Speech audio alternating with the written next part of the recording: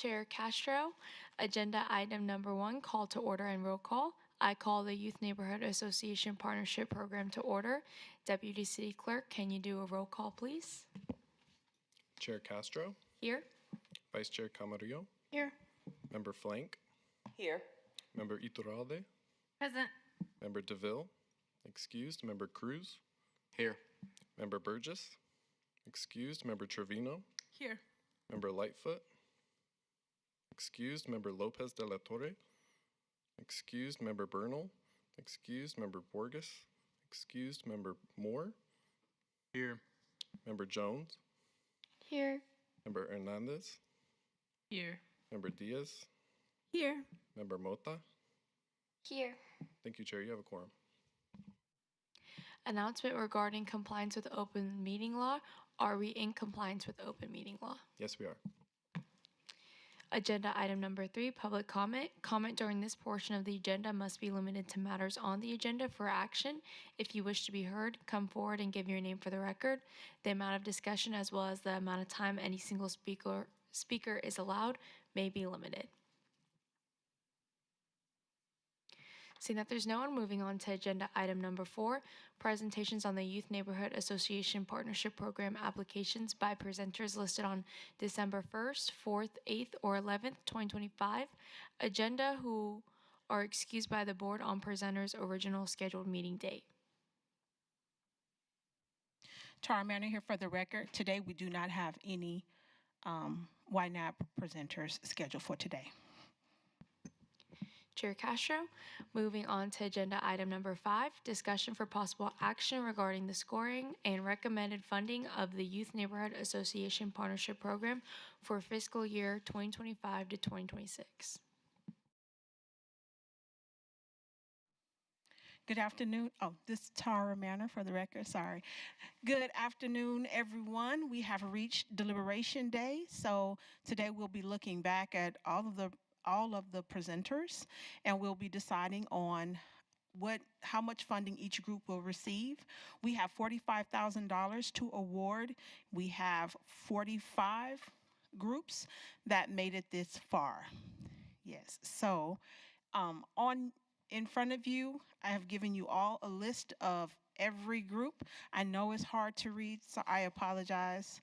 But if you like, I can read off all of the groups. No? Or, well, that was a no, so there's no or. So you have them in front of you. You have the amounts that they also requested in front of you.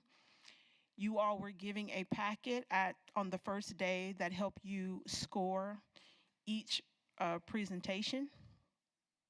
And you were also asked to take notes because we would have to refer back to them on this day.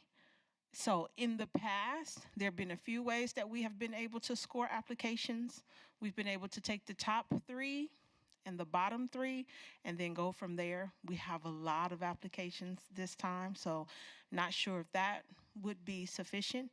But also, last year, we started each group at 50% of their asking, and then we just kind of decided from there which group would receive more or if that group deserved less. So that is where we are today when it comes to scoring. Deputy City Attorney Michelle DiSilvestro Alanis, just to kind of piggyback on what Tara said, as you're aware, we have $45,000 to distribute with it looks like there were a total of, you said 45 groups or 45 groups because a couple of them withdrew or did not present. Looking on my sheet, we have a total of what all the requests were, and that request total was $85,394.68. So clearly, we don't have enough money to award everything that was requested, unfortunately. I think as Tara mentioned in the past, or at least last year, the recommendation was to kind of start at a 50% mark. And I think that is fair because everybody kind of starts in the same spot, and you'll have the ability to discuss each group and go from there on whether you think you can deviate upward or downward. I know there's been, some thoughts too on do you start everybody at 1,000, but I think that wouldn't be as fair simply because some groups didn't even ask for $1,000 or it was close to that amount. So I think the 50% recommendation point is a great starting point, and I think the board here can discuss. And what we'll do is I'm keeping track, and I think Tara's keeping track as you guys start off on the list with the very first group. I'm showing Care for Change. And so what I think the best route here would be is to start with group number 1, have a discussion on how you think you should deviate from that 50% point and kind of come to an agreement on what that number will be. We will tentatively track it. We won't have any motions right away, and we'll hold and have the motions at the very end once we've figured out how we're allocating the funds. So hopefully that. Member Trevino, for the record, can I just start? Like whatever discussion this is? Deputy City Attorney Michelle DeSilvestro Alanis. I think, Tara, I don't know if you want to start the list or if you want to have the chair start it, the list. It probably makes sense, I think, for the chair to kind of first identify the first group we're discussing and going from there. That way we're not just taking them out of order. I think we want to stick with the order that we have here for our list.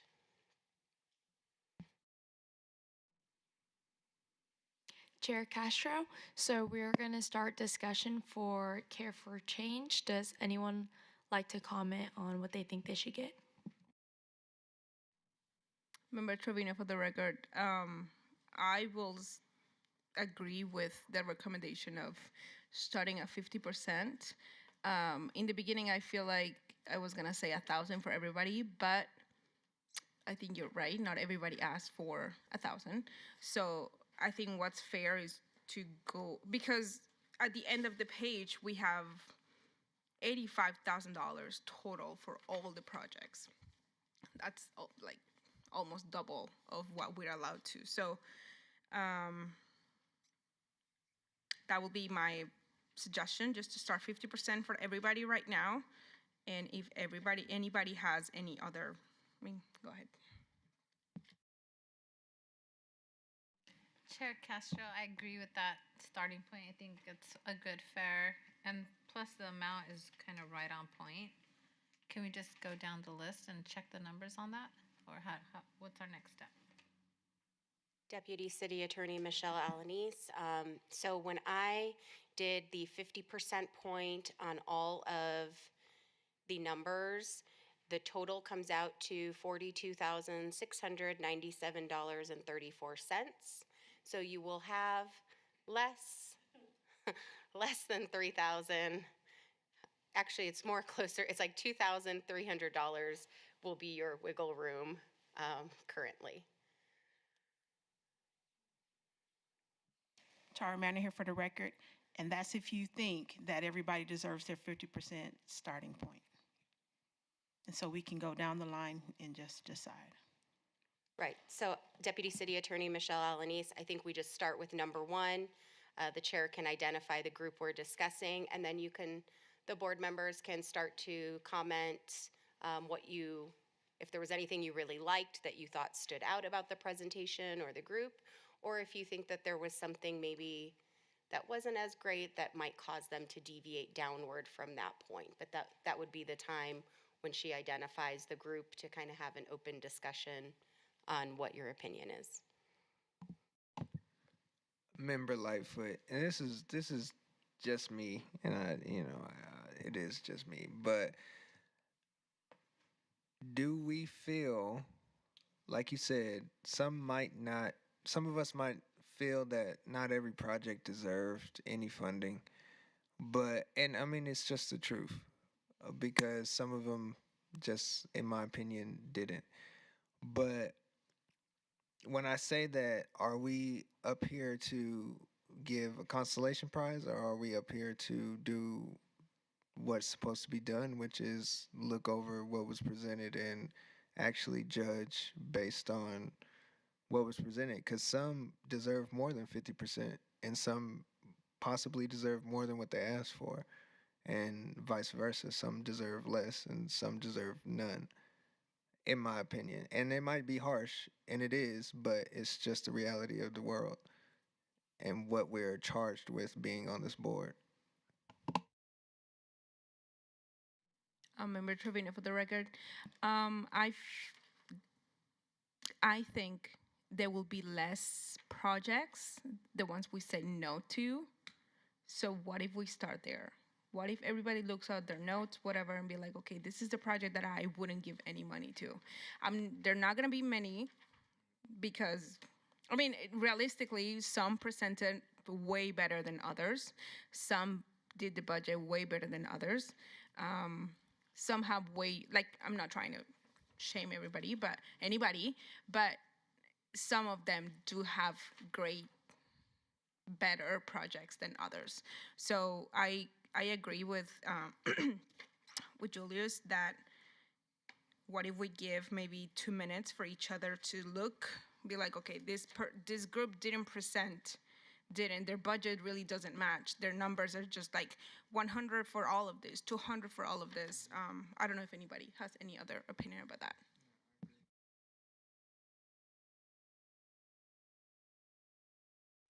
So, Chair, member Lightfoot, but Chair, would you allow us a little bit of time to look through our notes and say, this is something that I saw that I might not have liked, and I think that this group may deserve less, or however? What do you? Chair Castro. So we would want to take like a 2 minutes to look at each candidate, or would we rather just go down the line and then when it gets to that person, we then state our opinions? Which one would you guys rather do? Deputy City Attorney Michelle Alanis for the record again. I apologize for so many interruptions today. um, so just my 2 cents here on a couple of things. I understand Member Lightfoot's concerns. I think I certainly understand. I think we also want to remember and keep in mind it is a youth program, and I know there is a wide range of ages too in the presenters. Some are very, very young, some are older and in high school and maybe have more experience speaking in front of a large group. Also, there's some people that are very experienced with YNAP and have been here several years. So I think all of those are great points and things to consider, especially if you have concerns. But I would just keep in mind too, maybe I think there's a way to reduce the amount awarded, maybe without awarding a big zero. Um, just, so it doesn't deter the youth from trying to participate in this program or maybe even trying to improve for next year. So I think that there's a couple ways to go about it. I think we can certainly take those concerns into consideration, but also keep in mind the groups, the ages, and maybe we want to encourage future participation. With that said, too, I do have on my sheet, there are 2 groups that withdrew. GEMS Gifted, Empowered, Motivated Spartans, and Helping Heroes, Jackets for Joy. And then I show 2 groups that did not present, IA Youth Leaders Corp, Native Born Youth Group, and Project 91, Project 91. Is that what everyone else has on their sheet? Okay. So that's already 4 that come off, because there was technically a total of 49 groups, but minus those 4, we're at 45. Chair Castro. So do we want to start with the discussion with Care for Change and then just go down the list and whichever ones we feel and talk about how we feel they should be funded, and then if we come across ones that we don't think should get the 50%, we can discuss then? Chair Castro. So let's start for the very first one, Care for Change. What do you guys think? Member Manor here. For your reference, Care for Change was on Monday, December 1st.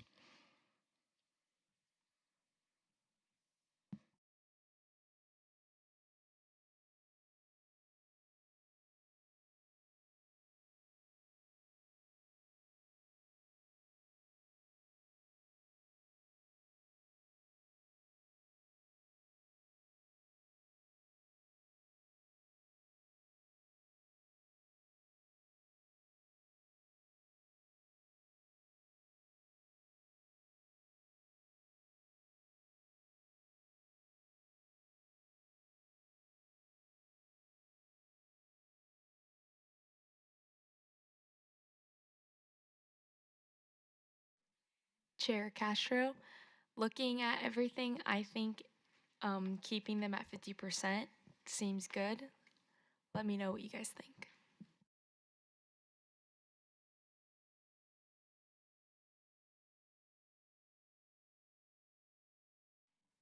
I agree.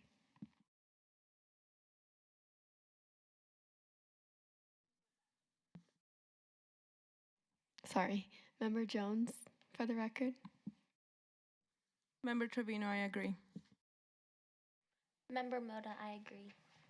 Vice Chair Camarillo, I just had a thought.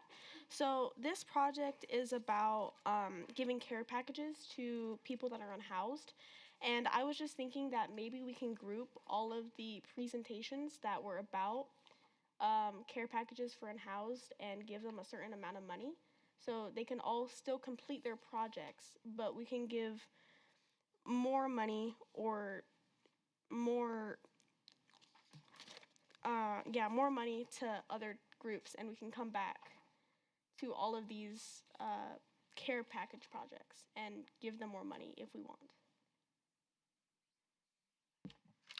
Member Hernandez, I agree with what she was saying, that maybe we should gather all of these care package ones because we did have a lot of repeated ones and they're all pretty similar, and I think there's room to kind of expand on their budget, but I would like to focus on the ones that were a little bit more unique and different.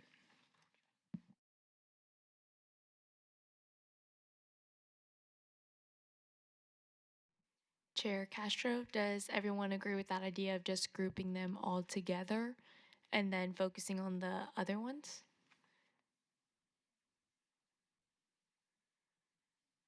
Member Iturralde, I like the idea. I also just want us to take into consideration any new groups. I know that in the past there's been groups that come year after year and they have an idea of our comments, our questions.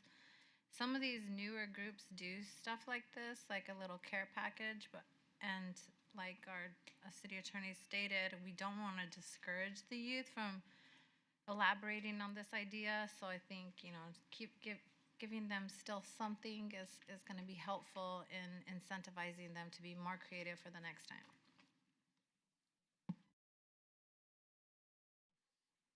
Chair Castro, so do we want to group them all together or should we just continue going down the list and then just keeping the care packages at their 50% for now?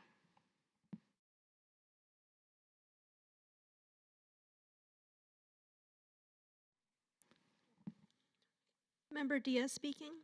For the record, in my opinion, we should keep going down the list, as some of these, even if they were for a similar cause, some of these presentations were for vastly different aspects of caring for homelessness.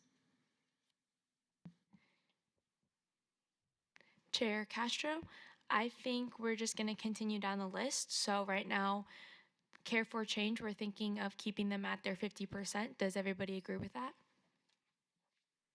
Okay, so moving on down is Rose Book Drive for Kids.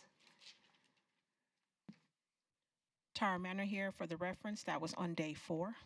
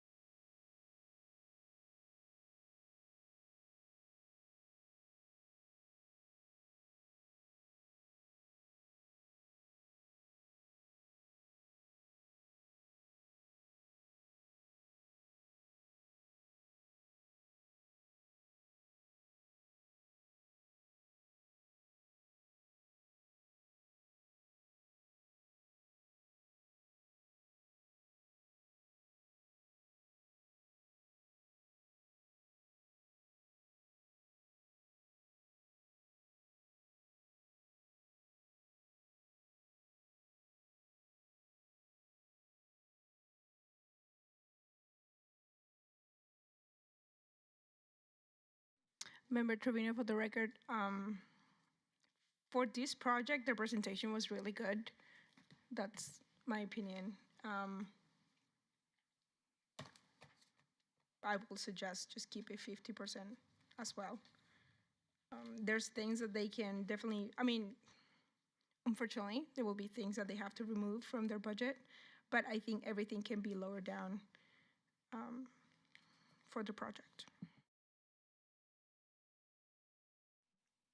Member Cruz here. I do believe that for this specific project, we should give more than 50%, but less than the amount requested, only because the presentation made it seem more as if it was a like more of an adult-led project than the kids coming up with the ideas, and they just seemed like less informed about what their project was than other groups. So I feel like more than 50%, but less than the requested amount. Yeah. Member Moore here. So on their sheet, I know they're trying to do like book kits and everything. I think I see like a lot of stuff like the blankets that we could maybe like cut out for a price, and then like the fruit snacks, and then maybe even the fidget toys. So that could like cut them out to about $500 maybe. So if we were able to meet them around like $12.50 or something like that, I think that would be good.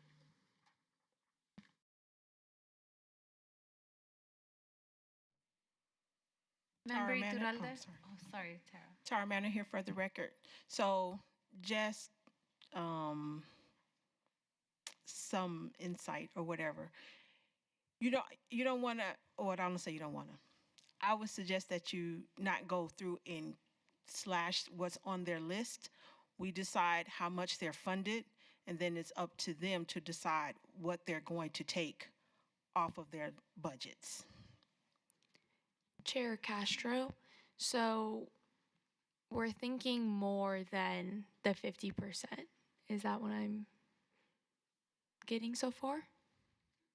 Member Iturralde, I would say we should still like start at the 50 and make a little asterisk and say this is the one that we like that is probably due for a couple hundred more.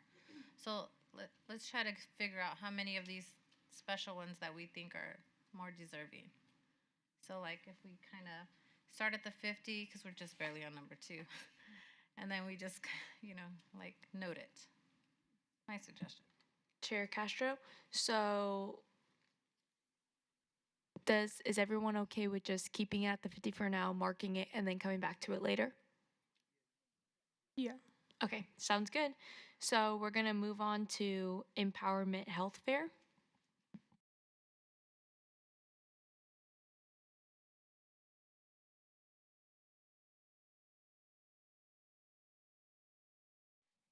Member Jones, for the record, I did like their presentation and I thought it was very organized, but I do know that there were many clubs from ATEC with the similar kind of mission, so I think 50% would be good for them. Tara Manor here for the record. They presented on December 1st, the first day.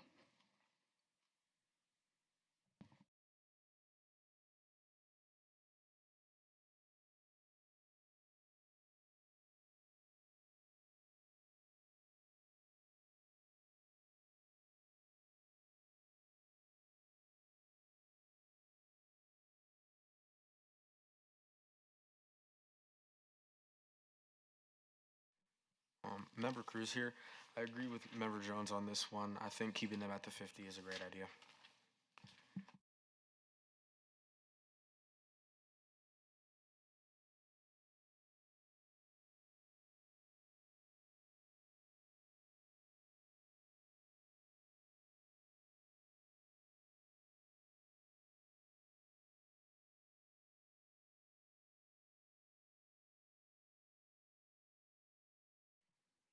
Chair Castro, does everybody agree with keeping it at the 50% and moving on to the next one?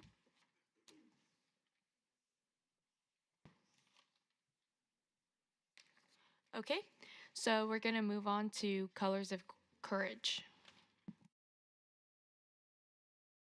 Member Trevino, for the record. So I have a question. I wasn't here for the day one. I will need a minute to respond yes or no to the 50% for this project, for the which it's discussed, because canes for 300 and 400 attendees, like $1,750. I'm like, there's other projects that can use that money for something more beneficial, if that makes sense. So I personally don't agree to spend that much money in food. Like I said, I need a minute to read this project, and I know we haven't made a decision yet, but I just don't think it's fair for the other projects. Chair Castro. So do we want to just look over the Empowerment Health Fair one more time and then mark it if we want to put it down for less than 50%? Yes. Member Moda. Yes. Member Trevino, so we're marking this one for less than 50% and just discuss it at the end? Yes. Is everyone in agreement with marking this for less than 50% and then just moving on to the next one? Okay, so the next one is going to be Colors of Courage. Tara Manor here for the record, also on December 1st.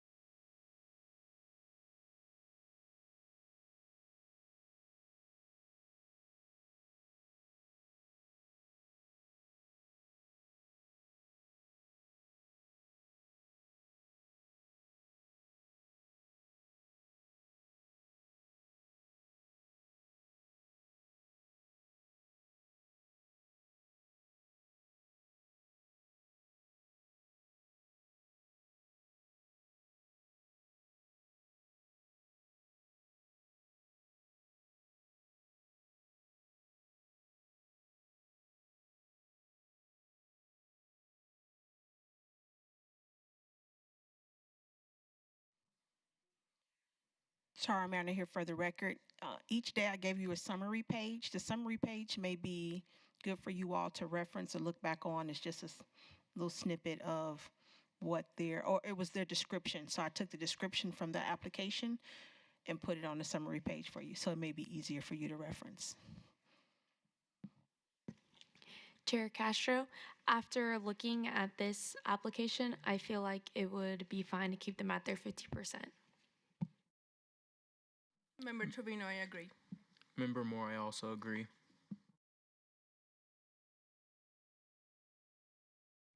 Chair Castro, so are we all okay with moving on to the next one?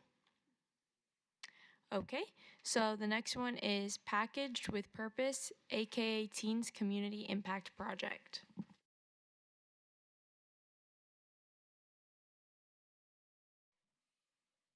Tara Manor here for the record. That was on Monday, December 8th, day 3.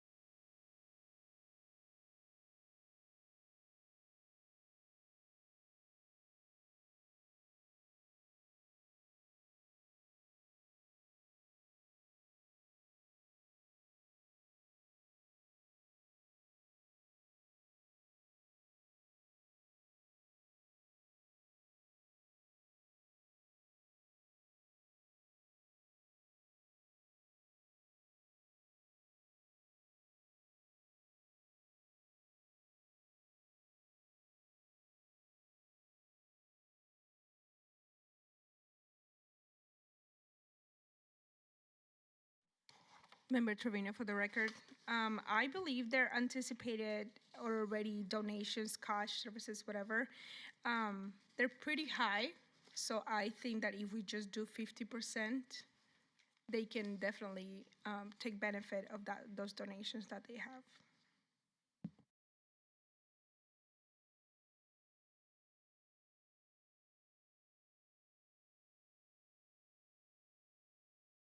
Member Iturralde, I agree with the 50% for this group.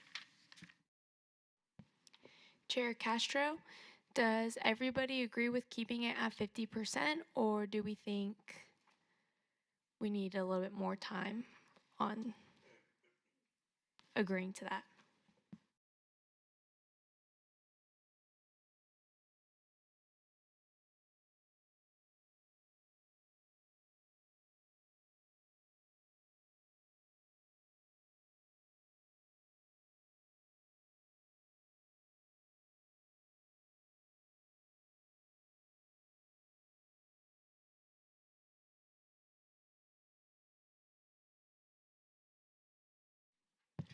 Chair- 50% is fine. Member Lightfoot. Chair Castro, so I think we're going to keep it at the 50% mark and move on to the next one, which is Heart in a Box. Tara Manor here. Heart in the Box was also on day 3.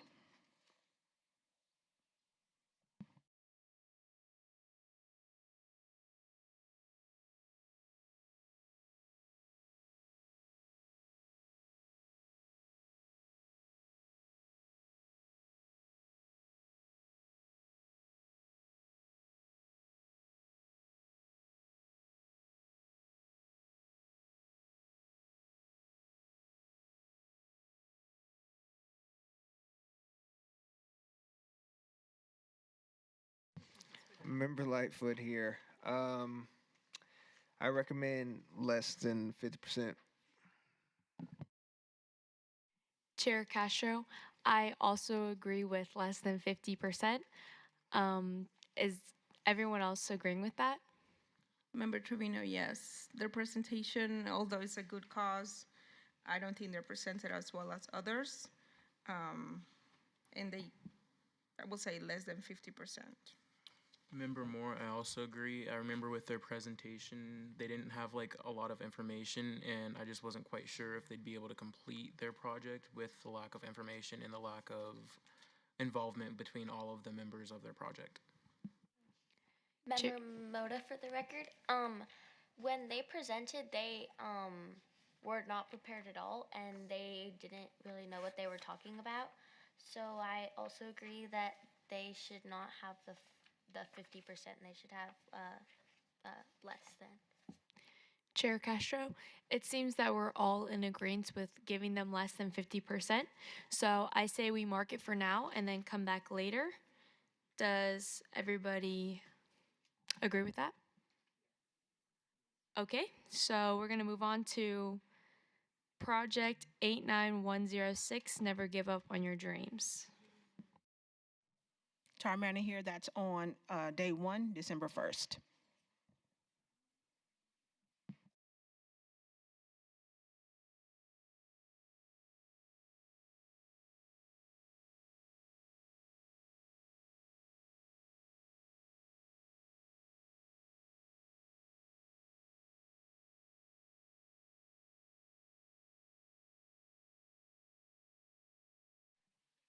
Member Cruz, I personally think the idea was great.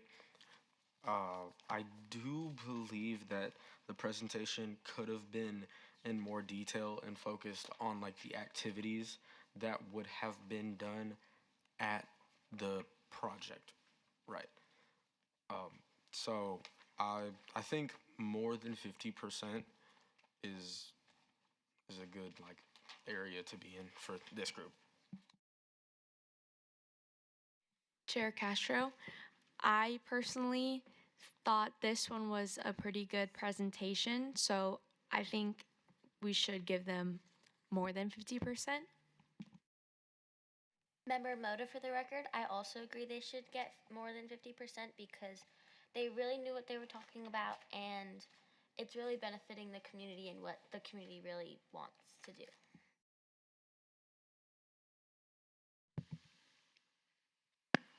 Member Lightfoot, one of the notes that I wrote was that I wasn't sure if it was youth led. I believe I remember in their presentation, just some of it,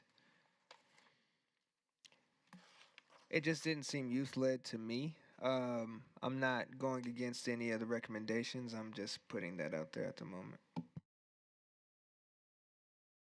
Vice Chair Camarillo, I do agree with giving them more than 50%, but I do want to say that I don't want to give them more than 70%.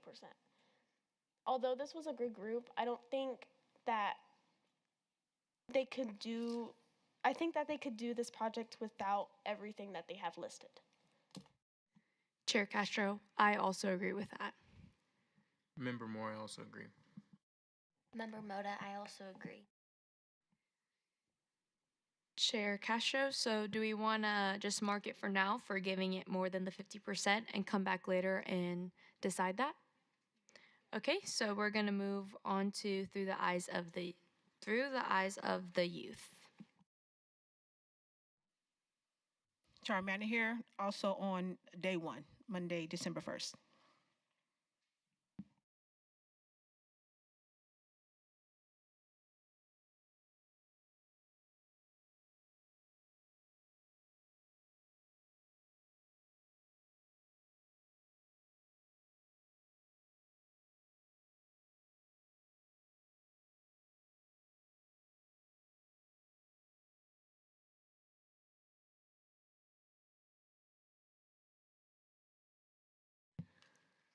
Member Lightfoot, I remember this one, and based on the presentation, I definitely did not feel that it was youth led. It felt like um, the the mentor was the one leading it. When asked about what the volunteers would be doing, they only told us that they would be one. They were saying that they're still trying to figure out what their duties were going to be as volunteers, and there were other things said that just didn't sit right with me. The history concept wasn't clear.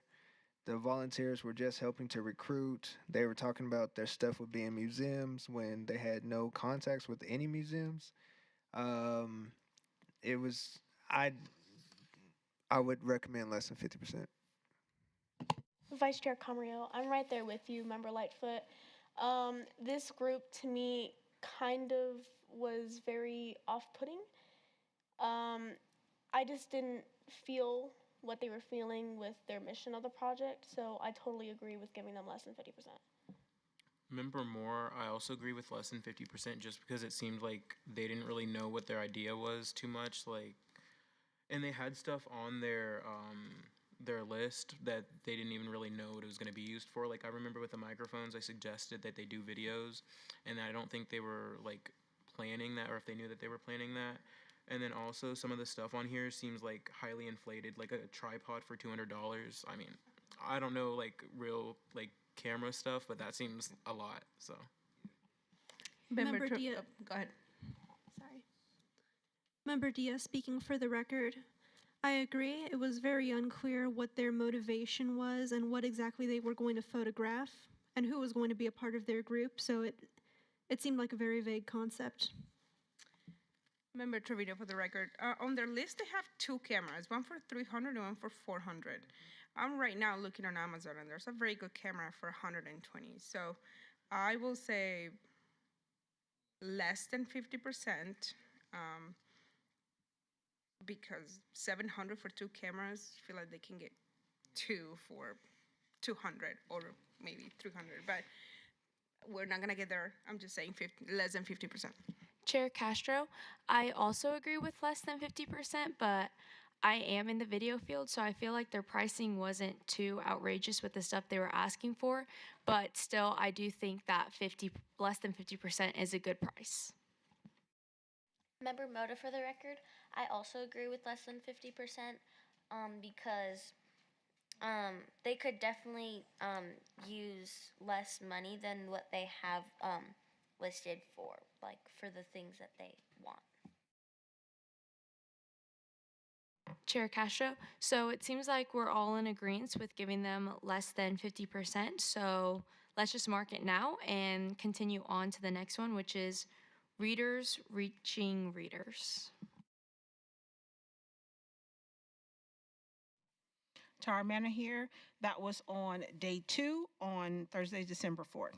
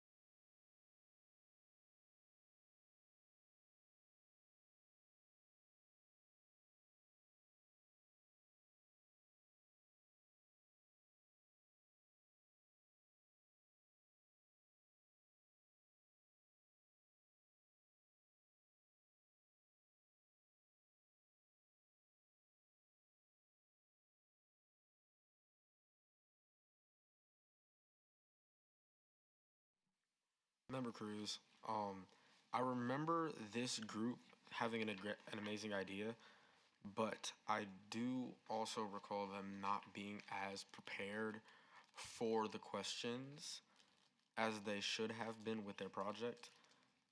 So I say that the 50% is good. Member Diaz, I agree with 50%. They did have a good idea, and literacy is an important issue here in Nevada. But I also don't believe that they need much more than 50% of what they're asking. Chair Castro, I also agree with keeping them at the 50%. I feel like their idea was good. They could definitely practice on answering those tough questions. And I feel like it is such a good cause that they could even fundraise if they needed more money. You can go. Member Moda for the record. I was not here on Tuesday, but for these budget items, what were they going to be using these items for? Member Moore. So they were going to be using the items because they were they want to mentor 100 first grade students, and I think they were just gonna like give them snacks and stuff, and then they also wanted to like provide 2 books. I'm not sure if it was one that the first graders would make and then one that was already pre-made, but that's what it was. And I think that's a pretty good idea, but knowing that it's all pretty much hands-on, I think they could also do with 50%. Okay, thank you.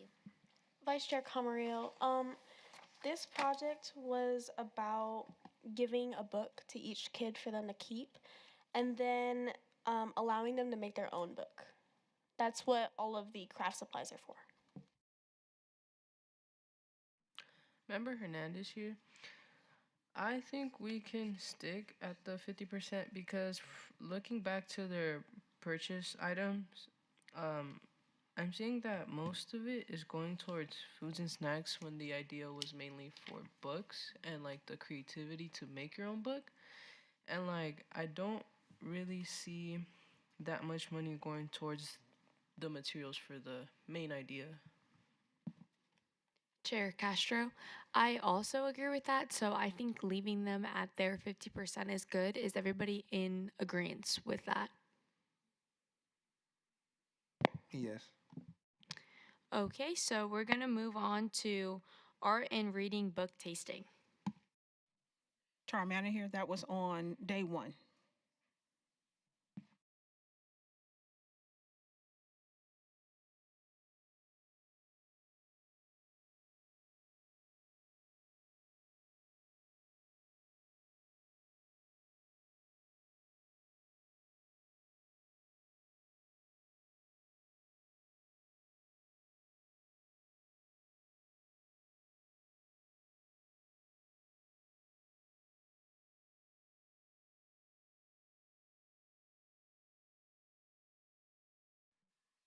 Member Cruz, I do feel like this project has like a similar like style as the Readers Reaching Readers one, and that goes for their project as well. I feel like they were slightly ill-informed when it came to questions about their project.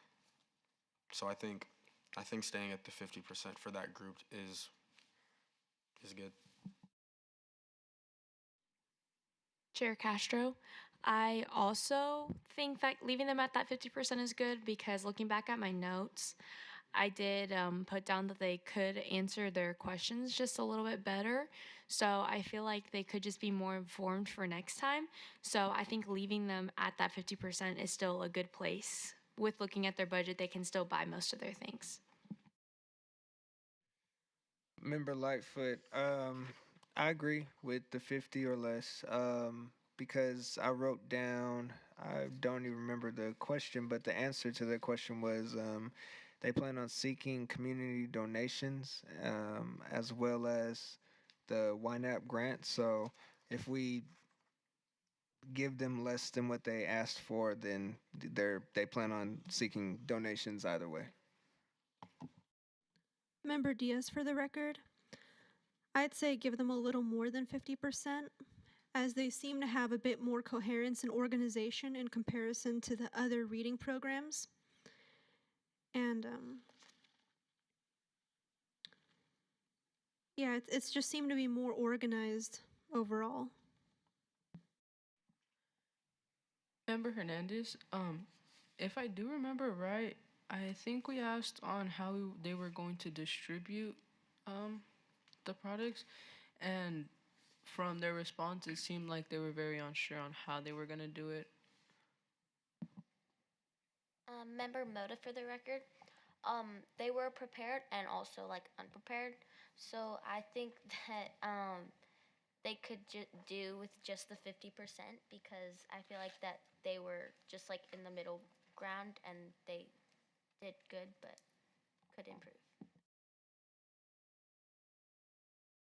Chair Castro, I do agree with keeping them at that 50% just because I feel like out of all the other projects, there's definitely been people that have been more prepared and a little bit with uniquer ideas. We did have quite a bit of reading and literacy, so I think keeping them at their 50% is good, and then they can fundraise as well. Does everybody agree with keeping them at that 50%? Okay, so we are going to move on to Crown Care.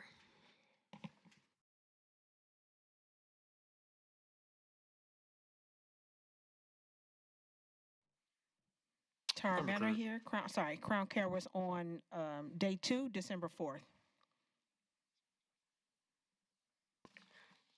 Member Cruz here. So I do remember, and in the past YDOT board, that this group not only presented well, but then they came back the next year and like leveled up their presentation. They answered questions well, and they have a great idea.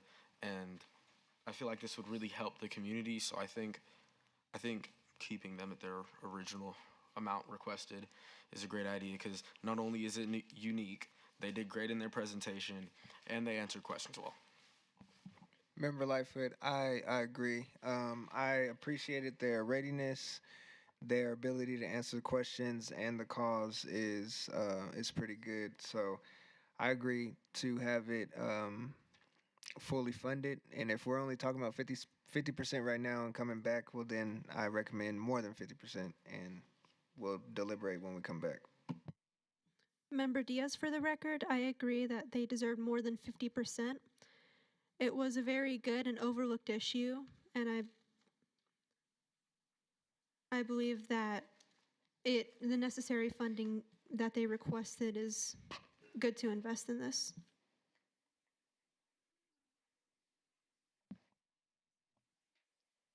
Member Flank, for the record, I thought this was one of the better projects, and it is so unique. It actually kind of reminded me of when I was in the hospital a few years ago, and what I looked like.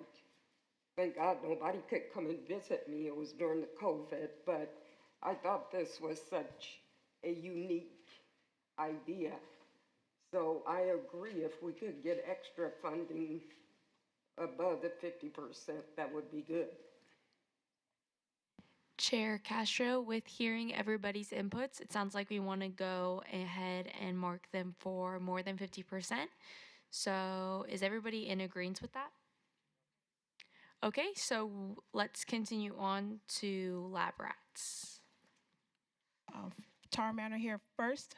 I want to, if we can go back to community projects, art and reading, a book tasting. I believe that that group may be getting mixed up with another group. So I don't know if you all took notes on theirs, but I wanted to make sure that I read a little bit about their group. They are a group that has been funded before. They do know where their funds are going and what school. I'm not advocating for anybody, but I just want to make sure that you all have the right group that that we were speaking of.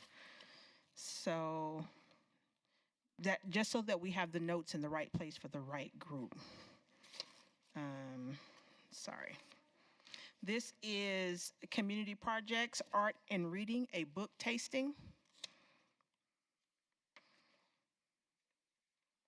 Chair Castro, I know for my notes, I had written them directly on their paper, so I don't think I'm mixing them up with anybody, but Okay. if everyone wants to just look at their application again and just double check to make sure they're thinking of the right project. Member Lightfoot, I do remember these two young ladies, and I remember them saying if they had extra funds that they were using for iPads. I remember that. Okay. Okay, I just want to make sure. No, I just want to make sure it was said that they did not know where they will be distributing or doing their project at. So I want to make sure that we get that corrected, that they do know where they're distributing and doing their projects at. Okay. Chair Then we can- Chair Castro, so let's continue on with lab rats.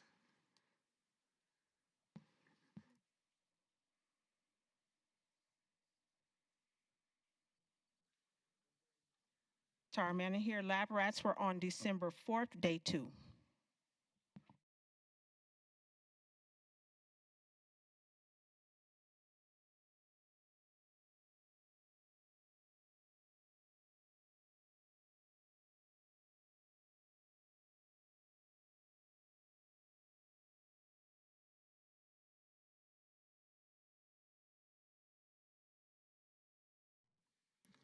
Member Diaz speaking for the record. I remember the lab rats presentation. I personally recommend less than 50% for this group, being that the project itself was vague and unclear, and the organization seemed also unclear. So I think how they were going to do this project and what exactly the intended effect was has not been clarified enough to have confidence in the project. Member Iturralde had those same sentiments, a little unclear about their project or their event. I know they're a new group, so I think going with the 50% at least would be nice. Chair Castro, I agree with keeping them at their 50% mark, just because I do know it was a first year group, and I think I'm thinking of the right one, but I feel like he was a pretty young presenter. So I feel like for his age, he did a pretty good job at presenting, and I think he did answer some of the questions to the best of his ability. So I think keeping him at that 50% is good. Member Moore, I remember writing down that I was confused on what the project is, but from like the little bits that we gathered from him, I think it was supposed to be in like an interactive fair for STEM, so I think the 50% is also good as well. Chair Castro, if I'm remembering correctly, it was supposed to be like a little fair where they got to interact with the robots and just learn more about STEM in general.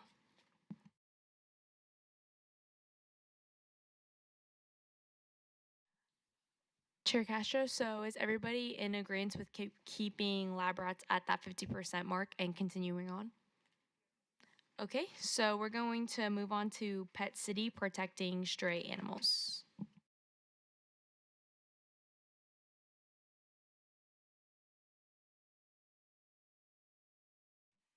Tara Manor here. Pet City was on the third day, Monday, December 8th. Member Trevino, for the record, I remember this project. I think it needs to be way better organized. As they were trying to do things for for abandoned animals and stuff like that, but they didn't have a place where they were gonna put them. They were very vague about that. And while I understand she doesn't know anything about permits or anything like that, I will say maybe just 50% so they can start the project, figure things out, and then maybe next year they can apply again. Member Iturralde, I agree with your comments. I remember them not really having a location. If I'm correct, Equipo's a high school. Is that right? Equipo is a charter school, high school. High school level? Okay, because I kind of give some deference to that too. You know, if these are all elementary and they don't answer questions that well, you know, they're elementary students. These are high school students. You want them to be a little bit more organized and prepared when presenting. Equipo does apply year after year, so I appreciate that they are always looking for a different kind of project. I don't know that they've had a project that they really like themselves that they're building upon yet. So I'd like to see that, and I think this project could be it if they got it a little bit more together. I like the 50% for now. It was something I really liked, but I knew it needed some tweaking. Chair Castro, I just have a quick question with the budget. It says on this sheet that it's 1,000, but then it says on their budget breakdown that it's 868. I don't know if I'm looking at that right though. Member Moore, I think I remember in their, I think they had a slideshow, and I think there were like differences in their price breakdown. And I'm not sure if it's because they did state that they were gonna like build up the houses for the animals like by hand. So I don't know if it was just like difference of material or whatnot. So I'm not quite sure. Chair Castro, so for their 50% mark, are we going off of the 1,000 or are we going off of the $886? Vice Chair Camarillo, Ms. Tara, I had a question. Was this the group that switched up their budget with their other project? No. Okay, I'm sorry. I'm sorry, this is Tara. No, this is not. Okay. No. Member Lightfoot, I would just recommend going off of what's on this page today, the list. Thank you. As far as the 50%, and I recommend 50%. I echo the sentiments that have already been said. That it was a great heart to it, but they just need to iron out some details. But I like the project. Chair Castro, I also agree with that 50% mark. I just wanted to make sure that's the price that we were going off of. And then does everybody else agree with that 50%? And then, I'm sorry, Tara Manor here for the record. The price that we go off of is the requested amount on the application. Every applicant is given the opportunity to correct their budget. So we don't go off of their budgeted amount. We go off of the requested amount, which is on the front of their application, the front page of their application. Okay. So do we want to continue on? Everyone good? Okay.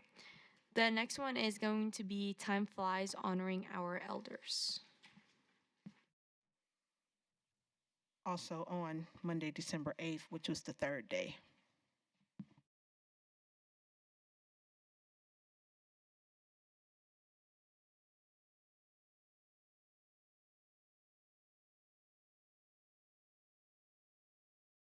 Member Moore, I do remember in their presentation that they said that they wanted to buy like gifts and then raffle them off. I know that's not allowed, just to keep that in mind on where we budget them. And they think it was $200 that they wanted to use as gifts to auction.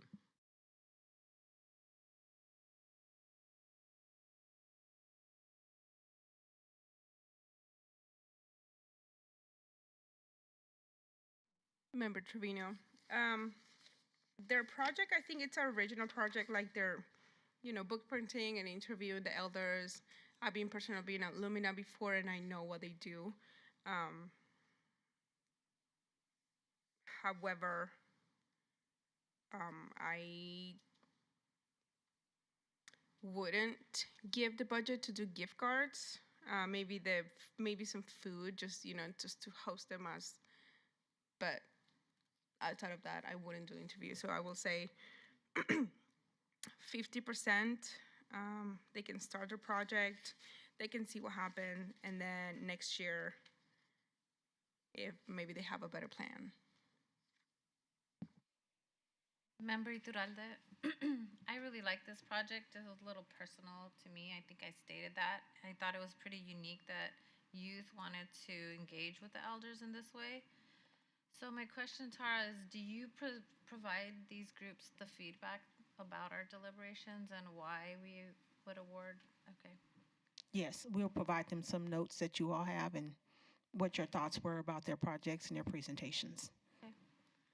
And then also, for the record, I work with all of the groups. I have the pleasure of working with all the groups after this, and I do all of the purchases. They don't receive a check or anything. All the purchases are made using City of Las Vegas procedures and whatever. So we do an orientation with them and let them know we do not purchase gift cards, and so those are things that I take off of their budget anyway. Like you have to repurpose those funds. Do they know that when they apply that there's no gift cards? They know it and they still put it on there. So, but it's okay. and for the record, one more time, each group is given feedback and the opportunity to change their budgets and make updates before we go into presentations. They didn't change theirs. Chair Castro, does anybody have any more comments to make on this one? Or are we good with keeping them at their 50%? Member Lightfoot, I'm fine with keeping them at the 50%. I was just going to say, since Tara does give them feedback, I mean, I think it's a great idea. It has great heart behind the project.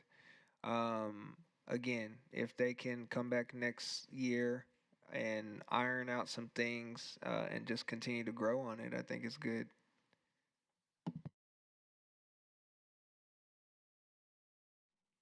Chair Castro, so I think we're all agreeing with keeping them at that 50%.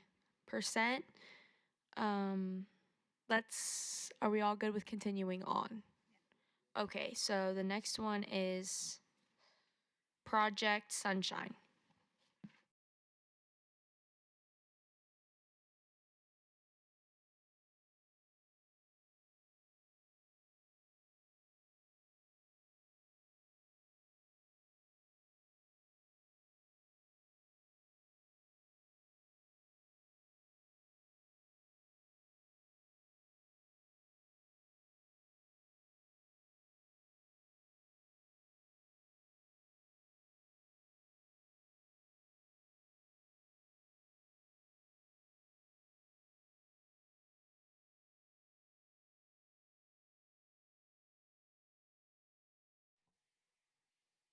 Deputy City Attorney Michelle Alanis, the Project Sunshine was day 3.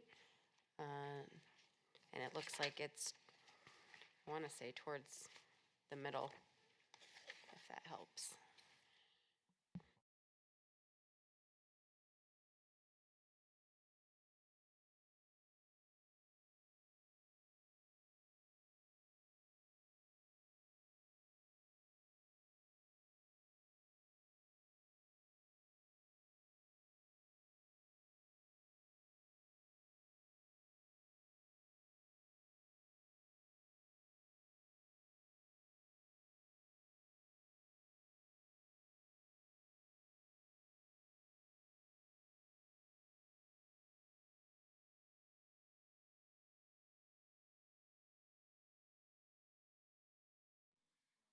Member Trevino, for the record.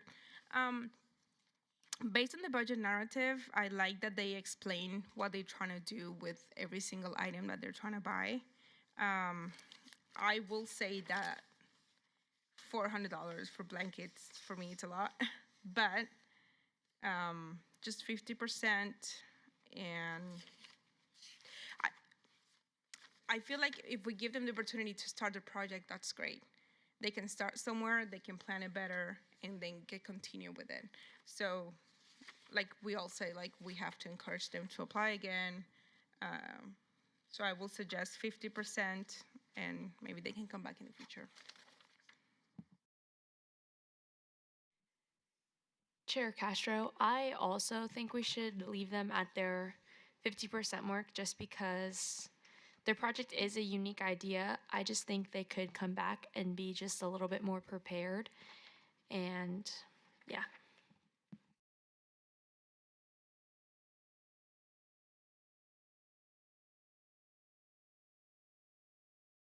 Chair Castro, is everybody good at leaving Project Sunshine at that 50%?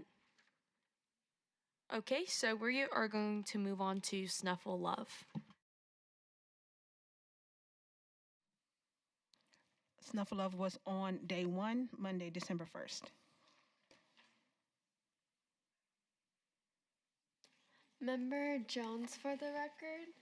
I really liked their presentation, and I thought they were very passionate about it, and I liked how they kind of researched the impact of their project beforehand, and I think they deserve either 50% or more. Chair. Oh, sorry, you can go. Chair Castro, I really like this one, so I'm thinking of giving them more than 50%. Member Moda, for the record. I loved that it wasn't like a real thing until like they actually created it, and it was like honestly a really unique idea, and it like they actually knew that it was like actually helping the dogs, and it was like improving what was going on for like these shelters and things. So I think that they deserve more than 50%. Member Diaz, speaking for the record, I agree on more than 50%. In addition to just being an adorable project in general, I like that they had data to support their cause, and that the toy itself that represents the namesake was a bit of an invention by the mother of one of the presenters. I thought it was very scientific in a way, but also incorporated compassion, so it went hand in hand. Vice Chair Camarillo, I also think that this project could be just a little bit more, it could decrease its funding by offering like a donation. So for like used material, because I know one of my teachers, she's a fashion-ish person, and she has this whole container or box full of fabric that I know that this project could probably use. So just a recommendation.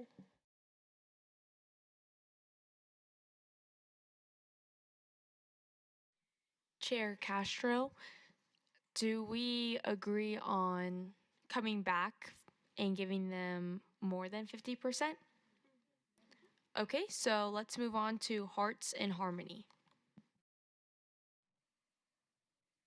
Tara Manor here, Hearts in Harmony was on day 2, Thursday, December 4th.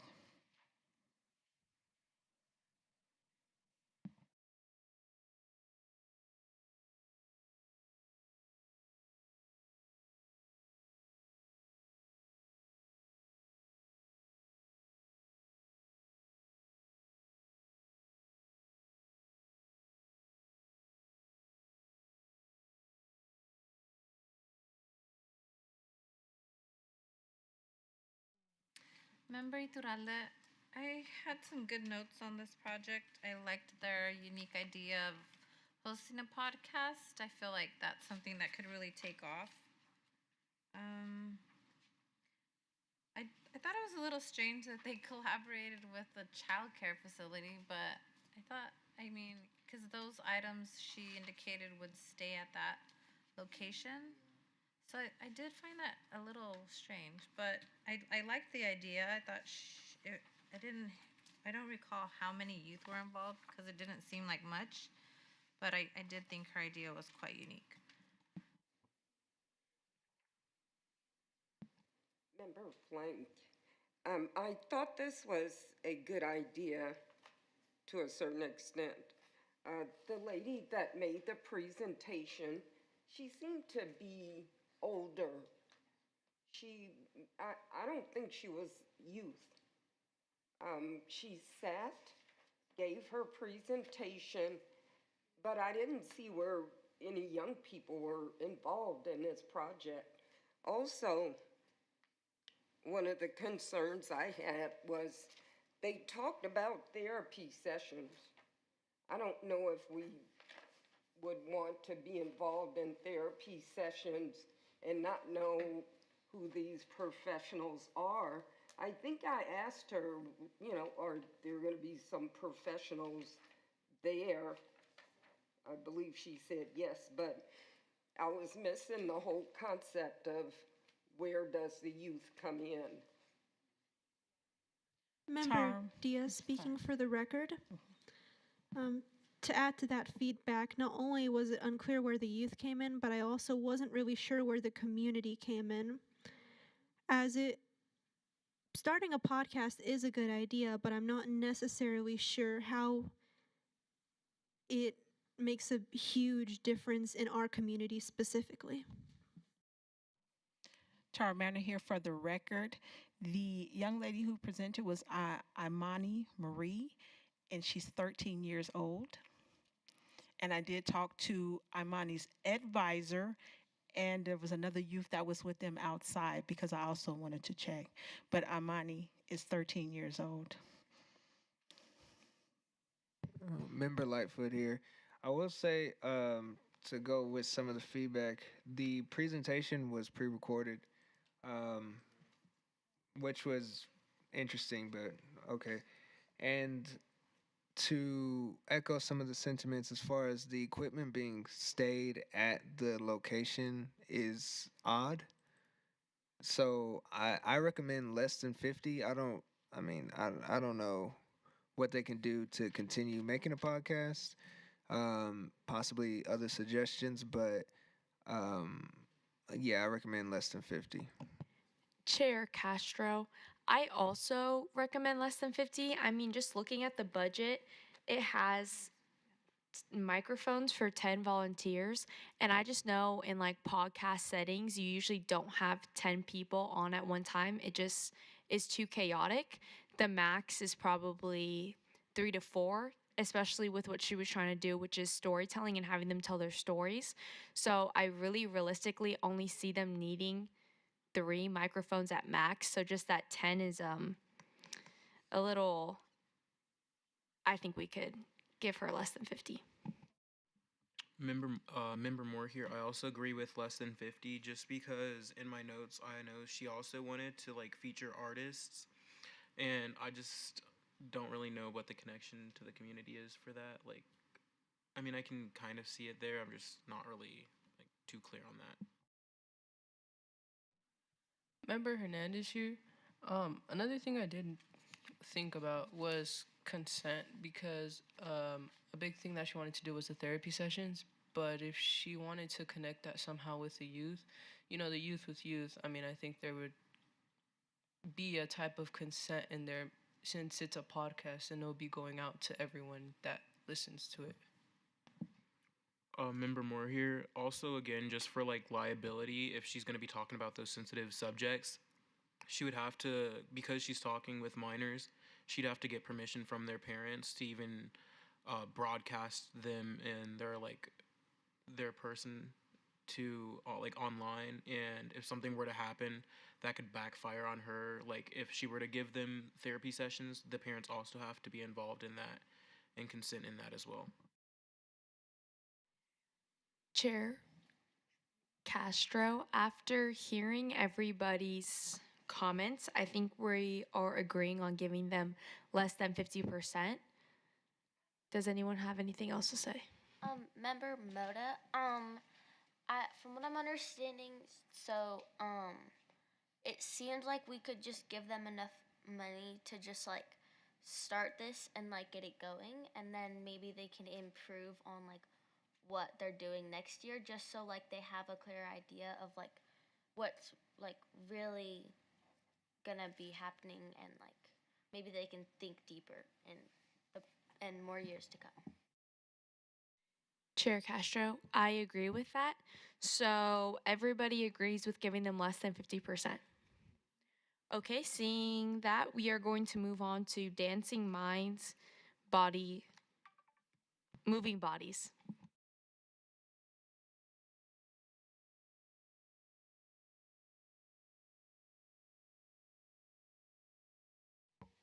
Deputy City Attorney Michelle Alanis, just um, on this particular matter, just for the record, Member Moda is not allowed to participate in the discussions and then will further abstain when it comes time to the motion on this one due to the fact that she has involvement in this particular project.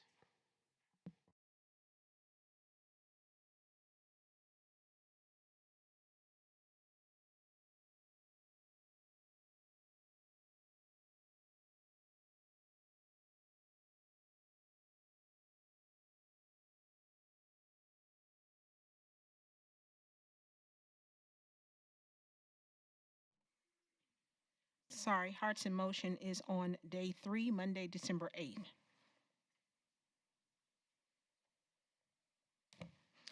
Tara Manor for the record, sorry.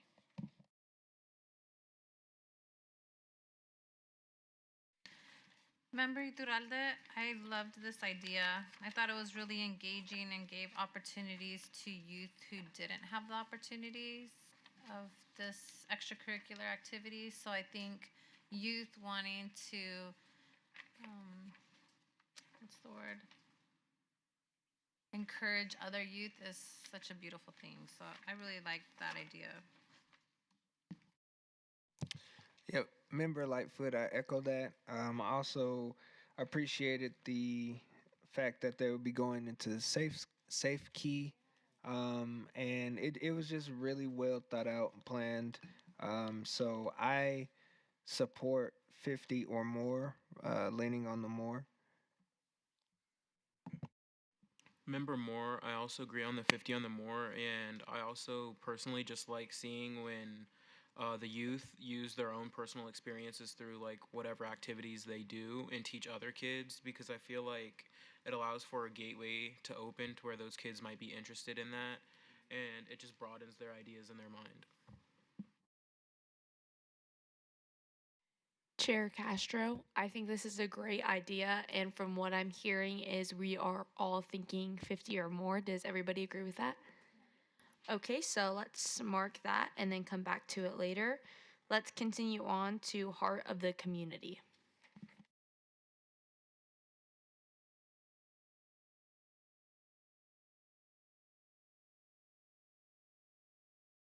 Tara Manor here, I'm looking forward to. It is on day 3, Monday, December 8th, the first group.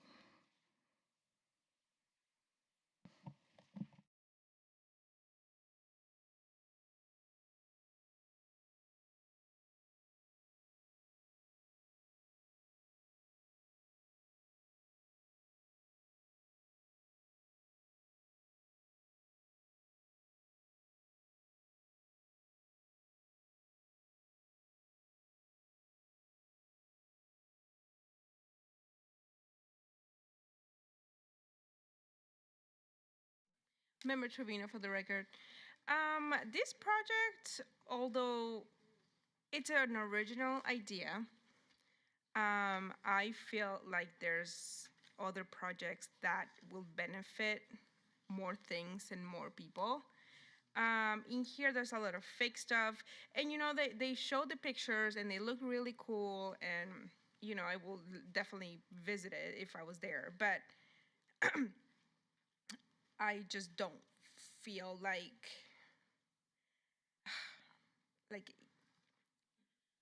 it has really a benefit. So I will say 50% or less. I wouldn't give them more than 50%. That's just me. Member Diaz, speaking for the record, I agree. I would give them less than 50% as the organization of this project was unclear, and I wasn't entirely sure how effective it would be in the long run. Member Moore, I also wasn't sure if their front porch, if they would leave it there, if it was like a 1 day thing. That was kind of unclear. And then also with the purchase of like, I know they wanted to do like 2 bicycles and then like the footballs and stuff like that. I'm just not sure if somebody's gonna want to be in charge or if somebody's gonna actually be reliable enough to be in charge to make sure that stuff doesn't get like stolen or damaged and stuff like that in the long run as well.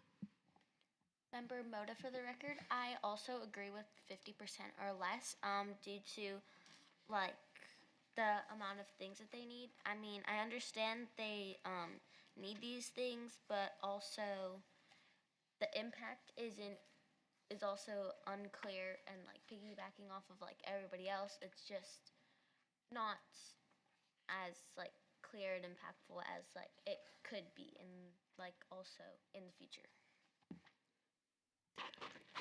Member Lightfoot, I echo everybody. I think it's a good idea, and if they have the opportunity to come back next year, that we just give them feedback to further flesh out the idea because the main question I had for them was to give me an idea of what was going to happen day of, and they couldn't give me an idea of what that looked like.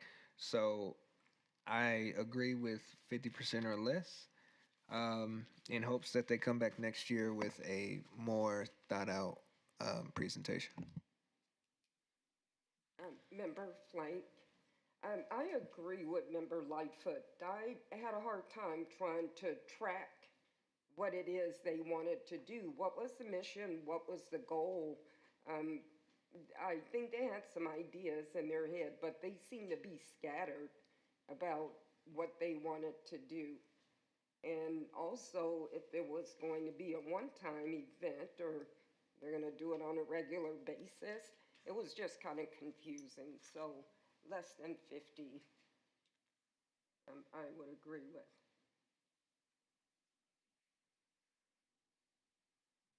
Chair Castro, after hearing everybody, I think we are leaning towards less than 50%. So, does everybody agree with that? Okay, so let's mark that and then continue on to the Blessing Project. Tara Manor here. The Blessing Project was on day 1, Monday, December 1st.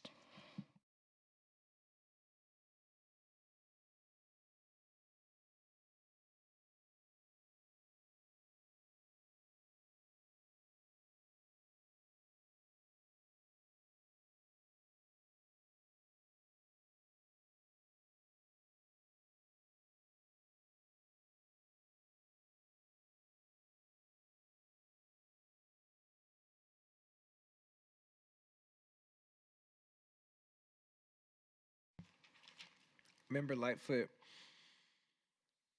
um, I recommend 50 or less, mainly because when asked how the young man goes about finding those whom he gives the little care packages to, his response was a little off putting. He said that his parents look for their friends and other people that they know. And that just doesn't seem very well thought out. I will say as feedback, hopefully he can figure out a way to collect data and find better avenues to find people to give the care packages to. Otherwise, I wrote on my notes that it seemed like I don't know if it was led by the young man. It has a great heart about it, but the amount asked for is far too steep for what seems to be a haphazard delivery. Member Moda, for the record, I do know that this project has been awarded the YNAB grant for like a lot of years in a row, and they've been able to give back to the community for a while. So I'm not really sure if like it would be in our best interest to go over 50% of their budget. Member Moore, I also agree with less than 50%. And just to piggyback off of Member Lighthouse, oh, sorry, Lightfoot, my bad. um, just seeing like where they're located, I know that they're at the Chamber of Commerce, or the Urban Chamber, and I know that is where they would find most of those people. So I feel like they would just be giving it to their friends, and it's not really like supporting the community. Member Flake, one of the questions I had on their budget, $858 for t-shirts. It sounded a little bit high, so I would be okay with less than 50%.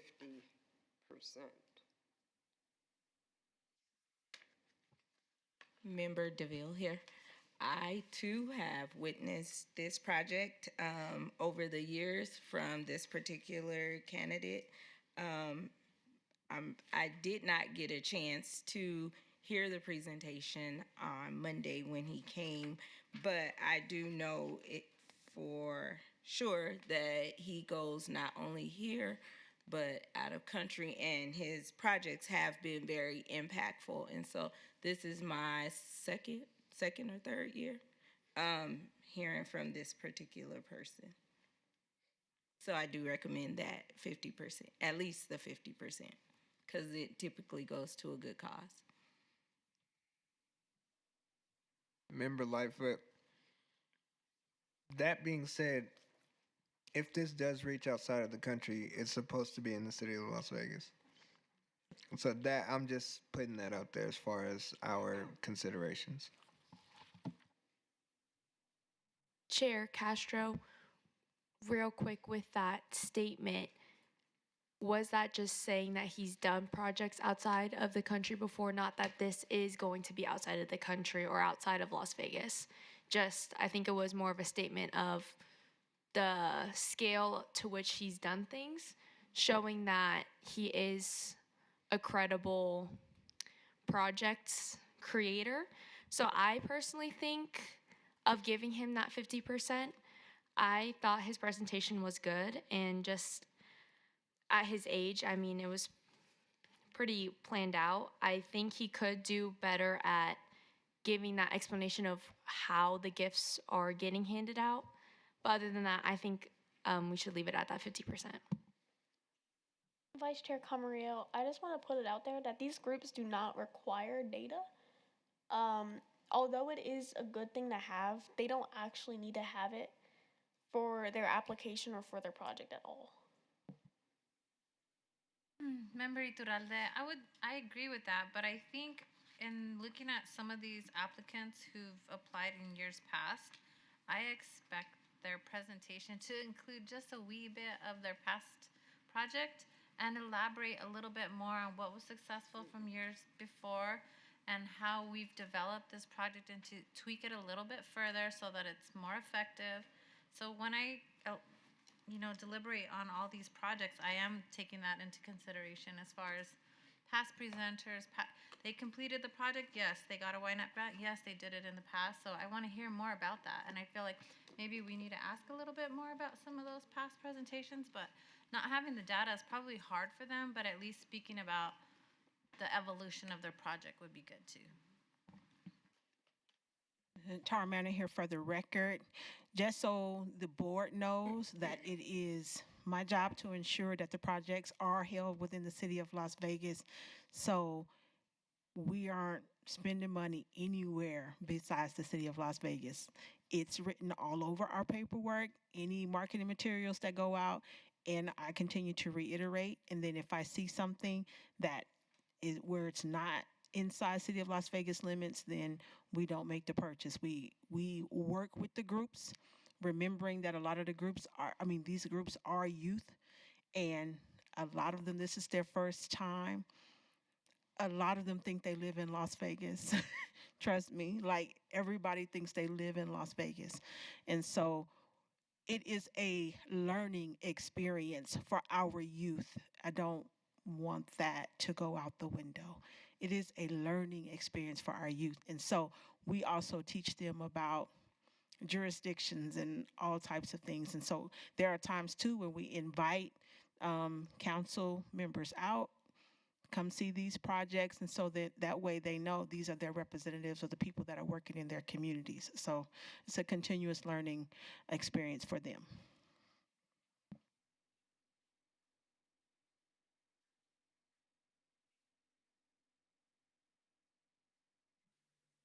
Chair Castro. So, with this all being said, I'm thinking we are leaning towards less than 50%. So, would we like to mark that down and then come back to it after reviewing all the other projects? Member Lightfoot, we can mark it for 50 or less. I have no gripe against a 50 or less, not necessarily just less than. Chair Castro. So, would we rather just keep him as the 50%, or do we want to just mark it for discussion after reviewing all the other applicants? Which one would you guys rather? Member Moore, I would say keep it at 50% for now. Okay. So let's continue on to Community and Schooling Recycling, Hygiene, and Sustainability Initiative.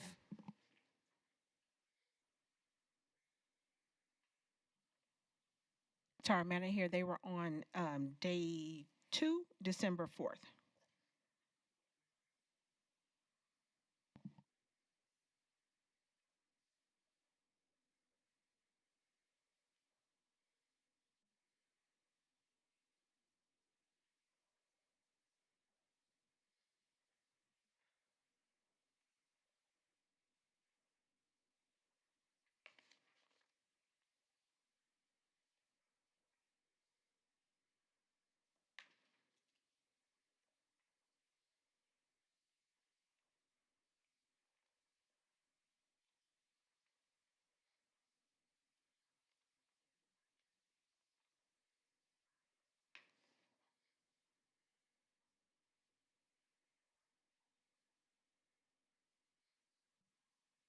Member Cruz, for this project specifically, I do remember them like having all their information down and being very well prepared for the project. I just don't think they were as unique as other projects. So I'd say either a little over 50% or 50%.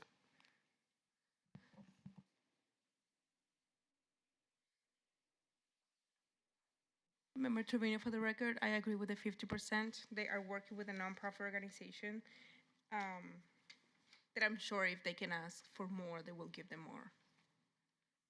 That's just my opinion. Member Diaz, for the record, I agree with 50% as well. It was a good idea, and they did present a lot of data, and they are working with an organization, but I don't think they need more than 50%. Chair Castro, I also agree with 50%. They did have a lot of information, but I did have marked down that they didn't finish in time. So I think just a recommendation for next time, maybe just condensing their information so then they can finish in the amount of time. Member Lightfoot, can I make a recommendation across the board for all presentations not to ask the board a question in the middle of your presentation, to just continue going, because I know that took some time out of some presentations. Yes, we can make that recommendation. They wanted to engage you all.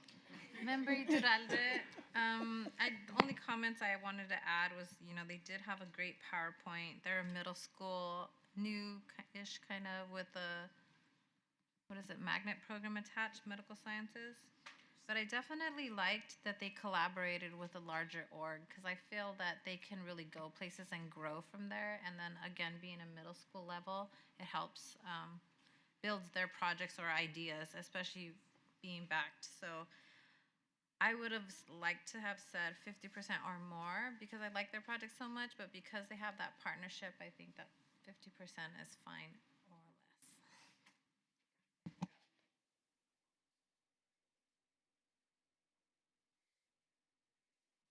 Chair Castro.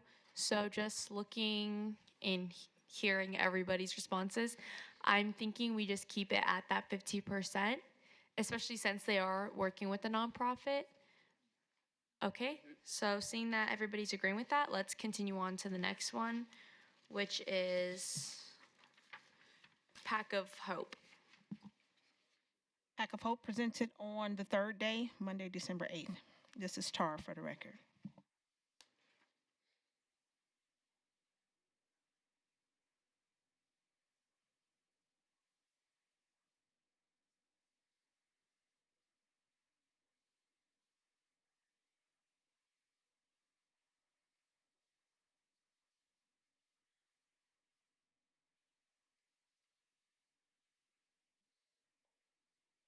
I'll go ahead and start. This is Member Iturralde.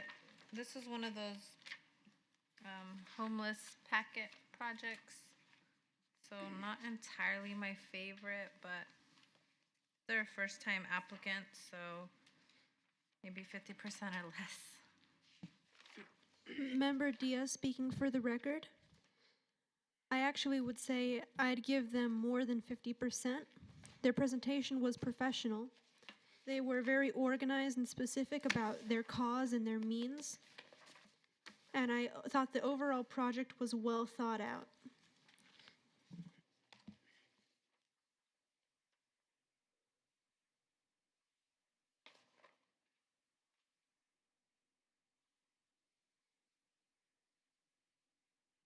Member Trevino for the record. I really like this project. I think they included things that not other projects included, such as Tylenol.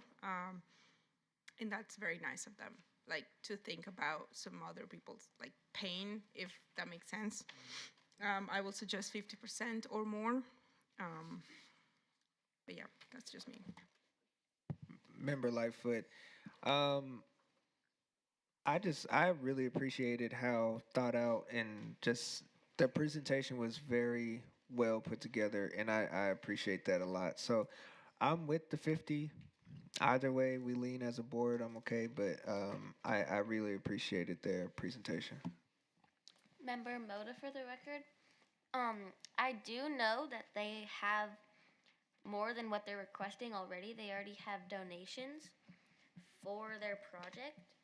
So I'm not really sure if it's necessary for them to receive like way more than 50% just because of the amount of money they already do have.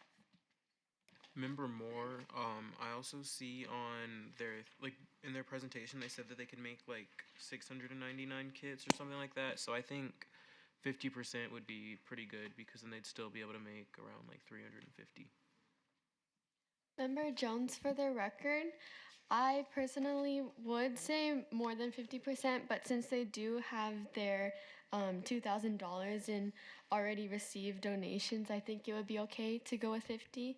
And I know that there is a lot of repeating, like homeless care packages, but I think that is okay considering the fact that Nevada does have the highest rates of homelessness in the country. So I think that's okay.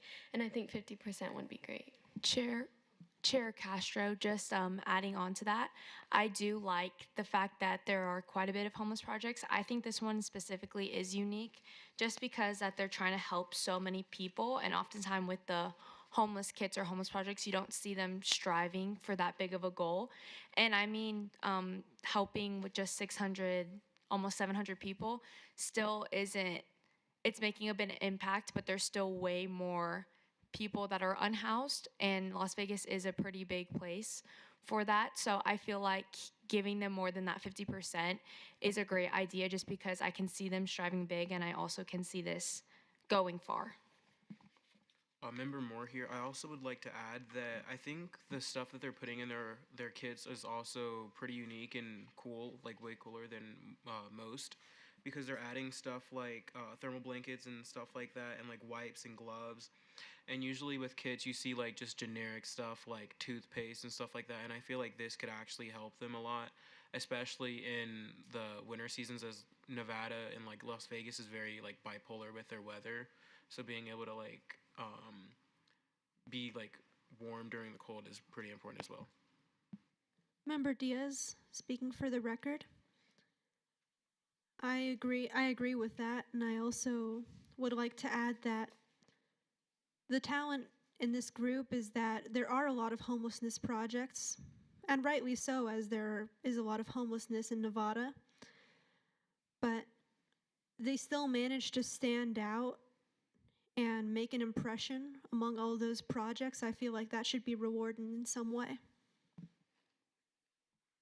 Chair Castro, after hearing everybody's input, I think we are leaning more towards that more than 50%. So let's go ahead and mark that one down and then continue on to being a service to others. Tara Manor here, that project was done on day 2, Thursday, December 4th.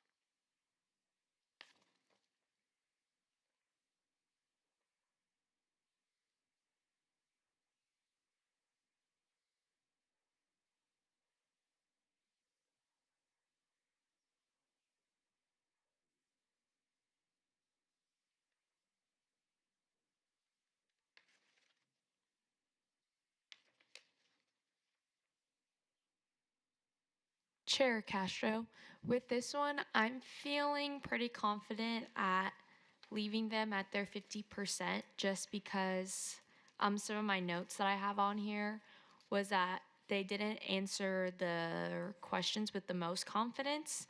And then also I didn't really grasp their project until there was like 2 minutes left of their presentation. So I just feel like as a tip just to make their project just a little bit more clear in the beginning and then just be a little bit more confident in what it is they're doing. Member Iturralde, I agree. I had a note here that they need better communication from WestCare pertaining to their distribution. So I guess I had more questions or a little uncertainty about some steps of their project.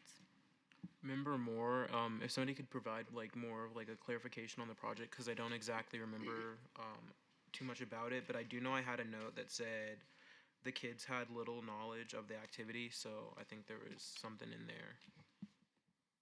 Member Trevino, for the record. My notes are not very good organized, and not to give them the 2,000, honestly. So although the project is nice, I don't think they were, I remember them, and I don't think they were very well organized. And also they're requesting 2,000, which when their total is 1,200. I remember they say something about miscellaneous or something like that. So yeah. Member Diaz speaking. I think 50% would suffice. I don't necessarily remember the project itself being particularly not useful, but at the same time, the organization was unclear, so I think that does dock it to 50. Member Moore here. So just knowing that on their spreadsheet for all of their items, it was at 1,200, but on the paper it says 2,000. So I'm thinking we do less than 50%, just because if we were to do 50%, we'd be giving them $1,000 rather than they're asking, like the price on their item sheet would be around like what, like $550 or something like that.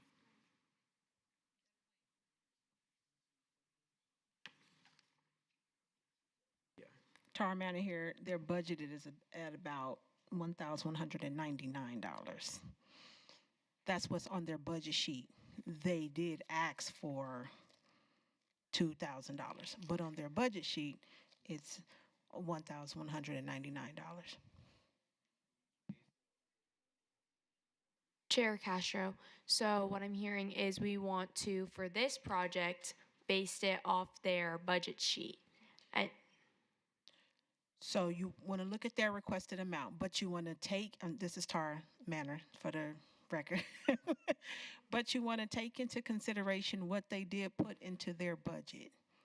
So you want to take into consideration the items that they listed and the amount that they came up with at the end. This is what they asked for. When we're making decisions, the amount that we decided to look at was the $2,000 for the halfway point. You guys go into the budget and decide we want to give less or we want to give more. That's your decision to make as a board. okay, so with hearing everybody's comments, I'm hearing that we want to give them less than. So I'm going to go ahead and mark that, and we can come back to that later. Let's continue on to KCES Community MVPs.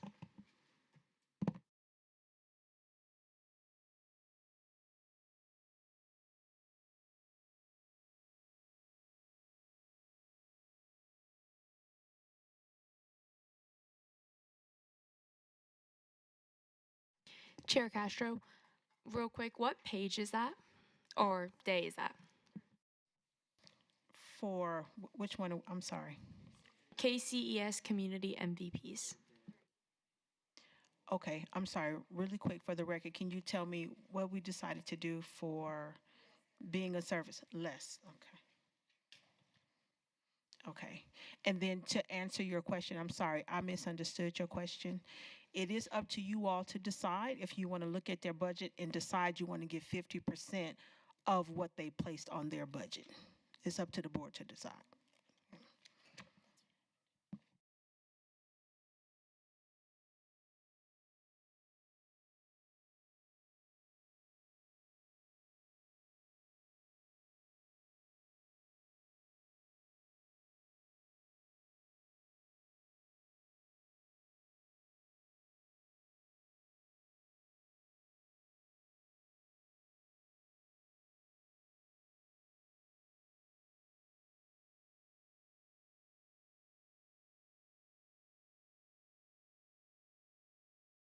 Okay, I apologize. For KCES, it is on the third day, Monday, December 8th.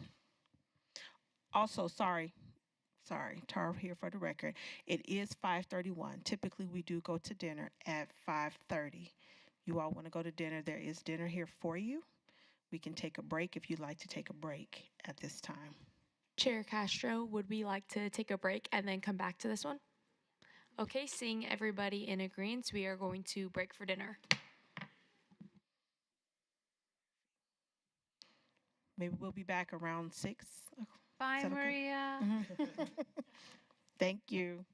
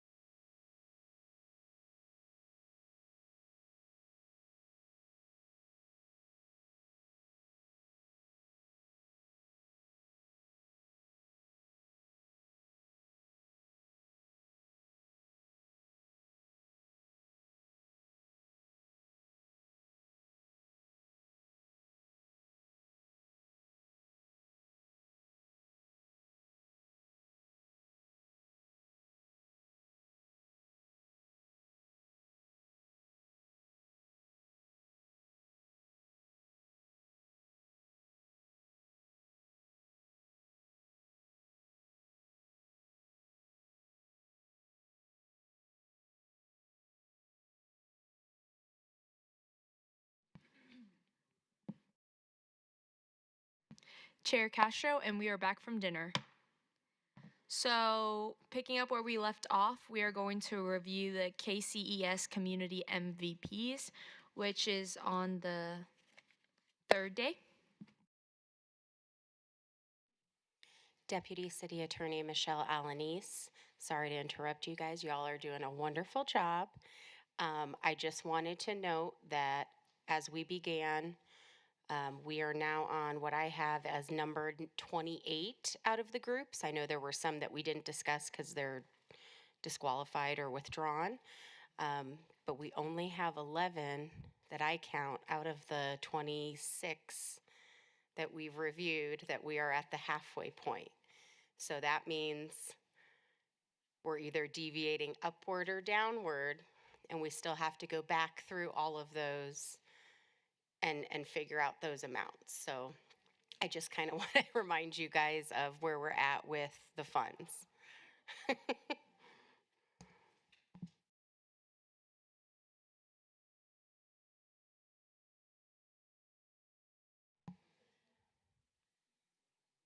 Feel free to proceed with the discussion on the next item.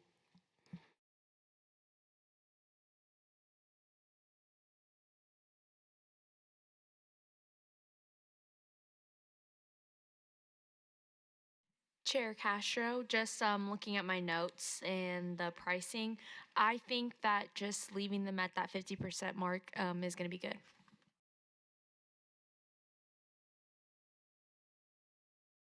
Member Lightfoot, I agree. Chair Castro, does everybody else agree? Okay. Member Moore, I agree. So let's continue on to From Classroom to Curtain Call, Inspiring Young Performers at K. Carl Elementary.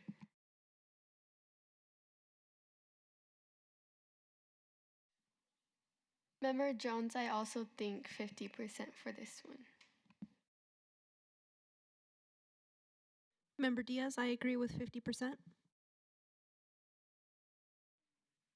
Member DeVille, I also agree with the 50%. Member Moda, I agree with 50%. Chair Castro, after hearing everybody's input, I think we are going to leave this one at 50% as well. Does everybody agree with that? Okay, so we are going to move on to Black Brilliance, Pathways to Academic Power.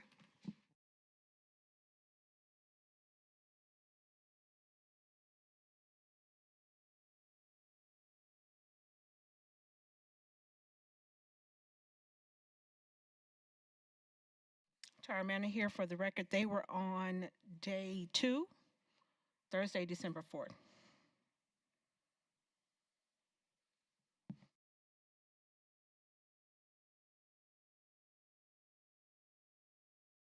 Member Iturralde, I really like that this group included all minority groups. I thought that was really different, unique about their performing arts school, and then being inclusive of like all minority groups. I thought that was sweet.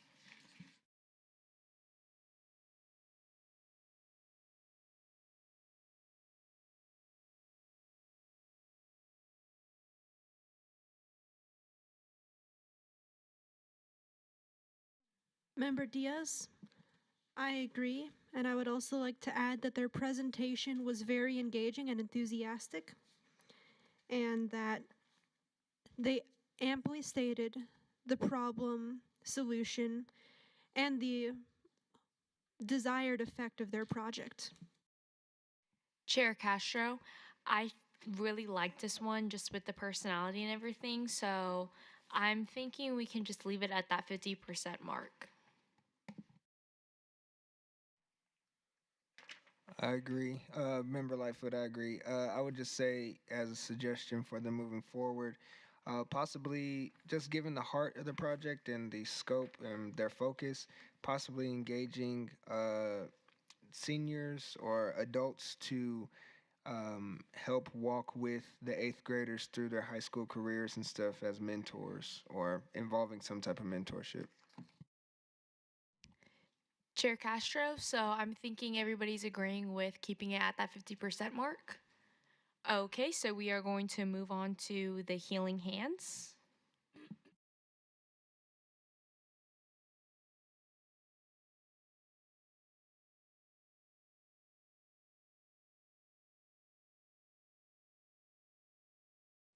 Healing Hands is on day 2, Thursday, December 4th. Chair Castro, I really like this project. I think that idea was unique. Just the one thing that I did know is the Ronald McDonald House does get a lot of help. So I don't know if we want to account that into the decision making, but the idea itself was pretty unique. I did see that they do snacks, and I just also know with the Ronald McDonald House that they do have people come in, make desserts, make breakfast, lunch, and dinner. So I don't know if you guys want to add that into consideration. Member Diaz speaking for the record.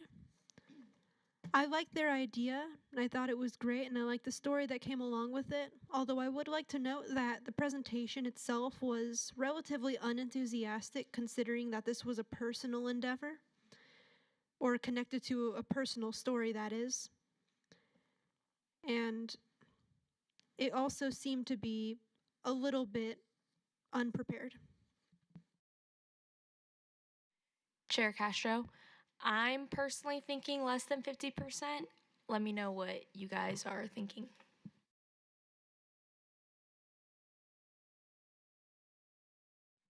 Member Cruz, I thought the idea was great.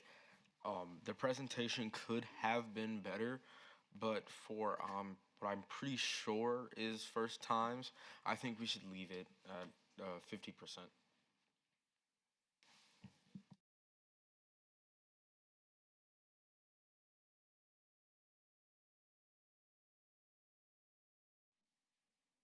Member Lightfoot, given the chair's um, suggestion or comments regarding the fact that it is partnering with the Ronald McDonald House and they have their own lengths of support that they also give, I support less than 50. Chair Castro, hearing the comments, I'm hearing we're leaning more towards less than 50, but if you guys disagree, let me know.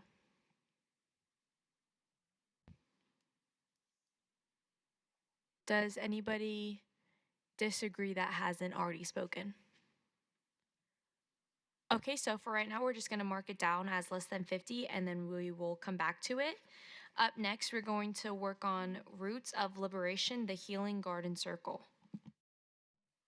Tara Manor here. That was on day 2, Thursday, December 4th.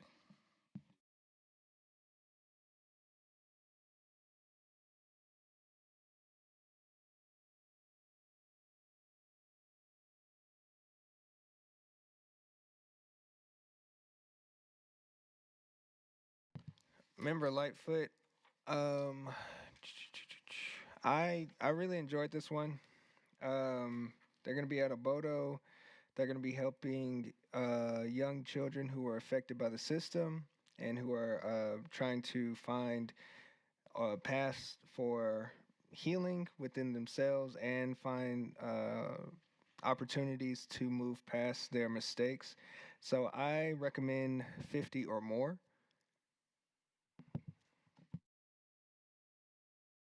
And also, member Lightfoot again, they asked for much less than the full amount, which I personally think they were shortchanging themselves. So I switched from that 50 or more. I just say the full amount.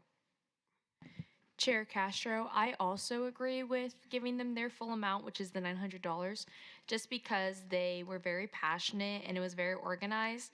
And I also do believe that they should be getting more than $900, but I think it's fair that we give them what they asked for. Member Moda for the record, I think we should give them like the full amount, just because, like, I love the idea that like it's like planting, and like it's more than just what it could be, and it just like it's just better than what most people would think of like planning and stuff like that. Member Jones, for the record, I also agree with the full $900, and I love that their idea is very unique. Member Moore, I also agree with the full $900 just because I saw that they had a lot of passion for it, and I also liked how, I don't know if it was already planned, I think it was already planned, but they were going to have like available resources like getting jobs and stuff like that, and I thought that was really cool as well. I just have one comment, Member Iturralde. I would like to see this group. I was impressed with their mission. I would like to see them partner with some other orgs too, because there is like Foundation for an Independent Tomorrow and others that would really elevate them and continue growing this, because this subject of reentry and supporting not only just those people but the families is major for our community. So I really like their mission, but I'd like to see that develop a little bit more. But I agree with the full amount. Member Lightfoot, I agree with that, and I just want to add for the record and for their recommendation what I mentioned to them during their presentation to reach out to the Westside Education and Training Center, possibly Olive Crest, which works with um, fostered youth and other um, um, children with needs.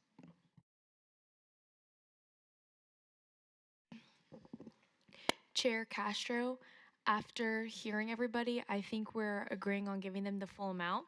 So I'm just going to mark that for now. And then let's continue on to Project 150 for school.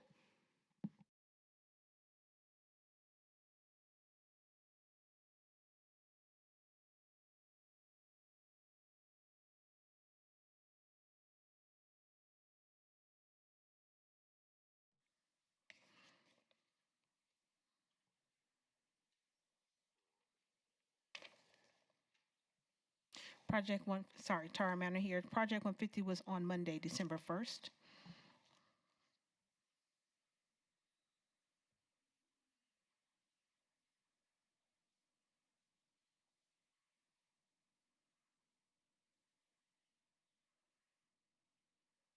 Member Lightfoot, I like this one. I recommend 50 or more. I appreciate the fact that they're not only making the kits, but the volunteers have the opportunity to help disperse them at Project 150. Member Moda for the record. I do like how put together the presenter was, and like how planned she was. But at the same time, so many people donate to Project 150, and um, they already have like a lot of help. So I think like 50 could be like the best situation. Chair Castro, I also think we should just keep it at 50. I do think the project is unique. I just know that Project 150 does get a lot of donations just because I've worked with them on multiple occasions. So I think keeping it at that 50 and then also giving them the suggestion of fundraising as well could help, or even doing like a donation drive at their school, because I do know a lot of people are willing to help this cause. So I think keeping it at that 50 is good. Member Cruz, is it okay if I give a suggestion as well? Um, I would just say, like, throughout their presentation, they rushed a lot. Wow, because when being finished with their presentation, there was still at least 2 minutes and 30 seconds left for them to present. So I think, sorry, I think either adding more information about their project to the slides or just slowing down the process of which they present would be like overall better for next year.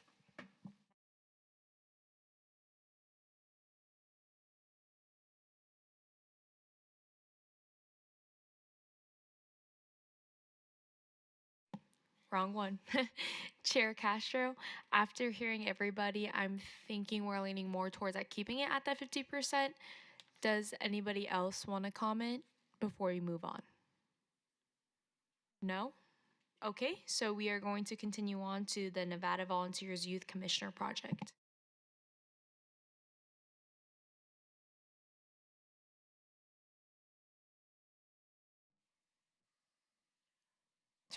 Tara Manor here for the record. Just before we move on to the next group, I want to be sure that we are taking into consideration that some of the groups we are saying yes, partner with them.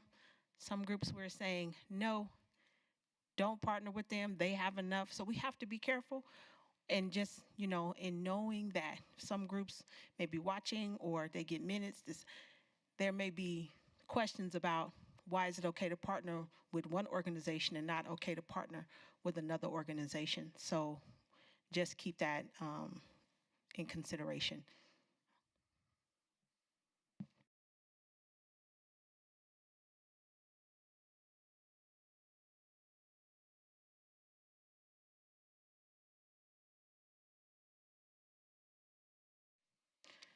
To our manor here, Nevada Volunteers, we're on Thursday, December 4th, day 2.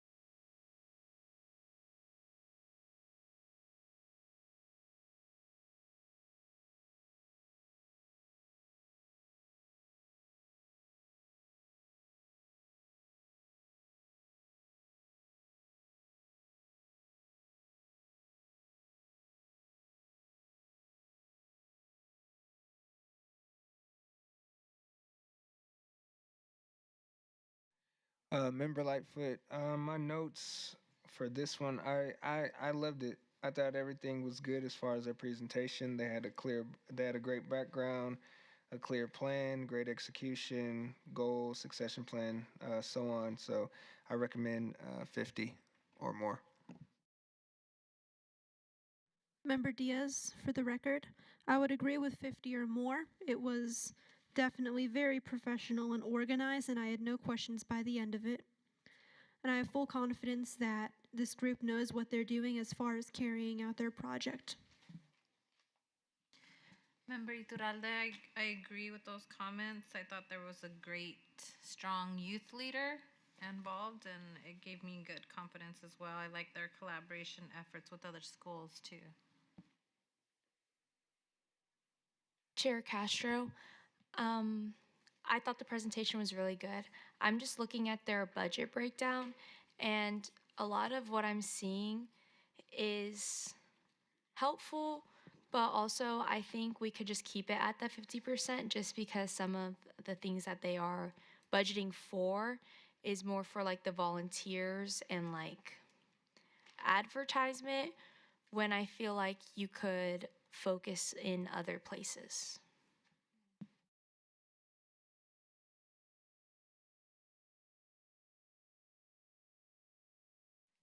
Member Moda, I also agree with just the 50%, but I also like the idea of like the project, so I think we could stay like 50% or just like a little higher.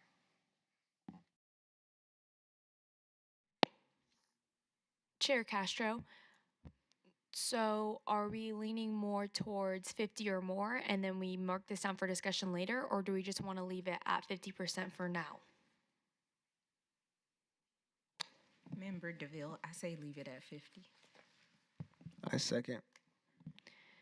Chair Castro, with everything said now, I think we're just going to leave it at 50% and then move on to the next one, which is beat the heat baskets.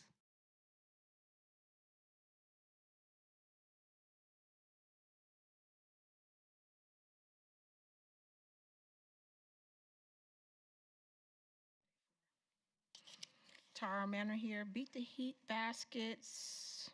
We're on day 4, Thursday, December 11th.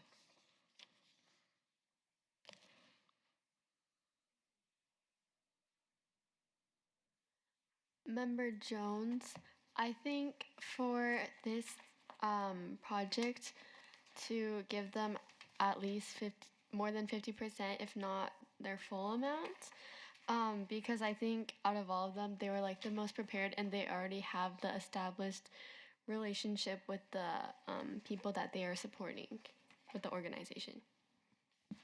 Member Moda for the record. I really loved this project because she was so like she was really passionate and she really understood what she was doing for the community, and the things that she was providing for the people were really beneficial for them, and like they even provided like resources for like for the future, and not just like what they were doing like them. So I think 50 or more would like be really good for that. Member Diaz for the record.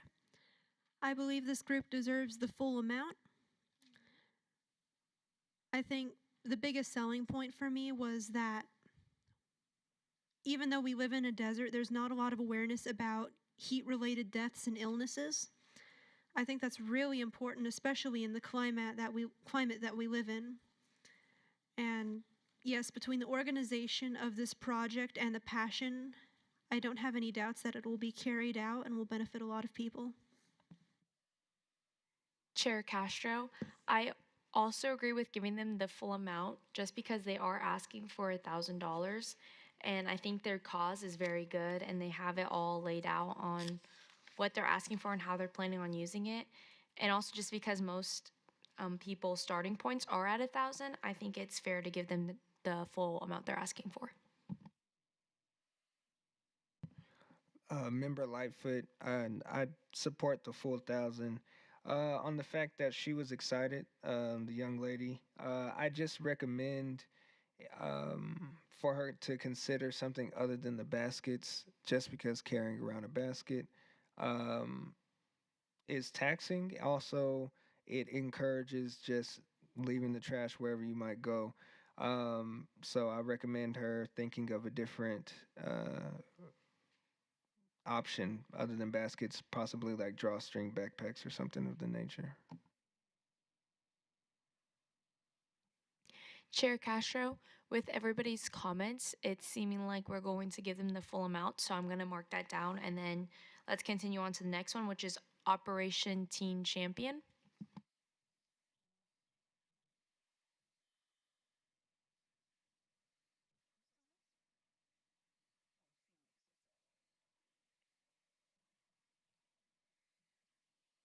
Tara Manor here, Phoenix Effect. Sorry, Operation Teen Champion was on day 3, Monday, December 8th.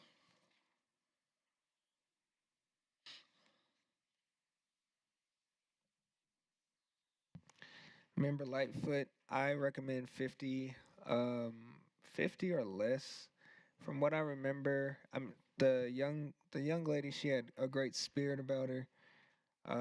Something about the presentation, however, felt a little bit more adult led. And some of the expenses were a little bit excessive for what all was going to be going on. So 50 or less. Chair Castro, I also agree with the statement 50 or less just because I do remember this presentation and I do know she was struggling to answer quite a bit of questions on their own and she ended up needing her mom for help. And she is young, but then also just looking at the budget, they are spending a lot on things that I think could go further with different items. So I think 50 or less is good. Member Moore, I also think 50 or less, just because I know in the girls' presentation, she wanted to hand out like 3 of these, I guess you could say gifts. And with what she's trying to get, it just really isn't feasible with her amount, even if she was to get the full 2,000. So, also a recommendation for her would be finding different products that would be more feasible in her budget. Member Diaz for the record. I agree with 50 or less. Even though the project was a noble cause, it was evidently in its early stages, and I did have questions about the volunteer work. Chair Castro, after hearing everybody's comments, it seems like we are going towards less than 50%. So I'm going to mark that down for now. And we are going to continue on to book drive and holiday care kit for youth.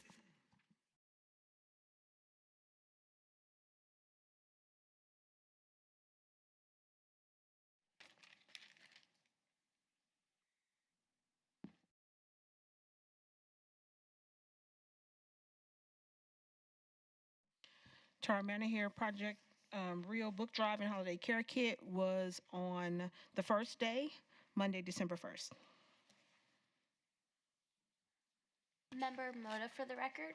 One big part I do remember is that it's actually not for the holidays, so it's just care kits. Just like for clarification.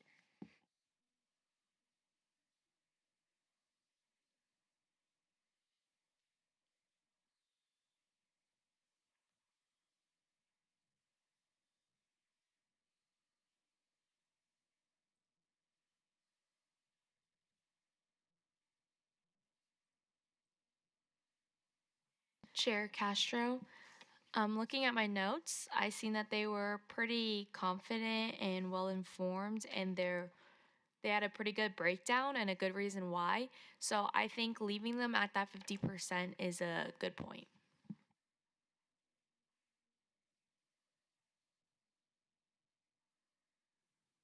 Does Member it? Lightfoot, I agree.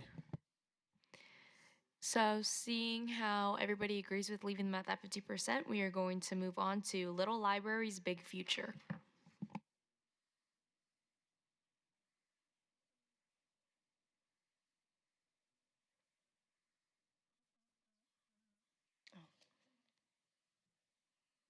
Tara Manor here. Little Library's Big Future was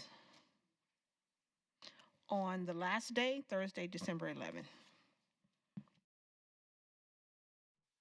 Member Cruz, for this project specifically, I think they had a great idea. I think that the presentation in general was amazing. They answered questions with detail, but I do think that the project is a little less unique than others.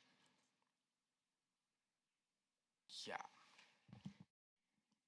Member Jones, I would say that I really liked their presentation and I thought they're very organized and like their budget breakdown was very like to the point.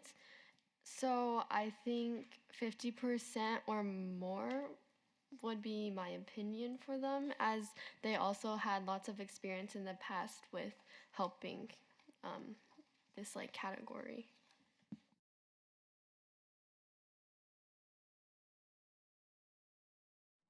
Member Hernandez here.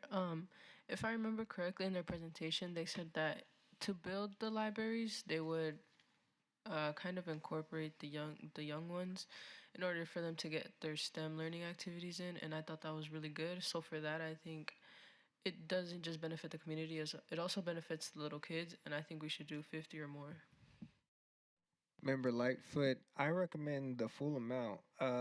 As long as we can remind them that the project needs to be within city limits, because I remember some of the schools that were on their map were not in city limits. But the cause is great. They're not new to it. They've been doing it for a while, so they understand what works. It was clear, great presentation. They were excited, and it seems that this money, if granted, would actually be used 100% for what they desire it to be used for to its fullest effect. Member Moore, I also agree that they should have more than 50% to their full amount, just because they did say how they have done similar things in 5 other states. So that shows that they like have it down and they know their processes and stuff. So once they like iron out the small little details like the location and stuff like that, I think it'll be a huge success that they'll be able to replicate in the future for more schools. Member Diaz for the record. I think it's safe to say that this will benefit the community. I know that little libraries do already exist, but as one who has used several myself, I do know that they do encourage reading and it does excite kids to see what they could find and trade. So I think that it will overall be a benefit and yes, worthwhile to the children who are constructing these libraries as well.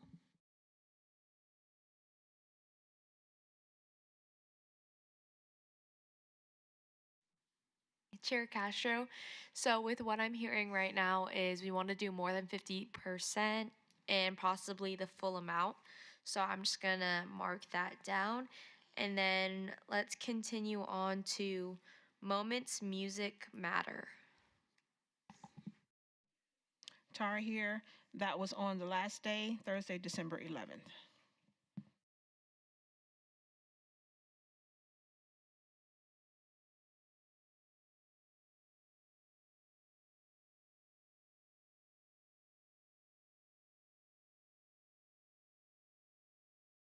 Member Lightfoot, this is from my remembrance. Never mind. I remember the name.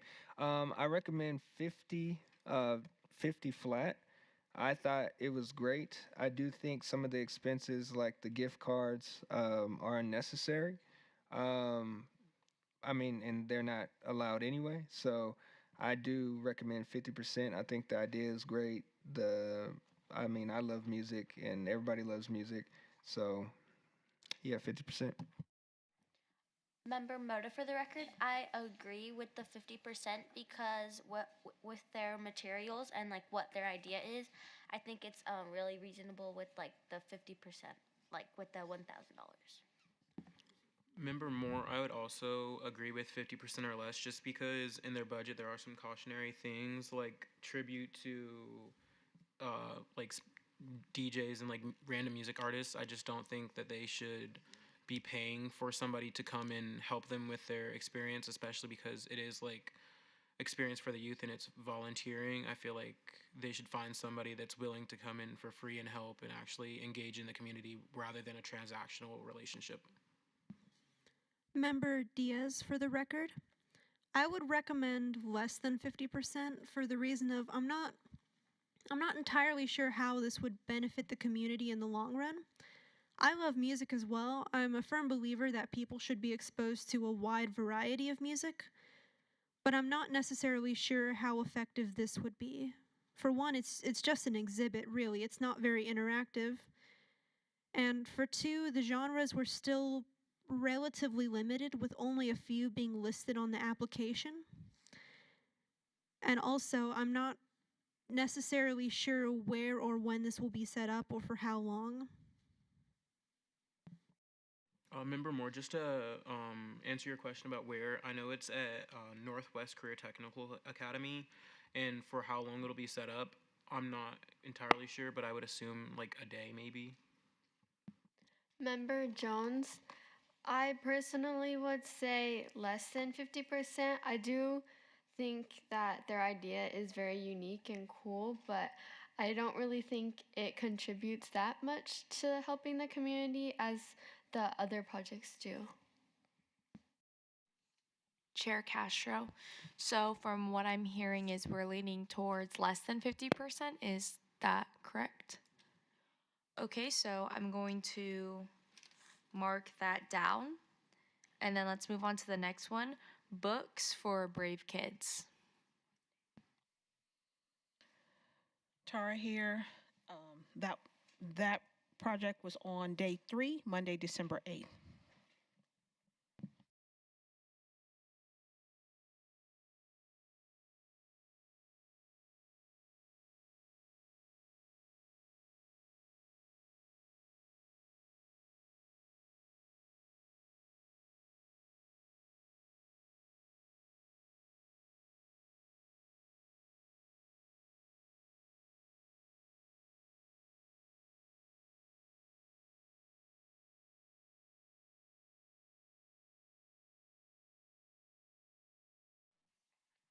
Member Moda for the record, I loved this idea because it wasn't just like a book drive, it was like also entertaining and it was like interactive because the light show was like is like it's like really cool to see and you're not just contributing to the community but they're also contributing to the people that are helping the community and it's just I really like the idea of it. So I think it's like more than 50%.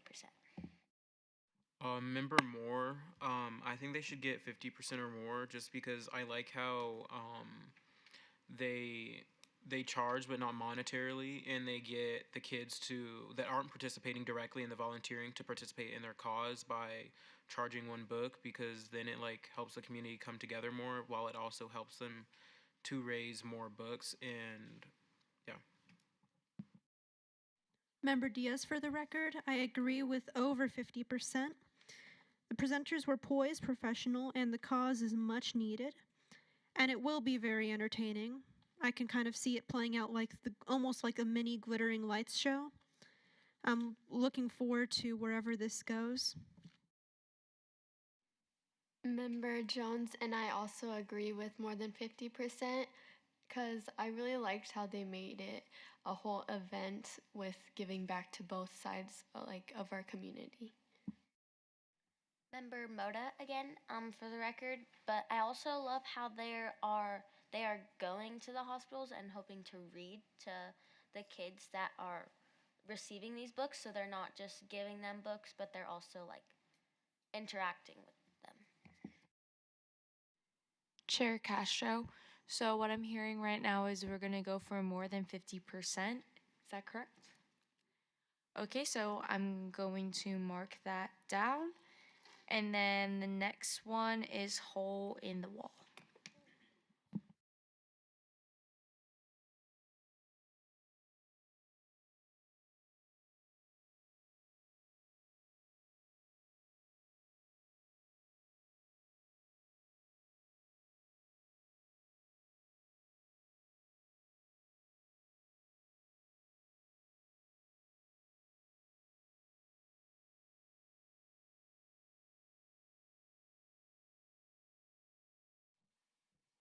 Member Cruz, I personally love the idea.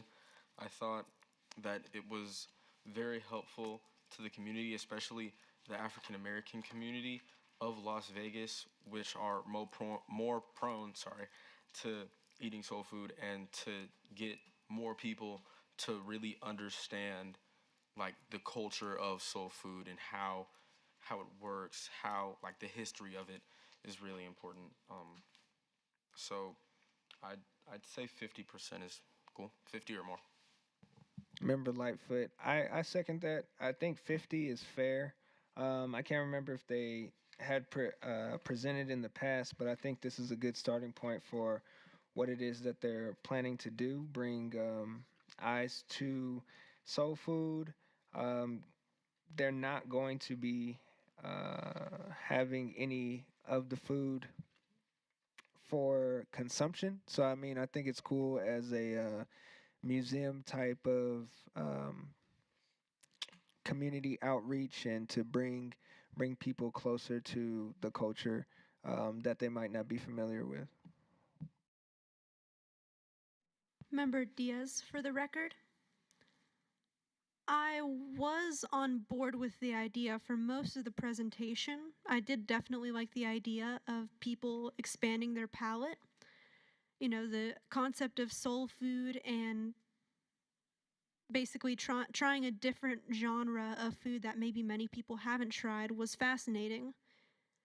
But nevertheless, I would suggest 50% or less simply for the fact that these are just exhibits, they're just models. No one actually gets to try it or experience it for themselves, so it really just does kind of seem like an exhibit. I don't necessarily see how this will stick in people's minds or inspire them to maybe explore this genre of food a bit more if they're just seeing it and not actually experiencing it. Member Hernandez and I agree with Member Diaz. Member Moore, I did have a suggestion for them during their presentation that maybe they could invite like vendors to. I don't know if they'd want to allow the vendors to charge, but maybe give out free samples, just because that would also promote local small businesses as well, which I think is a positive for the cause that they're doing. And it would also allow the people to get that experience of tasting soul food and expanding their horizons. Member Lightfoot, going off of the recommendation just now, if they aren't able to get vendors to hand out free samples, because I understand that that is a cost to the vendor, if they can get vendors to donate coupons that represent the different foods that will be on display. I think this would help in the realm that Member Diaz pointed out concern as far as getting people to actually eat the food that is on display. Though they won't be able to eat it there, it should encourage them to go possibly to these restaurants, and it would support small business. Member Cruz here. I do recall that the person who was presenting this has had a food vendor business in the past. So either like I would suggest either asking people in the community that they already know and are like friends with to help them with the project, or possibly using or creating the same food from their business to give at the event. Chair Castro. So, just to clarify, are we leaning towards less than 50% or giving them that 50%?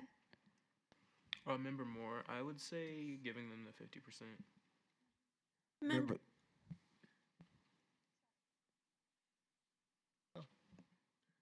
Member Diaz, I would say less for the same reason as the music exhibit. It's a lovely idea, but without the proper interactivity, I can't really see how it would benefit the community. Member Moore, just to like off what you said about the interactivity, they did say that they were gonna have interactive stuff. Like they asked for a projector and they wanted to have like trivia, so it was like a learning aspect to it, which I think if they maybe targeted it towards younger people as well would be really educational for people as well. Member Lightfoot, as a suggestion to the chair, to close out this one, because it seems like we're leaning two separate ways, we could possibly take a vote right now on 50 or 50 or less. Yeah, can we do like a quick raise of hands? Raise your hand if you want to keep it at that 50%.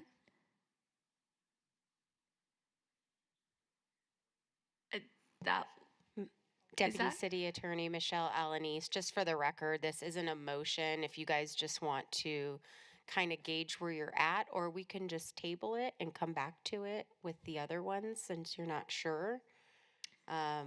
Okay. It looked like it was at 50%. So I think we're just going to leave it there. And then we're going to move on to Lovin', Them Pause, and Claus Community Give Back and Showcase. Tara here for the record. I do want to go back really quick just to Books for Brave Kids. In their language, they said that they would charge one book to enter this light display or whatever that is. And so we want to ensure that we change the language in there. And so just at the end, we'll talk about the language. They can't use the word charge because this is a volunteer project and should be free. It is free. Everything should be free to the community. So they can change some of their language in there to a suggested donation of one book, or donations are not required but appreciated, something like that. But they can't say we're going to charge, even though it's an item, in order for the community to enter. Thank you. Oh, sorry. The Loving Them Pause, they were here on Monday, December 8th.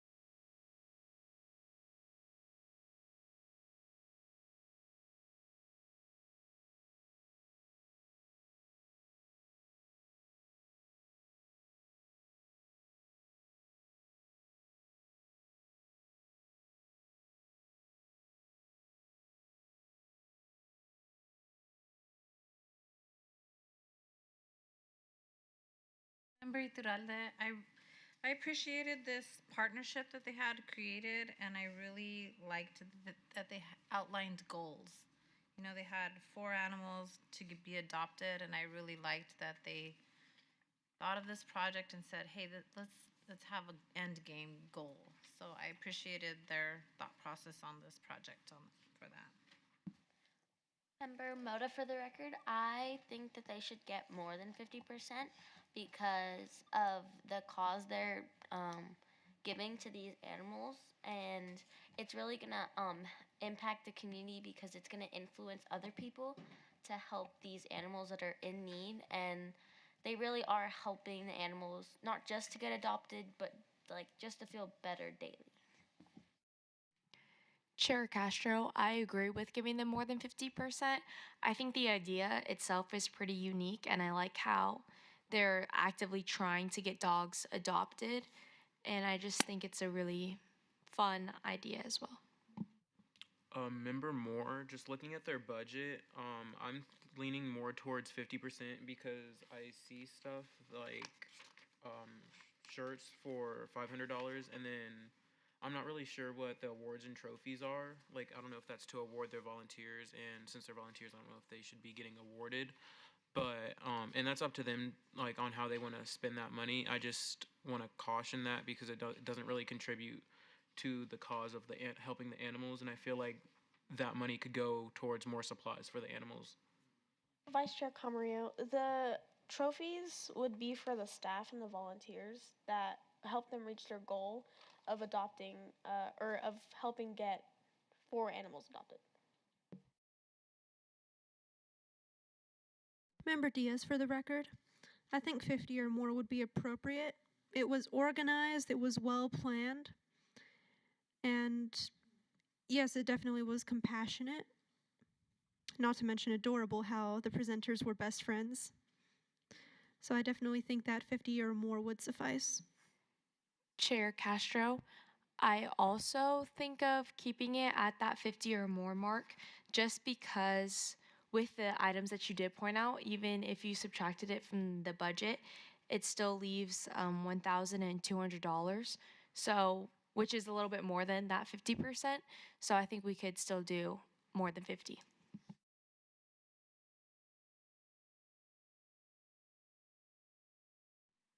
So I'm going to mark that down and we can come back to it. We are going to move on to STEMpreneurs, robotics, innovation, and financial literacy. Tara here, STEMpreneurs. We're on day 1.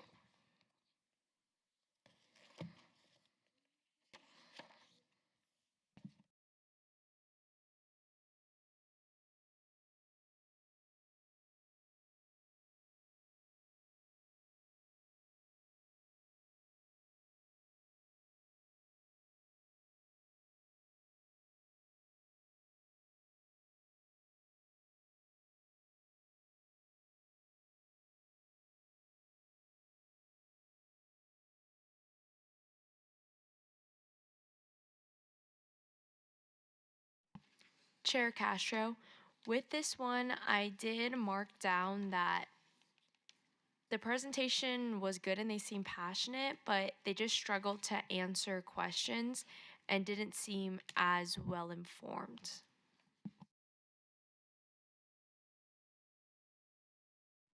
Member Hernandez, what I did notice in the presentation was that they were demonstrating more Legos than actual robotics that they were trying to signify that they use. So I thought the the idea was good, but the stuff that they were representing in the moment of presentation seemed like objects for entertainment. Member Diaz, for the record, I know there were a few STEM project presentations this year, but I find that STEMpreneurs was probably among the most promising of them. Not only did they have much experience and success with this project in the past, but it also was well thought out, interactive, and engaging to kids. Definitely a lot of good report for it. I don't have any doubts in my mind that it would be effective again this year. Chair Castro, so with what you stated, you're thinking of keeping it at that 50%? I'd say 50 or more. Okay. Member Iturralde, I agree with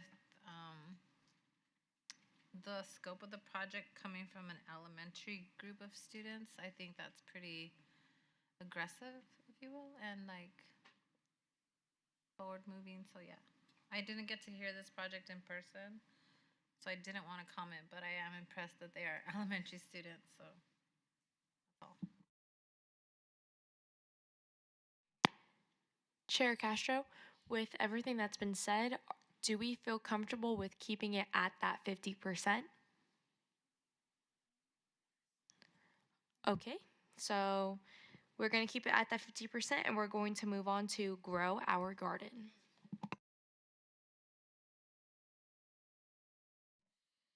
Tara here for the record. The Grow Our Garden presented on Monday, December 8th, which was the third day.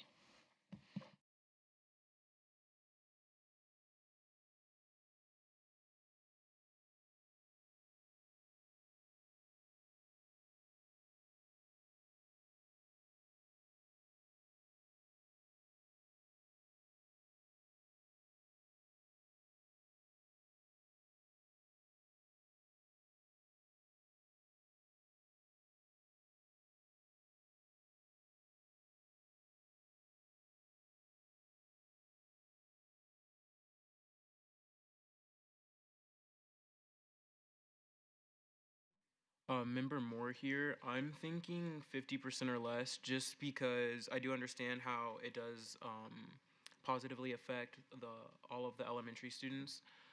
However, it doesn't really go outside of their school, so it's kind of insulated, and I feel like it only really benefits those kids. But I do think it will benefit the kids in a positive way as they'll learn really good life skills, I guess. Member Lightfoot, I support 50% flat. Same reasons Member Moore said. It is only their school. However, it does support um, just education as far as gardening and life skills. So I support 50%. Member Jones, I would like to agree with that. Chair Castro, so with what I'm hearing is we are agreeing to keep it at that 50%. Does anyone have anything else to comment on it? Okay, seeing that no one else wants to comment, we're going to move on to the robotics mixer.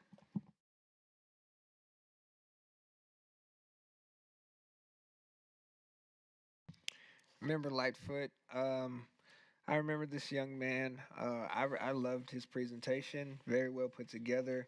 It wasn't his first rodeo, and he knew what he was doing. He saved his unused um, products from his last mixer, and he plans on using them this time. And so I think he's a good steward of what he's been granted in the past, and I think that he'll continue to be a good steward. So I suggest 50 or more. Member Hernandez, I agree with the 50 or more because aside from that, he also provided data and things he could improve from his last project. Member Moore, I also recommend more than 50% just because last year I wasn't on the board, but I did see him present and I saw how big of an impact he had last year. And I also can see him having an even bigger impact this year, especially I like how he's also incorporating his friends that are of similar age and teaching other kids their age about robotics. I think that's also really cool and admirable. Member Cruz, I second that. Basically, going off of what Member Moore said, he's very resourceful with using not only past materials but asking his friends if they can help him out with the project. And then the idea in general is just amazing. He's had great growth from last year in his project. So to get more specific, I'd say nothing less than 75%. Because again, amazing project, very resourceful kid, and I can see a lot of growth in this project in the next couple of years. Member Diaz, for the record, I agree. I think it's safe to say that this is an engaging and useful activity to the community. And I think between the passion that this presenter had and the preparedness that is in the project overall, it will be effective. Chair Castro. So with what I'm hearing right now is we are going to mark it down for more than 50% and come back to it later. Now we are going to move on to the beauty in bold, which I think is day one.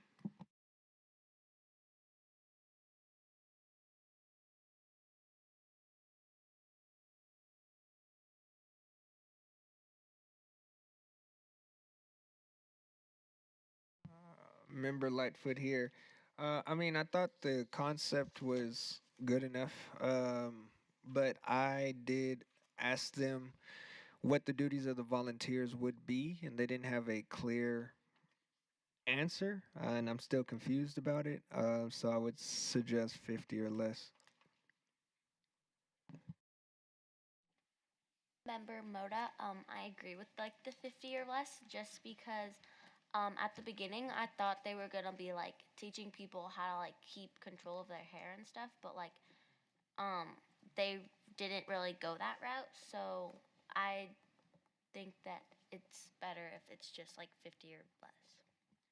Chair Castro, real quick, I just want to make sure I'm remembering the same one. Is this the one where there was a girl and a boy presenting this? Okay, so just what I marked down is I feel like it could have been planned out just a little bit better, and they could have been just a little bit more prepared when we were asking the questions. So I think leaving them at that 50% mark is good. Also, just because their planned payment is or their budget is 1,560. So I think keeping them at that halfway mark is good. Member Diaz, for the record, I'd say go below the halfway mark just because I really can't. It was really unclear what the project itself was for most of the presentation. And when I finally did put it together, it kind of just seems to be an exhibit about hair, which it's another one of those that's a great idea, but I'm not sure how simply learning about it will benefit the community in the long run. Member Iturralde, I just wanted to point out what Chair stated briefly is that their ask is for 2,000, but their budget listed 1,560. So I think we should go at least 50% of their budget, not the ask. Miss Maynor, I was also. Oh, this is Member Moore for the whatever. Anyway, sorry. Could you also put in their notes to add like an educational aspect? Because I think that could really elevate their project and give it more of a meaning. No offense. Member Moda, I like the 50% ask. Member Diaz, just for clarification, if we put 50% ask, do we mark that as 50% or less than 50% since it's technically less than? Yes. Chair Castro, so we want to go off 50% off of what they were asking for in their budget. So that would mean $780. Does that sound good?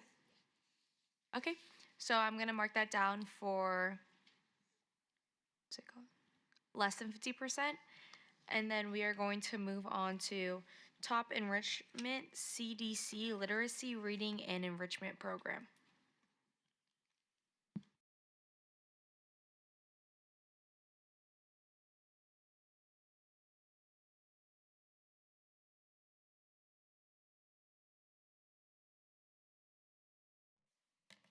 Sorry, Tara here. Top CDC presented on Thursday, December 11th, the fourth day.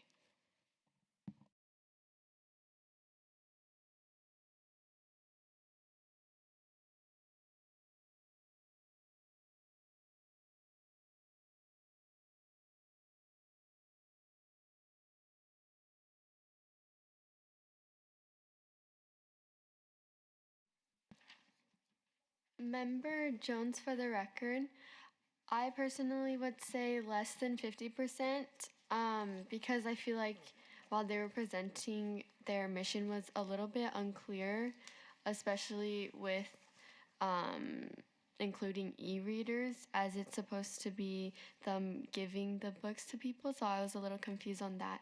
So I think I would say less than 50%. Member Moda, just one comment. They were like speaking like really fast. So like if they speak as fast as they were to us, like to the students, then it would probably be a little unclear to the students too, just because I mean, it's hard for them to understand. Remember Lightfoot, if I remember correctly, this young lady said that she'll be basically giving the books to the school libraries. Is that the right one? Yeah, I would recommend 50 or less. It seemed in her responses to the questions um, that she wasn't prepared for the questions. And I say that only because her responses were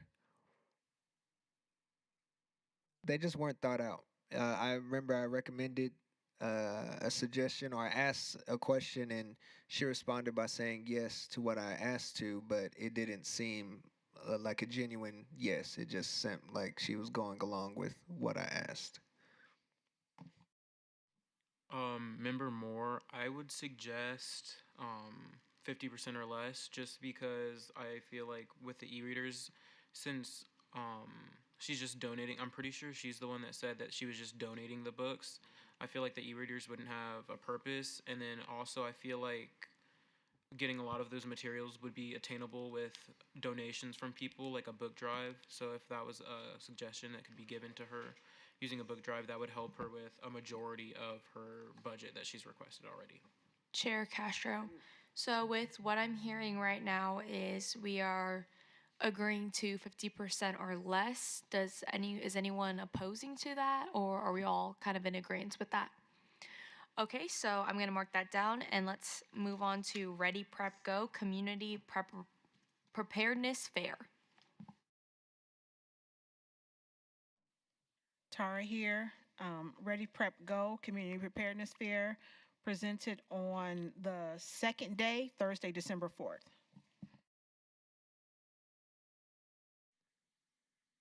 Member Diaz speaking for the record.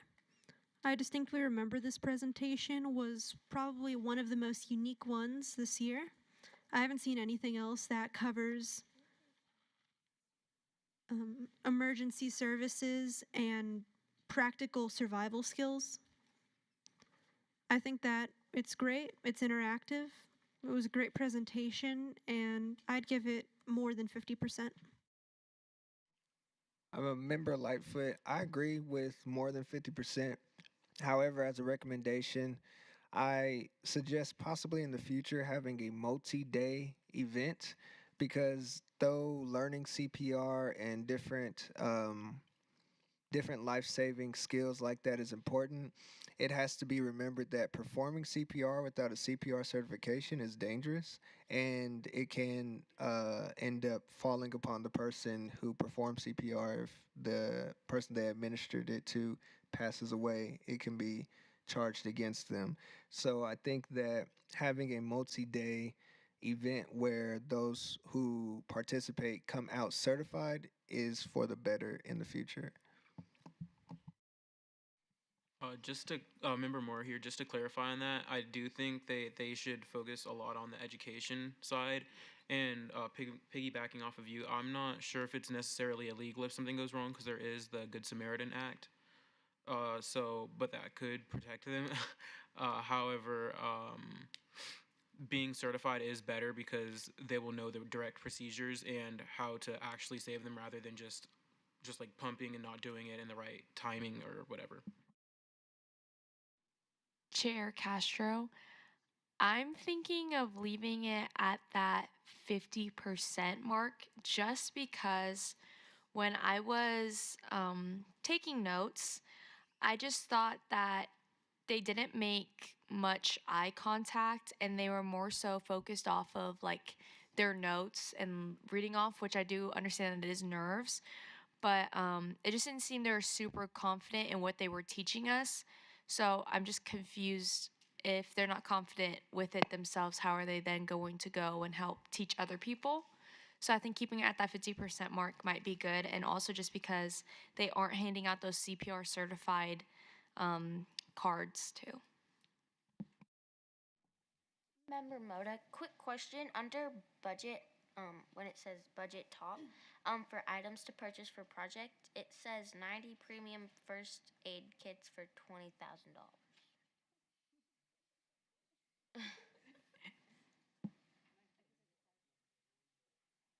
Chair Castro, Just a typo. I think that's probably a typo. Okay. Member Diaz, for the record, though the presentation might not have been flawless, I still think that this fair could potentially save lives or at least save people from injuries in the future, and I think it's worth more than 50%. Member Iturralde, I agree. I think it's a little bit unique and there's not a lot of offerings. I feel that more people and youth included should be encouraged to provide assistance if they have knowledge. So exposing more to this knowledge is helpful to the community at large. Member Cruz, I do agree, but I honestly believe that going at the 50% is good because though it is good to have young children understand how to protect themselves and other people in certain situations, um, one, kids are less comprehensive of stuff, especially when it's put into like bigger detail. And later on in life, eighth grade, ninth grade, they go into school and health class learning those procedures and actually getting the certificate. So I do believe that it's a great idea for young kids, but then again, later on in life, they learn these skills, actually get the certification. So I'd say that 50% is good. Chair Castro, that actually just sparked an idea in my head that usually freshman year during health class, students mostly are, well, actually all students are required to take this CPR class and get CPR certified to get that credit. That at least that's how it is at Arborview High School. Is it the same for your guys' schools? Member Moore here, it is not, but it is, you do have to take health class, but you do have to pay, at least at my school, you have to pay like $20. But I also agree that it should be around 50%, just because I don't know if it was a suggestion given to them or if they were already planning it, but I thought they were going to have outside resources for free that are going to be teaching CPR. So knowing that that's for free, I feel like they're getting the basic knowledge and they don't need as much money for that knowledge. Member Diaz, for the record, keep in mind that they are handing out first aid kits, which, especially in some neighborhoods, families might not be able to afford necessary things like that. So I just wanted to remind of that.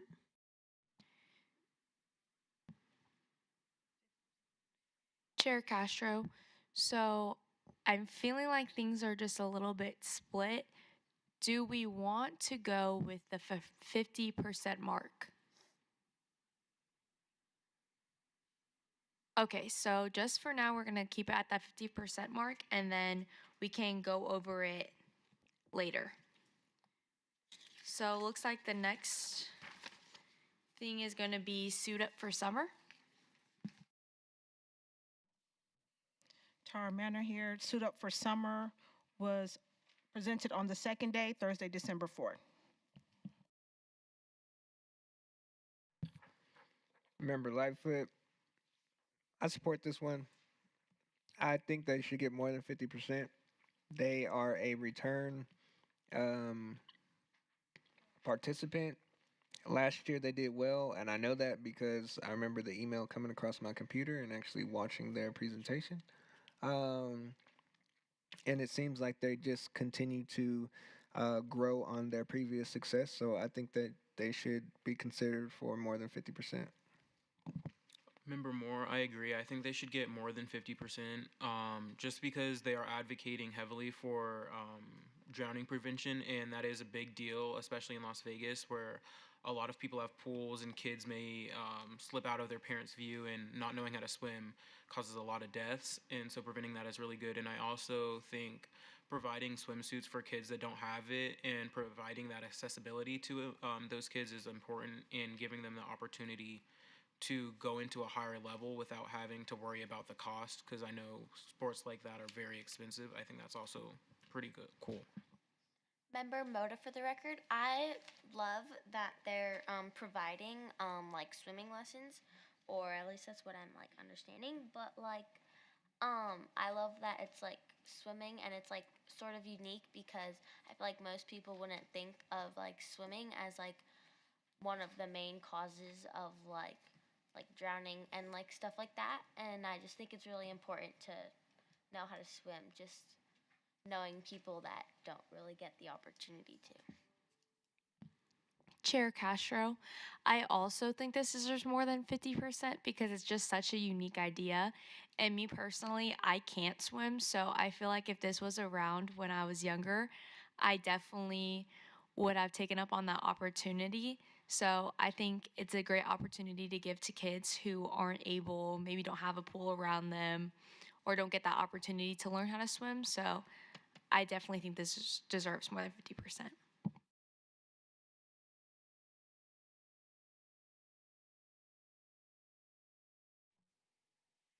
Deputy City Attorney Michelle Alanis, just for my own clarification, what was the final decision on Top Enrichment Community Development Corporation, Top Enrichment CDC Literacy and Reading Enrichment Program? I have that we are deviating down, or is it 50? Chair Castro, less than 50. Okay, then I had it right. Thank you. Chair Castro, so now that we've gone through our list, I was thinking we start at the ones we've decided to give less than 50% to. And then I don't know if we want to start from the first page going back or start from the back page since we just visited that one, the most recent. Which one would be easier? I think starting from the beginning of the list and then moving down would be a better idea. Member Moda, I agree. Okay, so with that being said, we are going to start from the very first one we decided to give less than 50% to and then figure out that pricing. So the first one is going to be Empowerment Health Fair.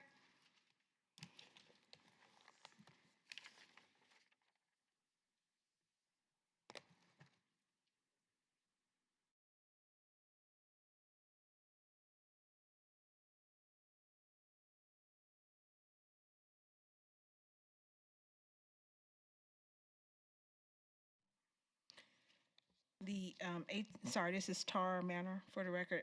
The Empowerment Health Fair was held on Monday, December 1st, so that's on the first day. Or were you all looking? Okay, sorry. First day.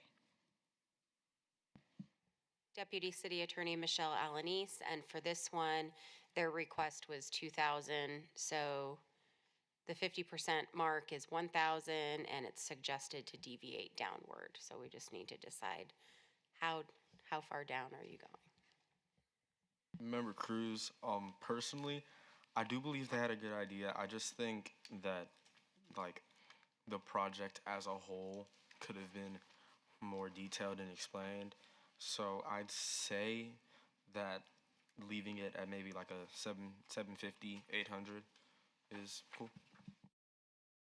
Member Diaz, I agree with 800. Member Hernandez, I agree with that, mostly because looking at their expenses, most of it goes towards the Raising Cane's, and I think that's something that could get cut down. Member Moda, question. So if we're planning on like cutting down on canes, are we cutting down canes like 100%? Like, are we not like, do we think that like we don't want to do that, or like the whole cost of canes? I know like it's not our decision, but like how would that like? Tara Manor here, sorry, for the record. So if you all, the suggestion is not to go through their budget and try to take things out of their budget. If you decide to take away or add, then it is their jobs then to decide what they can afford with the budget you grant. Chair Castro, just looking, I think 700 is a pretty good spot to give them, just because I know we're not telling them to cut anything, but just seeing like they're still going to be able to purchase their decorations and that raffle, and then it's going to be up to them to decide how much canes they're going to be able to get. So I think 700 is like a good balance. Member Moore, I agree with the 700, and I feel like with that, they might, like, it's up to them ultimately, but they might just have to repurpose that, and they could probably use it towards more decorations or raffle gift baskets. Member Moda, I agree with 700. Chair Castro, it seems that everybody's agreeing with 700, so I think we're going to put it for 700 for now, and we are going to continue on to Heart in a Box. Member Cruz, sorry, quick question. So I understand that we can't specifically tell, good grief, specifically tell the presenters what to and what to not buy that is on their budget. Can we give suggestions to the presenters on what in their budget should be like pushed more and like more important? If you want to be here until 2 o'clock, sorry, this is Tara, Tara Manor for the record. If we want to be here until 3 o'clock in the morning, then yes. Chair Castro, what was the question? I missed it. Basically, my question was if we could give suggestions on what in their budget would be more important and more valuable to the project. Oh, okay. I just think that we should just leave it up to them to view of what they think is important. I mean, we can go through and while we do the budgets, like in our heads, pick what's more important and like make sure that they'll still be able to fund what we view as the most important things. But then at the end of the day, it's up to them to decide if that's what's important to them. But I think it might be easier just looking at their budget and like making sure they can still fund some items and then cutting it down like that. Member Diaz, for the record. I agree. I suggest that we look at the overall cause itself, and anything extra might be more flexible, but making sure that the cause itself, such as in this case, mental health and awareness, would still be, they would still be able to fund it. Chair Castro, with that being said, I think we're going to move on to what we decided to cut next, which is Heart in a Box.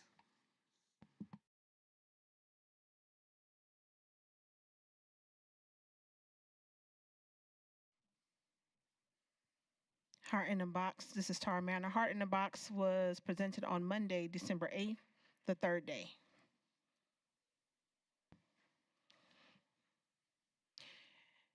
Quickly, Tara Manor here. For the youth that are on the board, if you need to contact your parents and let them know that we are running, we're not behind schedule, but we're going to probably be here a little bit later, then you should contact your parents and do that now.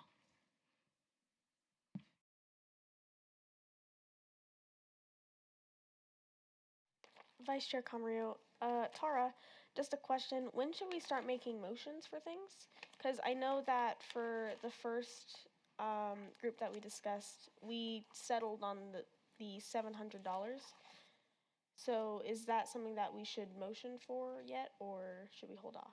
Deputy City Attorney Michelle Alanis. So what we had discussed earlier is we're going to go down, we're going to come up with all the amounts for the groups, And then at the end, we could do one big motion saying we're awarding, for example, $1,000 to Care for Change, next, and then say the next amount next group. We could do that in one big motion.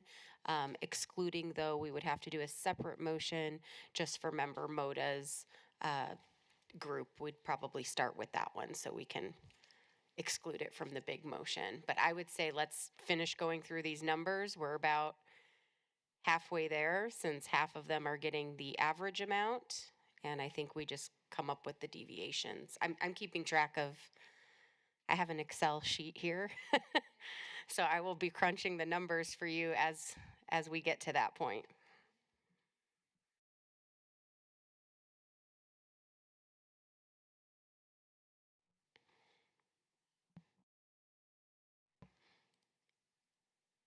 Deputy City Attorney Michelle Alanis. So we were at number 6, Heart in a Box, and for the record, they had requested 2,000. The halfway point is 1,000, and the recommendation was to deviate downward, and so we just need to decide how much you're reducing their 50% by. Member Cruz, I'd suggest an area to where they're still able to get enough of the necessities that they asked for. So I'd say like maybe 650, 700 at the minimum. I feel like me personally, I would go for 750. Chair Castro, I'm thinking 700 or 650 is good. It just depends. Do we want to give them that extra $50 and give them that 700, or do we want to give them that 650?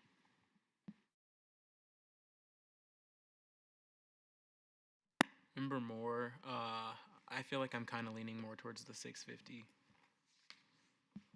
Member Moda, I think I'm also leaning towards 650 because I just hope that they can be prepared on the days that they're hoping to distribute their kits and stuff. Member Hernandez, and I do agree with the 650. Chair Castro, so it's looking like everybody's agreeing with that 650. So let's go ahead and give them that 650. So moving on to the next one is Through the Eyes of the Youth.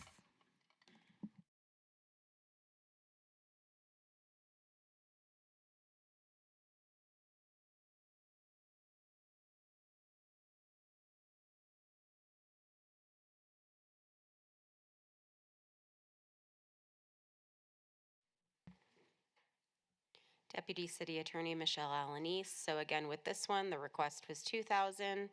The halfway point is 1,000. And earlier we had the board recommended deviating downward. So we just need to decide on that lower amount.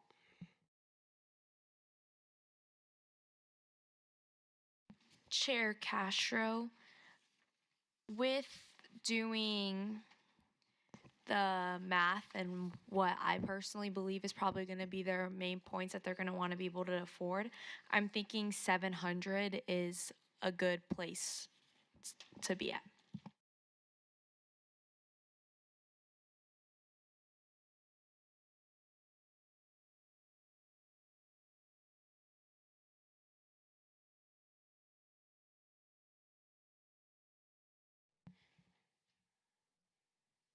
Member DeVille, I agree with the 700. Member Moore, I also agree with the 700. Chair Castro, so it's looking like everybody's agreeing with that 700. So let's put it for 700 and continue on to Hearts in Harmony.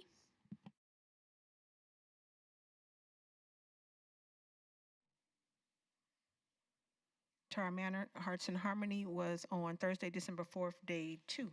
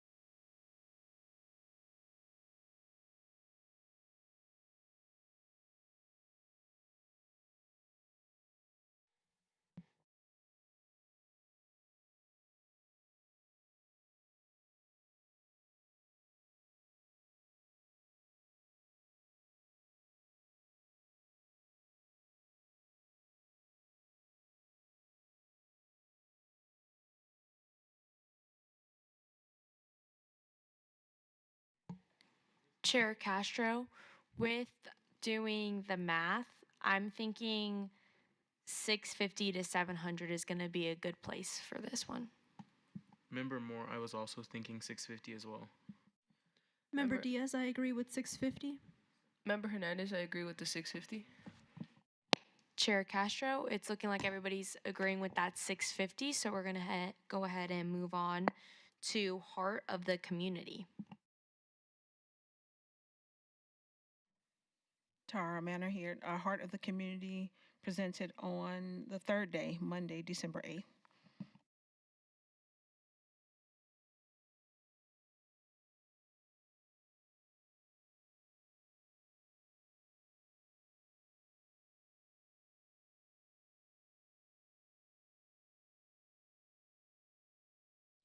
Chair Castro, with this one, I was kind of just picking out the important stuff that I think they'd probably want to focus on and being able to fund.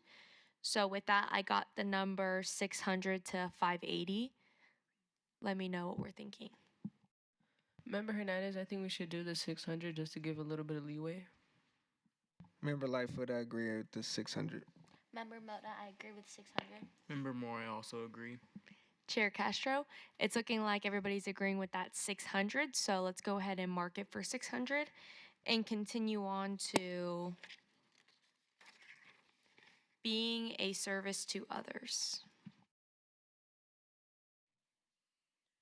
Tara Manor here, that was K.L. Knutson, and they presented on day 2, Thursday, December 4th.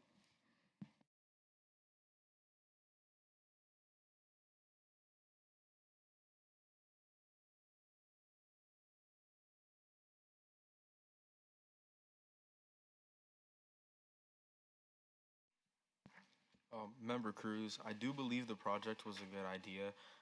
It was just the presentation itself that kind of had me on a ledge about it. So I'd say 750.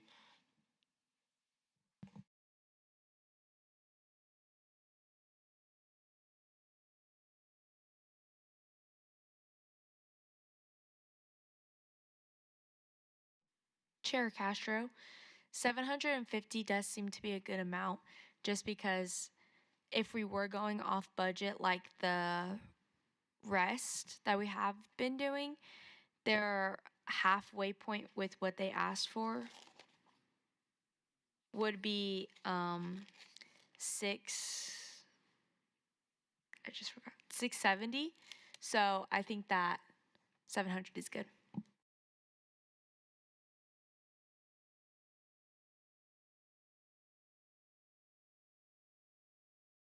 Sorry, I don't even know. Wait, what? So what? 650? Okay, then 650. 7. Oh my gosh. I just okay.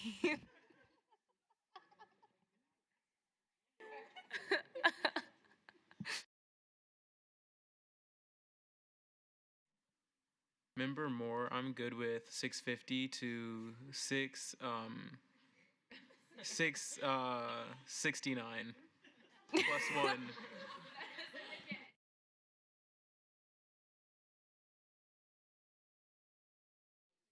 Okay, so real quick. What was previously stated? 750? Okay. Deputy City Attorney Michelle Alanis. So this one they had requested 2,000. Halfway point is 1,000. The original suggested amount was $750 before we started deviating down to the 670. All right. So wait, let me just make sure this is right.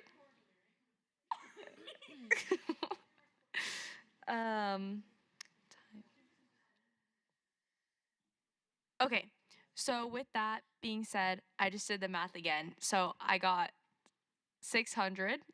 So we could make it 650. I think that's a good place, right? Member Moore, I'm good with 650. Member Mota, I'm good with 650. Okay, so it seems like everyone's pretty good with the 650, so let's leave it at that and move on to the next one, which is the healing hands. Tara here, Healing Hands, also on the second day, Thursday, December 4th.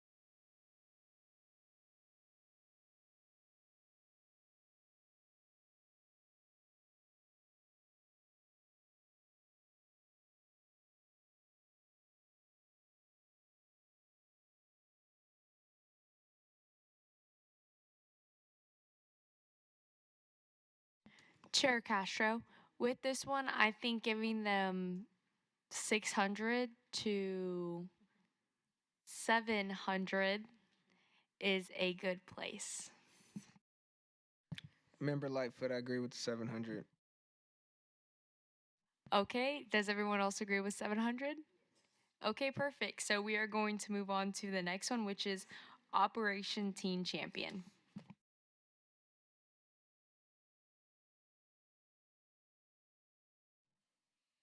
Tara here. That project took place, or that presentation took place, sorry, on Monday, December 8th, which is the third day.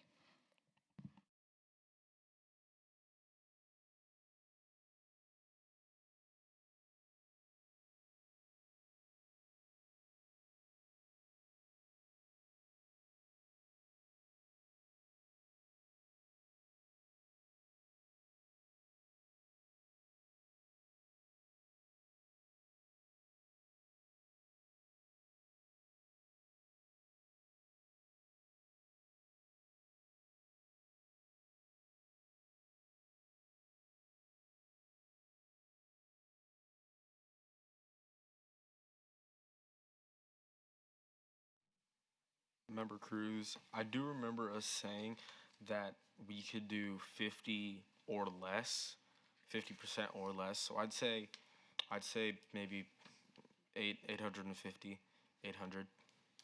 Chair Castro, I think that is a good price range just because on their budget sheet they were 1,878, and with that cutting that down to 50, it'll be around 989. So I think giving them that would be good. The 800.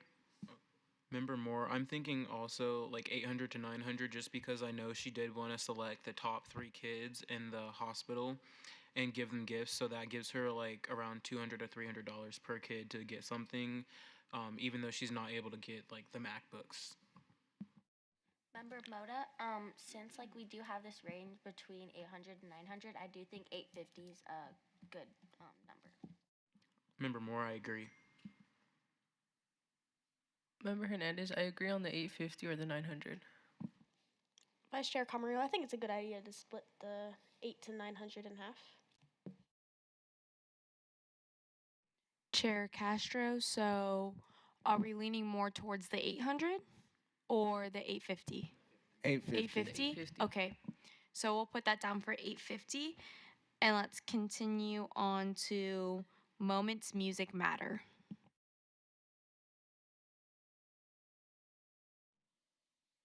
Tara here, Moments Music Matter, presented on the last day, on December 11th.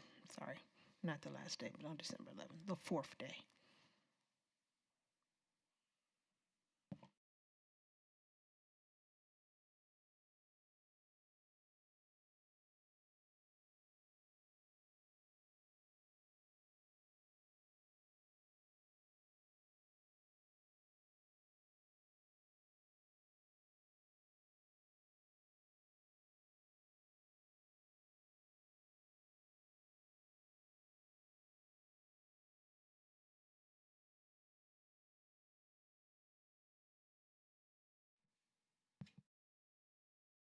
Member Moda for the record. I think they could do like 600 to 650.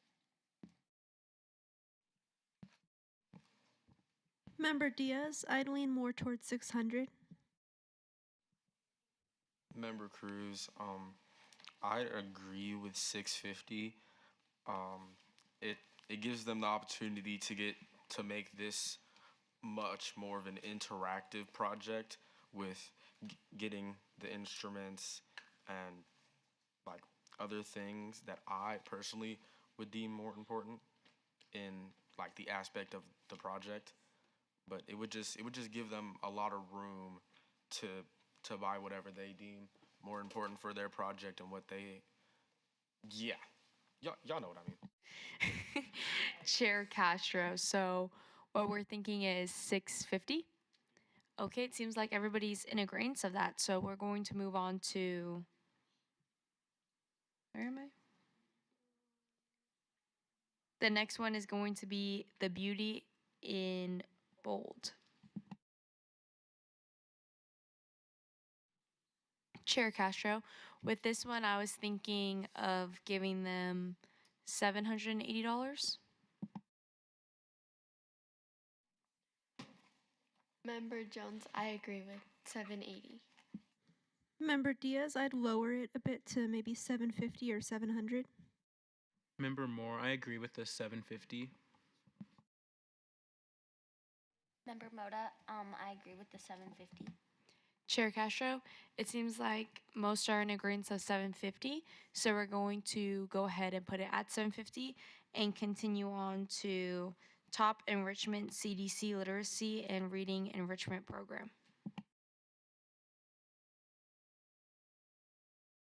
Member Cruz, for this group, I'd say 600.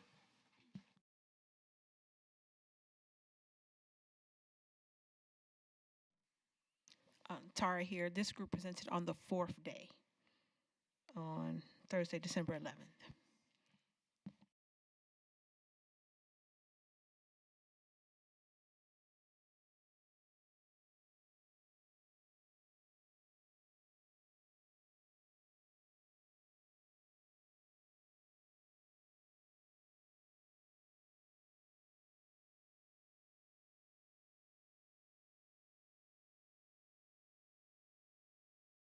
Member Lightfoot, what was the last suggestion as far as funds?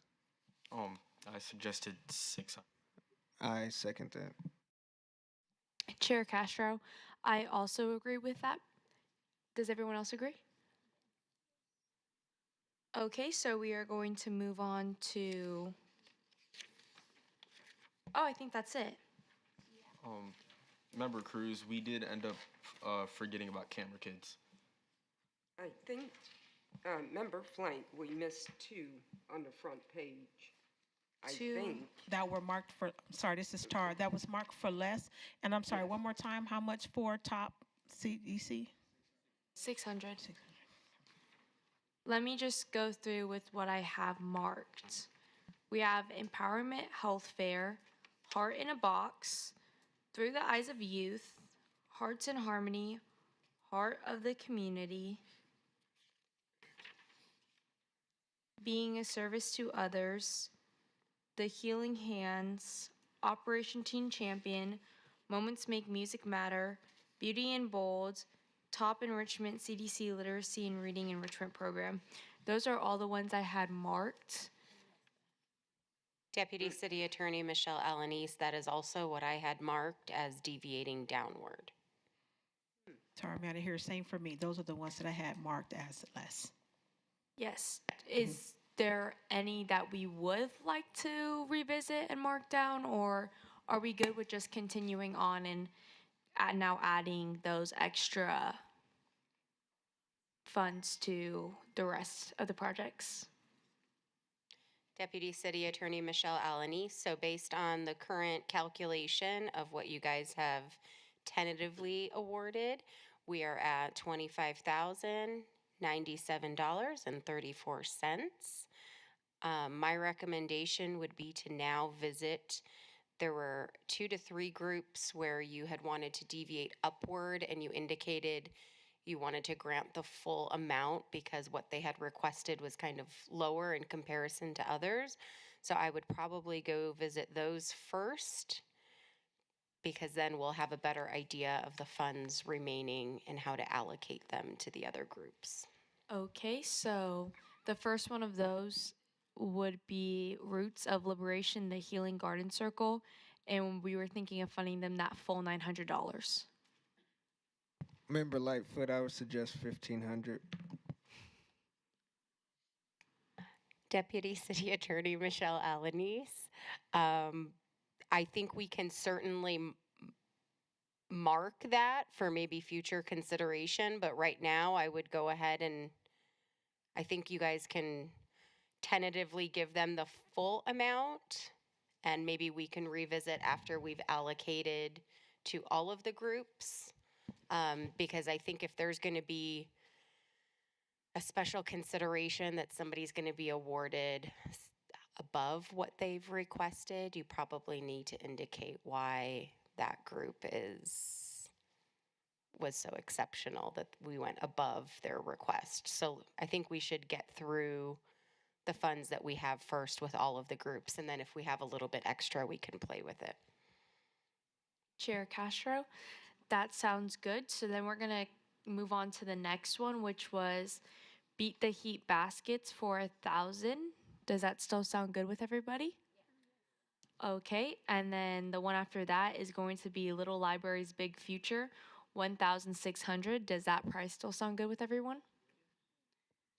Okay, and I think those were the only ones we had marked to give the full amount to. Member Cruz, do you mind if we circle back to Crown Care? Because I do believe there were a significant amount of people that agreed on the full amount of that, but like it was kind of back and forth. So do you mind if we? Yeah. Okay, cool. So, Crown Care, do we want to fund the full 2,000 or do we want to discuss a price that we think would be right to give them? Member Cruz, I'd say if not the full 2,000, then 1,500 would be a good 1,500 to 1,750 would be a good area. Member Moore, I was thinking around 1,750. Chair Castro, I think 1,500, but if everyone's agreeing with that 1,750, we can do that. I think we could do 1,625. Member Lightfoot, 1,750 sounds good. I second that. Member DeVille, 1,750. Member Moda, 1750. Okay, so it sounds like we are all in agreement with that 1,750.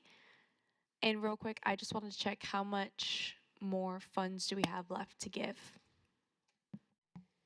Deputy City Attorney Michelle Alanis. So right now I am totaling $30,347.34 has been allocated. We still have to go back to the groups that we wanted to deviate upward. And I count 1, 2, 3, 4, 5, 6, 7, 8, 9. So there's 9 groups that you still have to decide a deviation upward from the 50%. So you may still have remaining funds because you did deviate downward quite a bit for several groups. So that's what's giving us a lot more. So I would say let's start from the top. The next group, number 2 on the list, was the first one that you had indicated you wanted to deviate upward.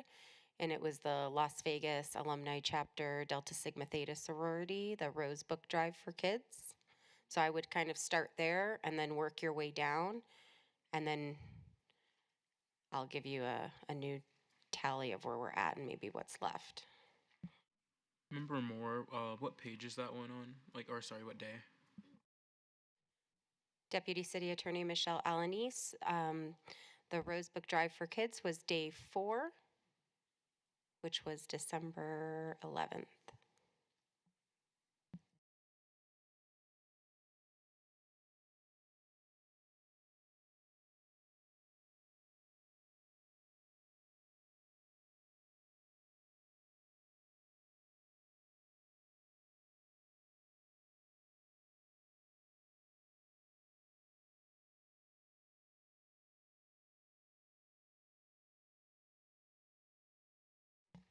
Deputy City Attorney Michelle Alanis, I actually apologize. Somehow my Excel spreadsheet didn't fully calculate some of these categories, so we have actually allocated a little bit more. I'm showing $32,697.34. I think it missed the last two groups, so we still have quite a bit to go.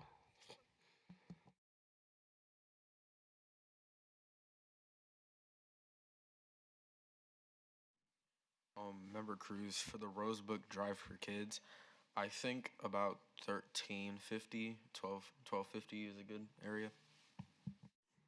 Chair Castro, I think $13.50 is a good price. Member Moore, I agree with 1350. Member Moda, I agree with 1350. Member Diaz, I agree with 1350. So it seems like everybody is in agreement with $13.50, so we're going to mark it for that and move on to Project 89106, Never Give Up on Your Dreams.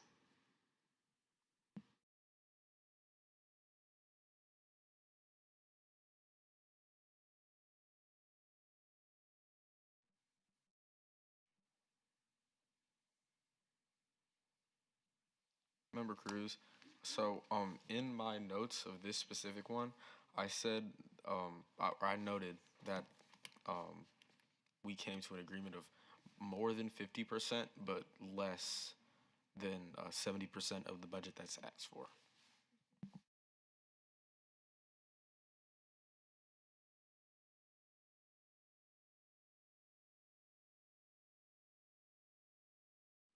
Chair Castro, real quick, what day is this on?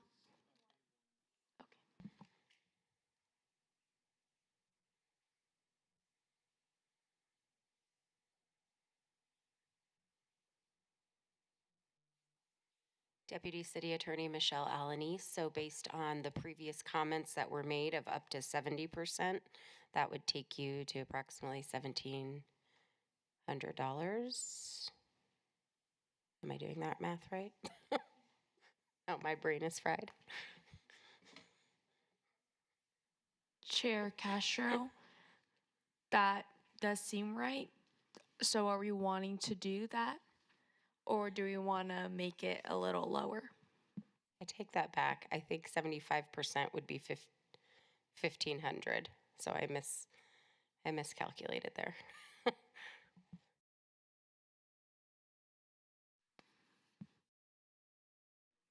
Chair Castro, do we want to put it there? Which would be how much again? 15? 1,500 would be approximately 75% of their request. Okay, so do we want to go with 15, guys? Yeah. Perfect. So we're going to keep it or add 15, make it 15. Perfect. The next one is going to be Snuffle Love.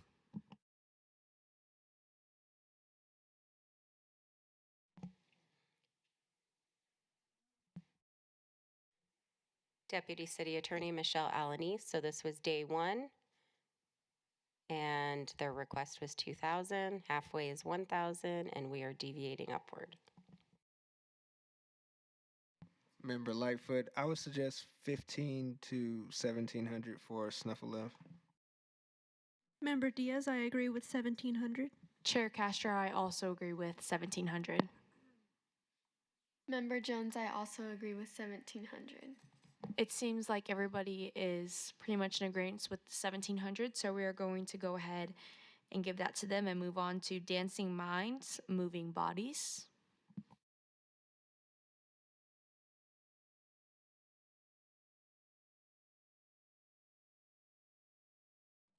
Tara here. Dancing Minds, Moving Bodies was on day 3, Monday, December 8th.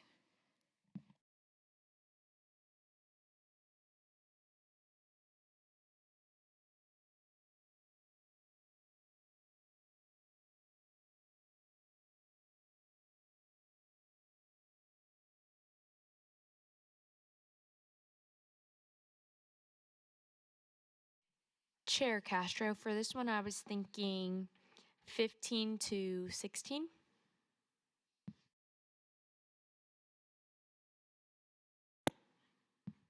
Member Lightfoot, I can agree with 16. Member Flank, I'm okay with 16. Member Diaz, I agree with 16. Vice Chair Camarillo, I agree with 16. Chair Castro, it seems like everybody's in agreement with 16, so we are going to go ahead and move on to the next one, which is Pack of Hope. Tara here. Pack of Hope presented also on Monday, December 8th, the third day.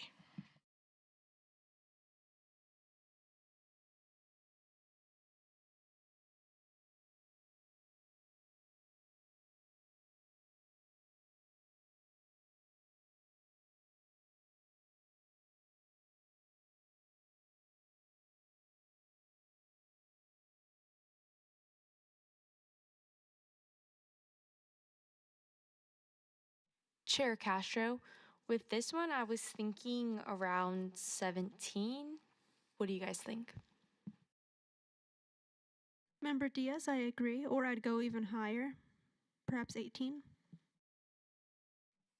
Member DeVille, I agree with 17. Member Jones, I agree with 17.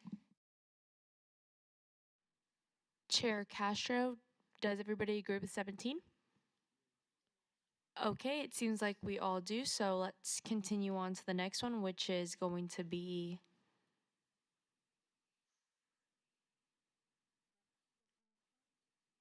yes, Books for Brave Kids.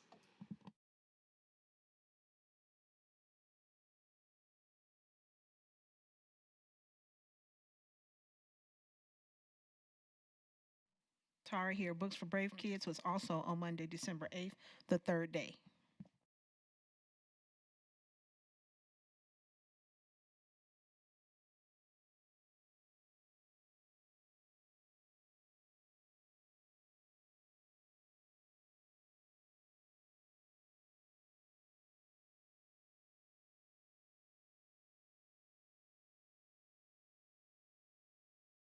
Chair Castro, with this one, I was thinking 15 to 16.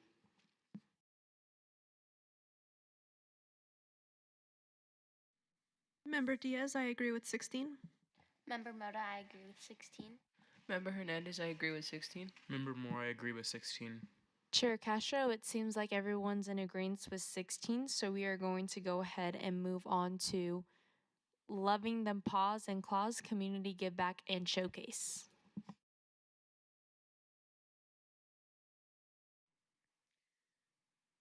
Member Lightfoot, briefly, what did we allocate for Little Libraries Big Future? 1600. Sorry, Okay. Member Diaz, 1600. The full amount. Okay, thank you.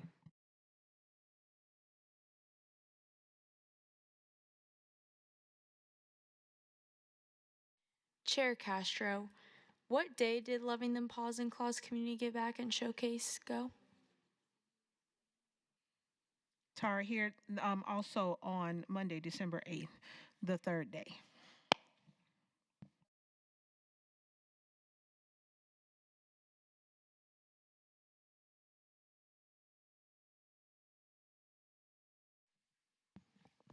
Member Cruz, for this group, I'd suggest 1400. Member Jones, I agree with 1400. Member Moda, I agree with 1400. Member Diaz, I agree with 1400. Chair Castro, it seems like everybody's agreeing with that 1400. So let's go ahead and move on to Robotics Mixer. Member Lightfoot, I recommend 15. Member Cruz, I personally recommend 1650. Vice Chair Camarillo, I agree with 1650. Member Diaz, I agree with 1650.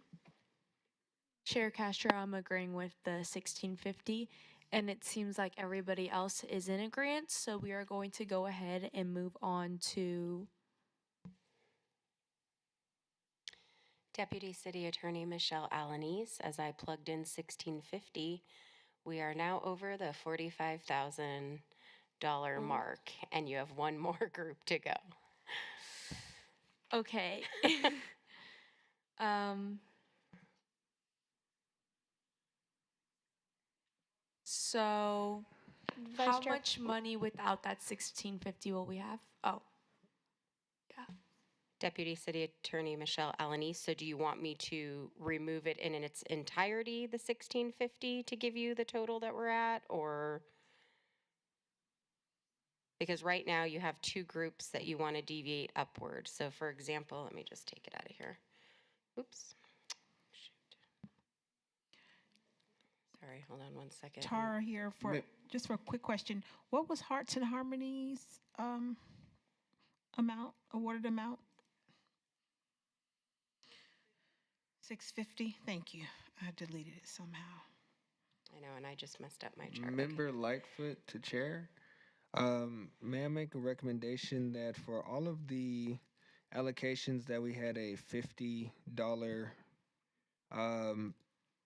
recommendation, can we just make those a flat number? And then as we go through to strike down whatever we feel is necessary for the rest. So, for example, we have 1350, 650, 1750. Take the 50 off of those and add it, combined it for this last one, and then see where we can take off money for the rest of them. So, not have a $50 increment in any of them, a full flat amount. Chair Castro, that sounds good. So, taking away all the 50s and just giving it that flat rate, can we do that? Deputy City Attorney Michelle Alanis, I apologize. I just want to make sure I'm following you. So you want to remove the $50 to all the groups that you were deviating upward for? Okay. I was just saying all of the groups in general that have a 50. Yeah. I think you can. Okay. So here's the issue on some of these where you had awarded Deputy City Attorney Michelle Alanis for the record. There were some groups where you guys had agreed to maintain it at the 50% mark. And so some of the numbers are not even. For example, I'm looking at AKA Teens Youth Enrichment Group, Community Impact Project. They had requested $1,902. The 50% mark was $951. So if I remove 50, we still have a lingering dollar. So that's Chair Castro, could we remove that $1 as well? we certainly can. Okay. So right now, the way I'm looking at it before I start eliminating numbers, you have $13.50 on the Rosebook Drive for kids. So that would be $50 there. Hold on, I'm gonna have to make a new list so that I don't mess up this Excel sheet. What is that, number 2? The next one would be number 5, AKA Teens Youth Enrichment Group. So you're saying remove the $51.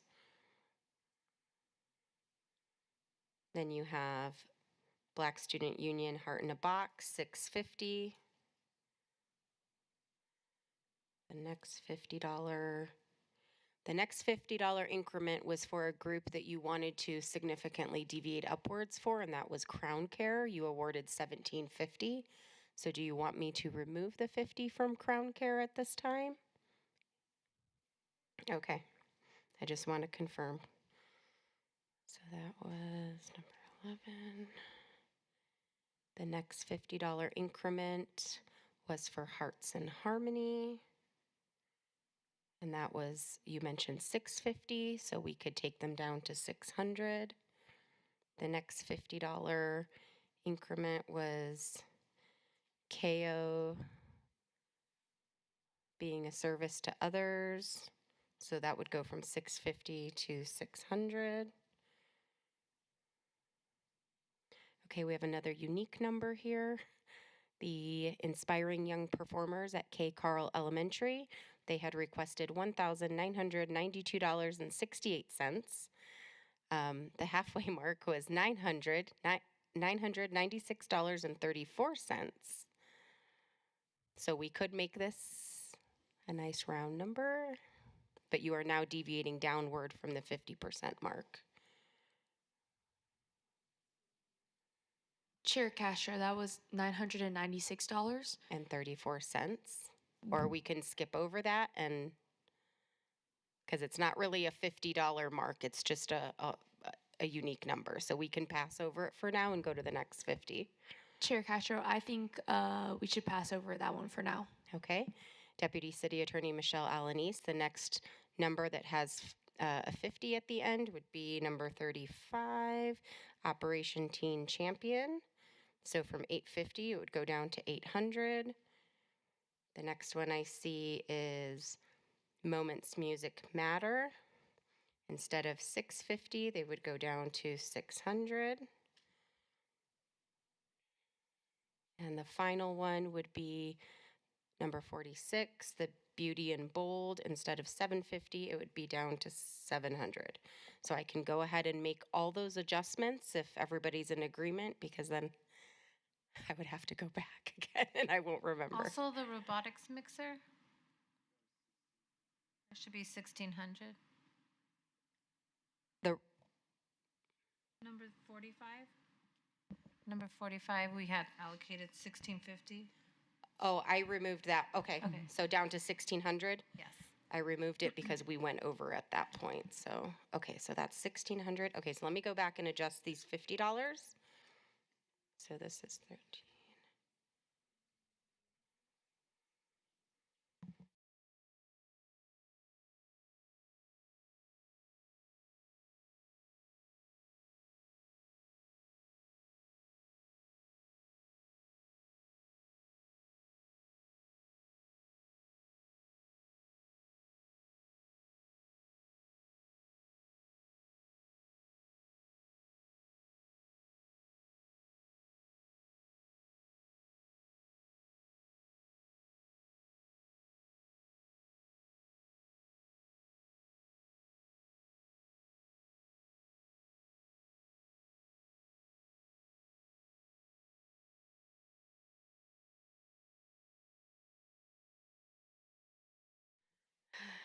Deputy City Attorney Michelle Alanis, I have adjusted all the $50, including the $51 on that one group.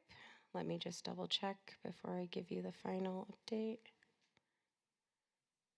because my eyes are crossing with all the colors I've put in this chart. Okay, so the total I have currently is $44,696.34, and you still have not allocated to the Westerman family. So here's what I would recommend doing. Rather than we continue to reduce, maybe let's figure out what you would like to give the Westerman family, so then we can go back and remove, or approximately what you would want to give maybe to Westerman. Chair Castro, I just have a quick question. What do we think about for the robotics mixer, instead of giving them that 16, just to split that extra, like give them that 1,000 first, and then split whatever money's left to the other two, to the robotics and the last one? Is that making sense? Deputy City Attorney Michelle Alanis, I apologize. Can you give me a number with that one so I can find it on this chart? The robotics mixer? The robotics mixer? Oh, number 45. Yes. Okay. The Allsparks robotics mixer? Yes. So that was the last one that we Yes. decided we wanted to allocate the 16 to. So what if we took that away and just kept it at 1,000 and then distributed what the money left to the robotics mixer and the last one? If that's making sense. Okay, so we could do that. If I change robotics, so you're saying give them the 50% mark, the $1,000? Yes. And then that leftover money, just distribute it to the last two, which would be the robotics mixer and the suit up for summer. So now if you take robotics mixer and Westerman family back to their 50% allocation, with them each receiving 1,000, I am showing a total of $45,096.34. So you're still slightly over, but you have also now, earlier you discussed awarding both of these groups more than the 50%, and now you're at 50%, which is okay, but I'm just reminding you kind of the discussion you had. So if you want to give them more, you would either have to lower the other groups that you increased or manipulate it in some other way that gets you where you want to be. Member Iturralde, what can you tell me what we allocated for group number 5? Sorry, I'm getting tired here. Package with a purpose. Group number 5. Sorry, I didn't get that figure. Tara Manor, I believe that was 900. Oh, sorry. Yes. Michelle Alanis, for the record, packaged with a purpose after we took away the $51 would be reduced to $900. Member Moore here. I have a suggestion for the price situation. What if we just take our highest groups, like with the most money, and we just take $100 from each of them, and that should be able to split between the last groups. Chair Castro. So that is a good idea. So are we doing the top 3 groups or? Member Moore, I would just suggest just all of the groups that we've increased, maybe, or we could. Do you want to do the actually, ones that are yeah. closest to the max amount? Yeah. I feel like maybe the ones that we fully awarded, I feel like we could take 100 from them as well. I would suggest, with Member Moore's suggestion, those over 1,500 to start, take them down 100 and see where we're at, and then go from there. Chair Castro, I like that idea. Can we do that? Deputy City Attorney Michelle Alanis. We can. The first, because you have maybe a handful of groups where you've gone over 1,500. The first one I'm seeing is Crown Care at 1,700. The next one is Snuffle Love at 1,700. Dancing Minds Moving Bodies was 1,600. Pack of Hope was 1,700. And Little Libraries Big Futures was 1,600. Books for Brave Kids was 1,600. And I think that closes out all the ones over 1,500. So if I remove, I lost count there, but if I remove $100 from each, you're looking at about another $500 to $600, depending on how many groups that was. Chair Castro, if I was keeping track correctly, it should be $700. Certainly possible. And then if we divided that by 2, the last 2 remaining groups would get $350 each. If my math is right, I don't know. Tara here. Are you calculating the groups or the money? I'm sorry. I was just counting how many groups she said would be taken 100 out of. Okay.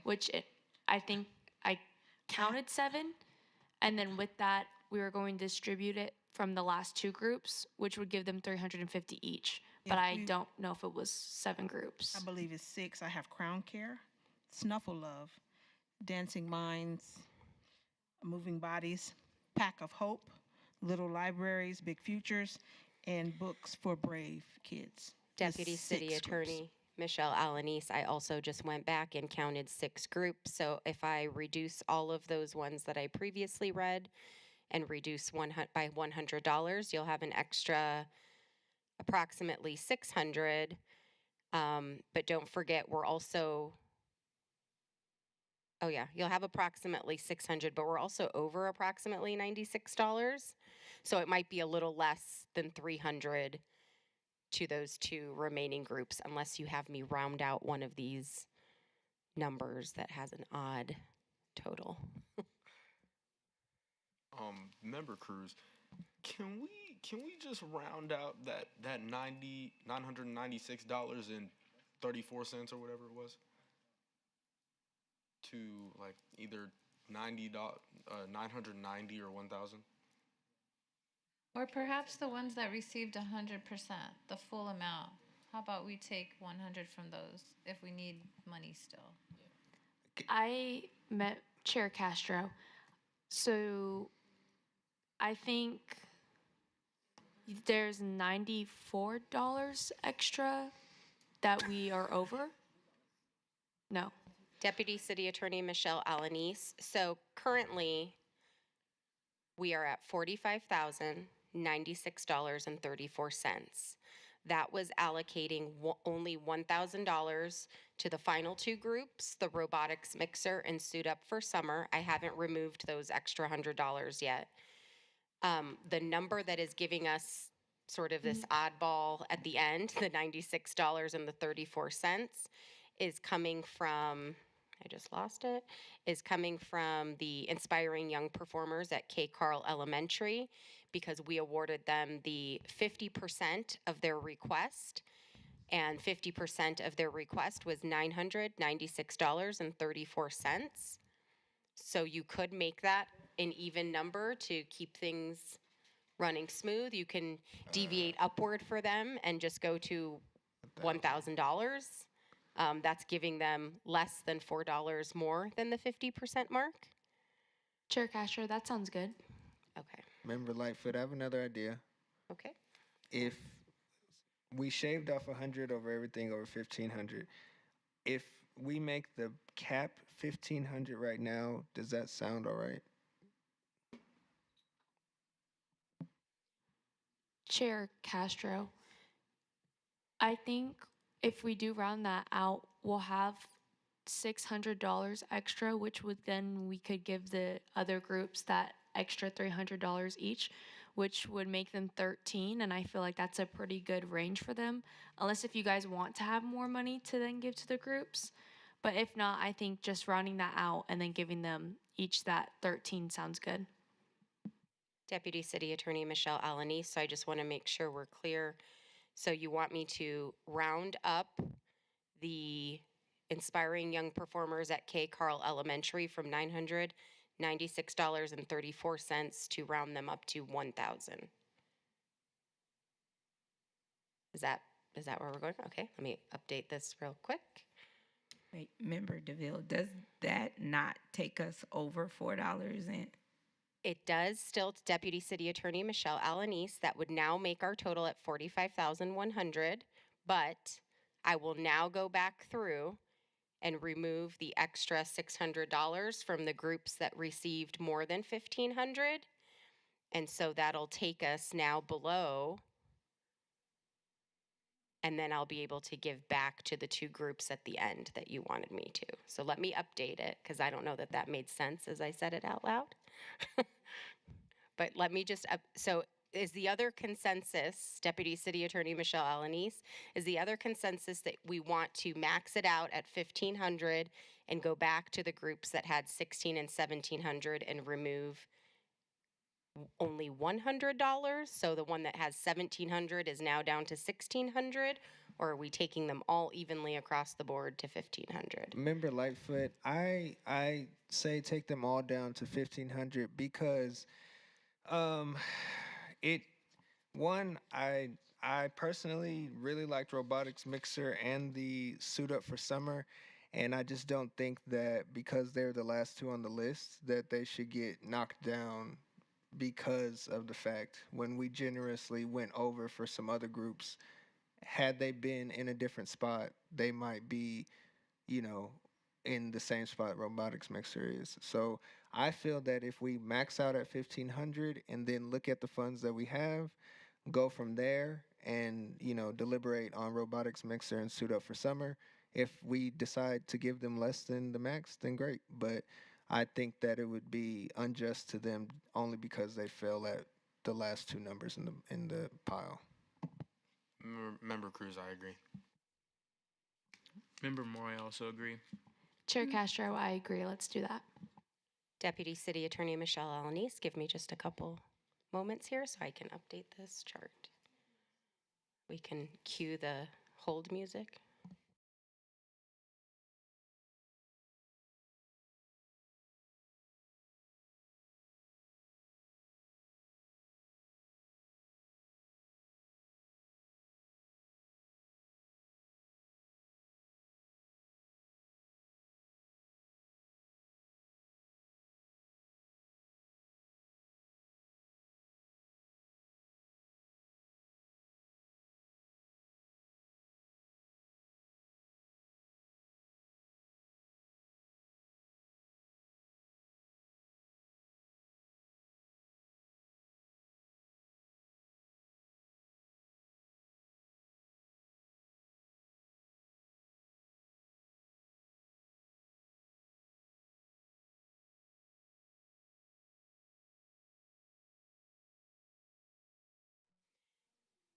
Deputy City Attorney Michelle Alanis. Okay, we have some success here. So my current total, after reducing all of the amounts to the ones that were at 1,600 or 1,700, I have lowered them to 1,500. That has now taken our total grant amount allocated to 44,200, which means we're $800 below the 45,000. So I could go back and give $400 each to robotics mixer and suit up for summer, and that would give them $1,400. It's still a little less than those other categories that got 1,500, but they've been provided more than the 50%.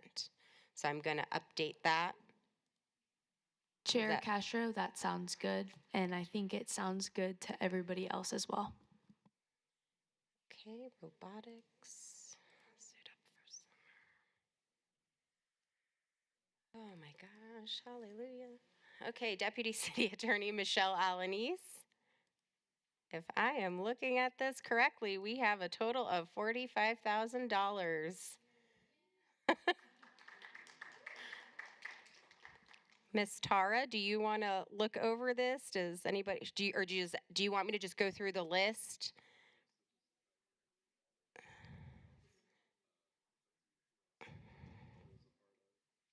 Okay. Okay.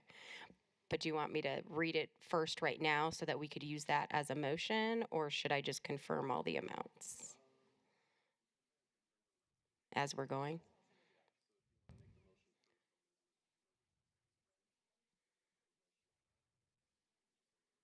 Well, I think they have to make the motion, right?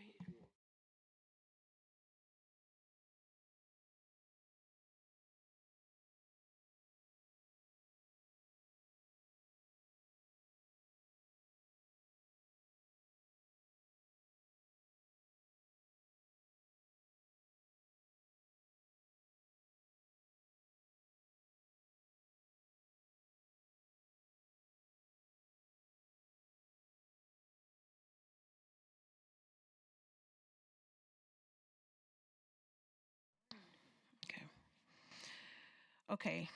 Tara here for the record, just with a concern about some of the groups that you all said was worth a little bit more. And then we decided everybody should go down to 1,500 because we didn't have enough money. But we did not reduce any of the other groups, or the group that we said was worth 1,700 now gets the same amount of money of a group that you said was worth only 1,500. So there may be a concern there.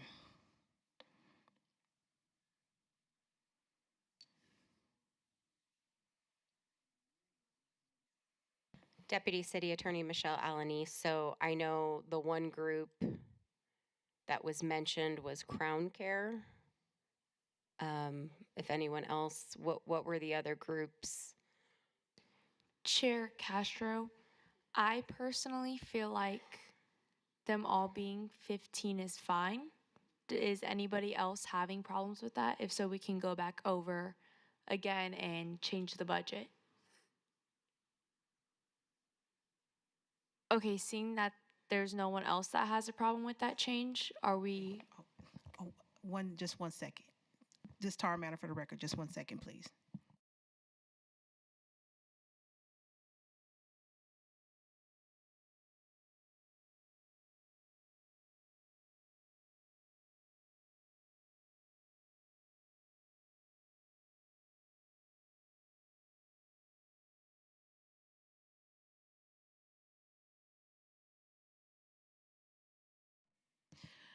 Okay, Tara here for the record. So the groups that we felt like earned the 1,700,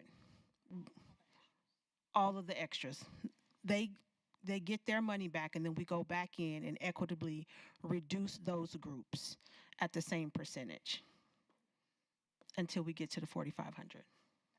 Chair Castro, so you're saying all the groups that we decided to cut down to the equal 15, we go back over and make sure we want to give them the 15 or give them more money? Is that what you're saying? Give them the 17 or whatever you originally decided that they would have, the 16 or the 17. And then we reduce them at the same percentage. Does that make sense? Take the percentage. Yes.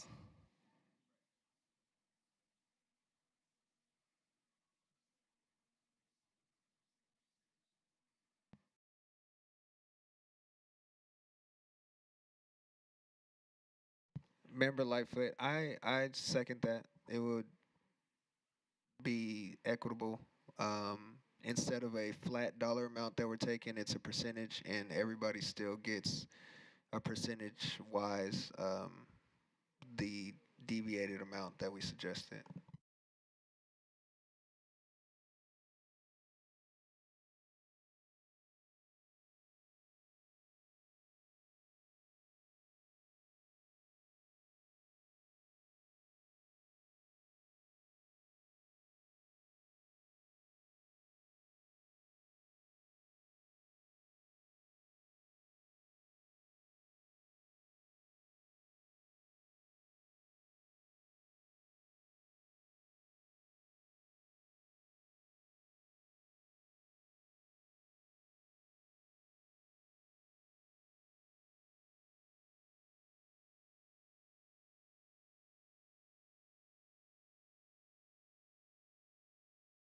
Chair Castro, I just have a quick question to make sure I'm understanding this right. So when we're talking about percentages, if one had if one we decided 16 and then the other one we decided 17 and we put them both at 15, they're at different percentages right now. If they don't both ask for 2,000, if one was asking for 19 and the other one was asking for 2,000, that would make them at the different percentages, or am I understanding that wrong?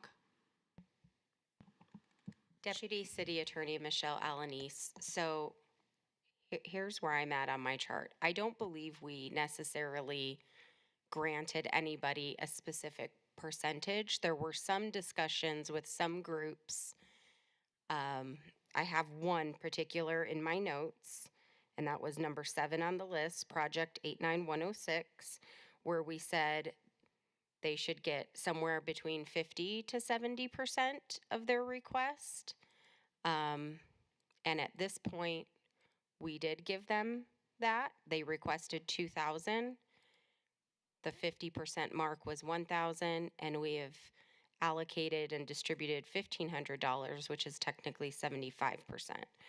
I didn't write down percentages, but I believe the concern is there was some discussion that some groups were awarded just a little bit more in the $1,700 range or the $1,600 range because you originally felt they deserved a little bit more. But I don't believe that we specifically discussed one group gets 70% versus 75%. It was just sort of arbitrary numbers. So I think, and Tara, you can chime in and let me know if this will work. I can read down the list, starting with the first group, the name of the group, the amount requested, and where we have awarded them the amount. And maybe if something triggers along the way when we get to the end that you would like to adjust to give back to one of the other groups at 1,700, that means you would have to remove 100 or 200 from a different group that maybe you think didn't deserve as much. But Chair- I don't have percentages right now. Chair Diaz, may I suggest something? And perhaps this is what you're saying, but could we maybe restore everyone to the totals we had after we'd rounded down all 50s, and then reduce them all by the same amount? So, for example, if one's 1,700 and one's 1,600, and you reduce both sums by $200, one still has $100 more than the other, but they both been reduced by the same amount. Chair Castro, can we do the first option where we go down the line and object when we see fit, just because I'm personally getting a little confused, and I don't know if anyone else is, but I think the easiest option right now and the way that I can understand it better is just going down that line and making sure we're all okay with the pricing. And then if not, we can say so then. Does that sounding good with everybody? Yeah. Okay, so can we do that? Deputy City Attorney Michelle Alanis, yes. So you want me to read down the list with the amount that you have decided to give to each group, correct? Chair Castro, yes, that's correct. Do you want me to also read the amount they requested or only the amount awarded? Chair Castro, are we looking, which one do we also want to have her read the amount requested as well, or just the amount we're giving them? Member DeVille, the amount being given. Okay. Deputy City Attorney Michelle Alanis for the record. So going down the list here, group number 1, Care for Change, 1,000. Group number 2, Rose Book Drive for Kids, 1,300. Group 3, Empowerment Health Fair, $700. Group 4, Colors of Courage, $1,000. Group 5, AKA Teens Community Impact Project, $900. Group 6, Heart in a Box, $600. Group 7, Project 89106, Never Give Up on Your Dreams, $1,500. Group 8, Through the Eyes of the Youth, $700. Group 9, Readers Reaching Readers, $500. Group 10, Art and Reading, a Book Tasting, $1,000. Group 11, Crown Care, $1,500. Group 12, Lab Rats, $1,000. Group 13, Pet City Protecting Stray Animals, $500. Group 14, Time Flies Honoring Our Elders, $1,000. Group 15, Project Sunshine, $1,000. Group 16 is a withdrawn group. Group 17, Snuffle Love, $1,500. Group 18, Hearts in Harmony, $600.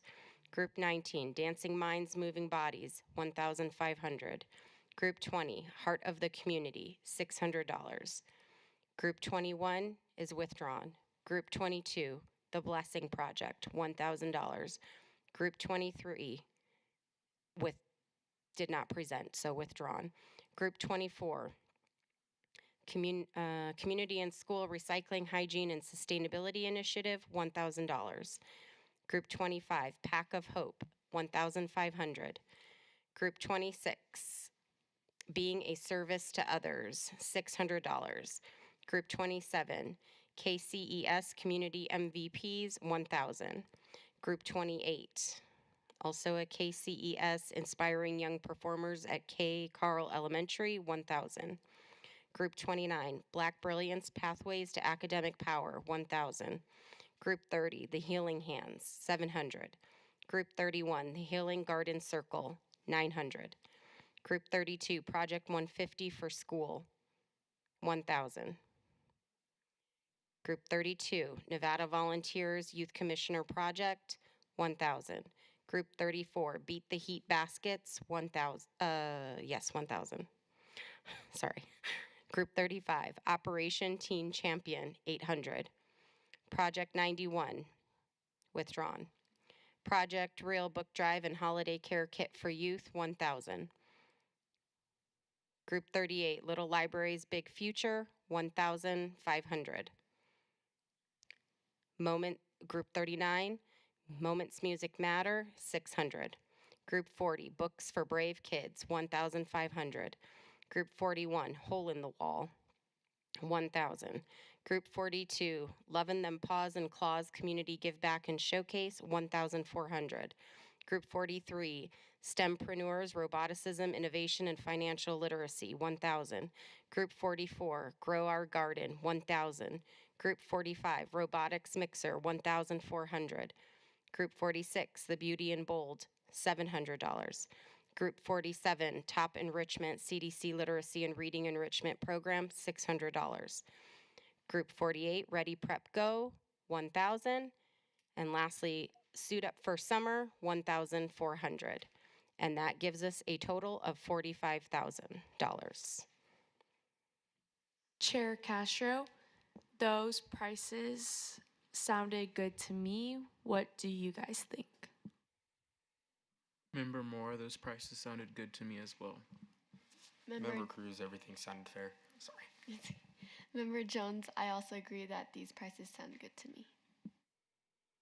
Chair Castro, it looks like we're all in agreement that the prices sound fair. So how do we move on next?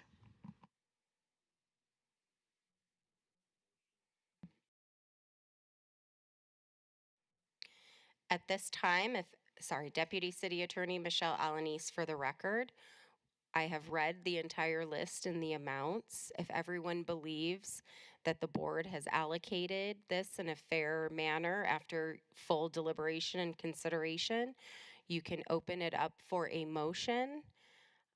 We do need at least 2 separate motions because we have to break off just the one group. So you can start with what I just read and make a motion as read, excluding Hearts in Motion, Dancing Minds, Moving Bodies, and then do a motion separately for that group. Tara Manor, here for the record. Before we make the motion, there were some stipulations on some of the groups. Do we add the stipulations to the motions? To the motion? Oh, okay. No, okay. Deputy City Attorney Michelle Alanis, I did not write down any stipulations to any of these awards. Okay. Okay.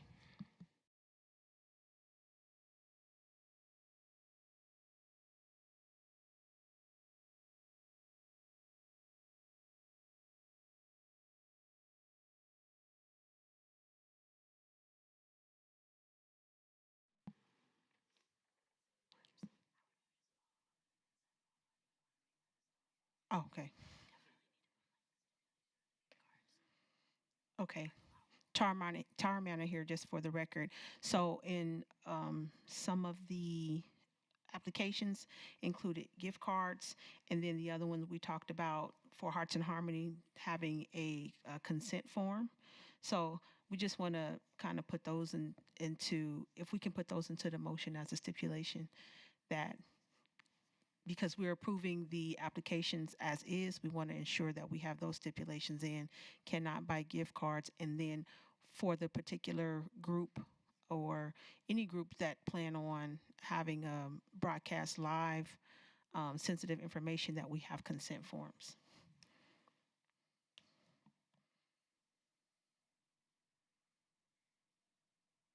And it's just those two.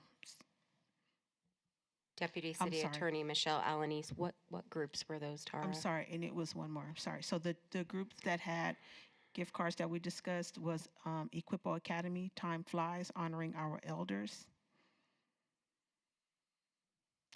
Also, Senseis and Samurais, Moments Music Matter.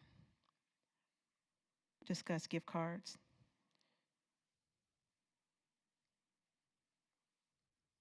The group that we talked about having consent forms was Hearts and Harmony.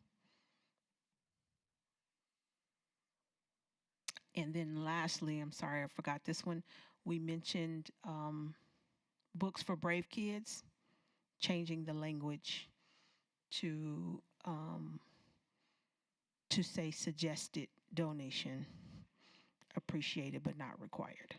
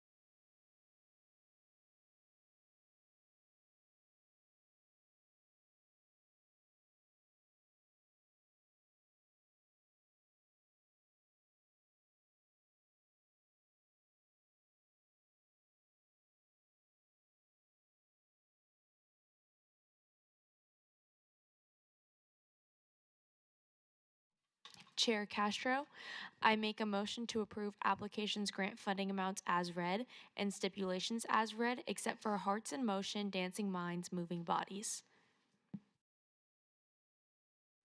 All those in favor? Aye. Aye. Any opposed? Motion carries. I would like to make another motion to approve application Hearts in Motion, Dancing Minds, Moving Bodies as read. All in favor? Deputy City Attorney Michelle Alanis, for the Aye. record, Oh, Member Moda is abstaining from this vote. Just make sure. all those in favor? Aye. Aye. Any opposed? Motion carries. Moving on to agenda item number 6, citizen participation. Public comment during this portion of the agenda must be limited to matters within the jurisdiction of the board. No subject may be acted upon by the board unless the subject is on the agenda and is scheduled for action. If you wish to be heard, come forward and give your name for the record. The amount of discussion to any single subject, as well as the amount of time any single speaker is allowed, may be limited. Seeing that there is none, I adjourn this meeting.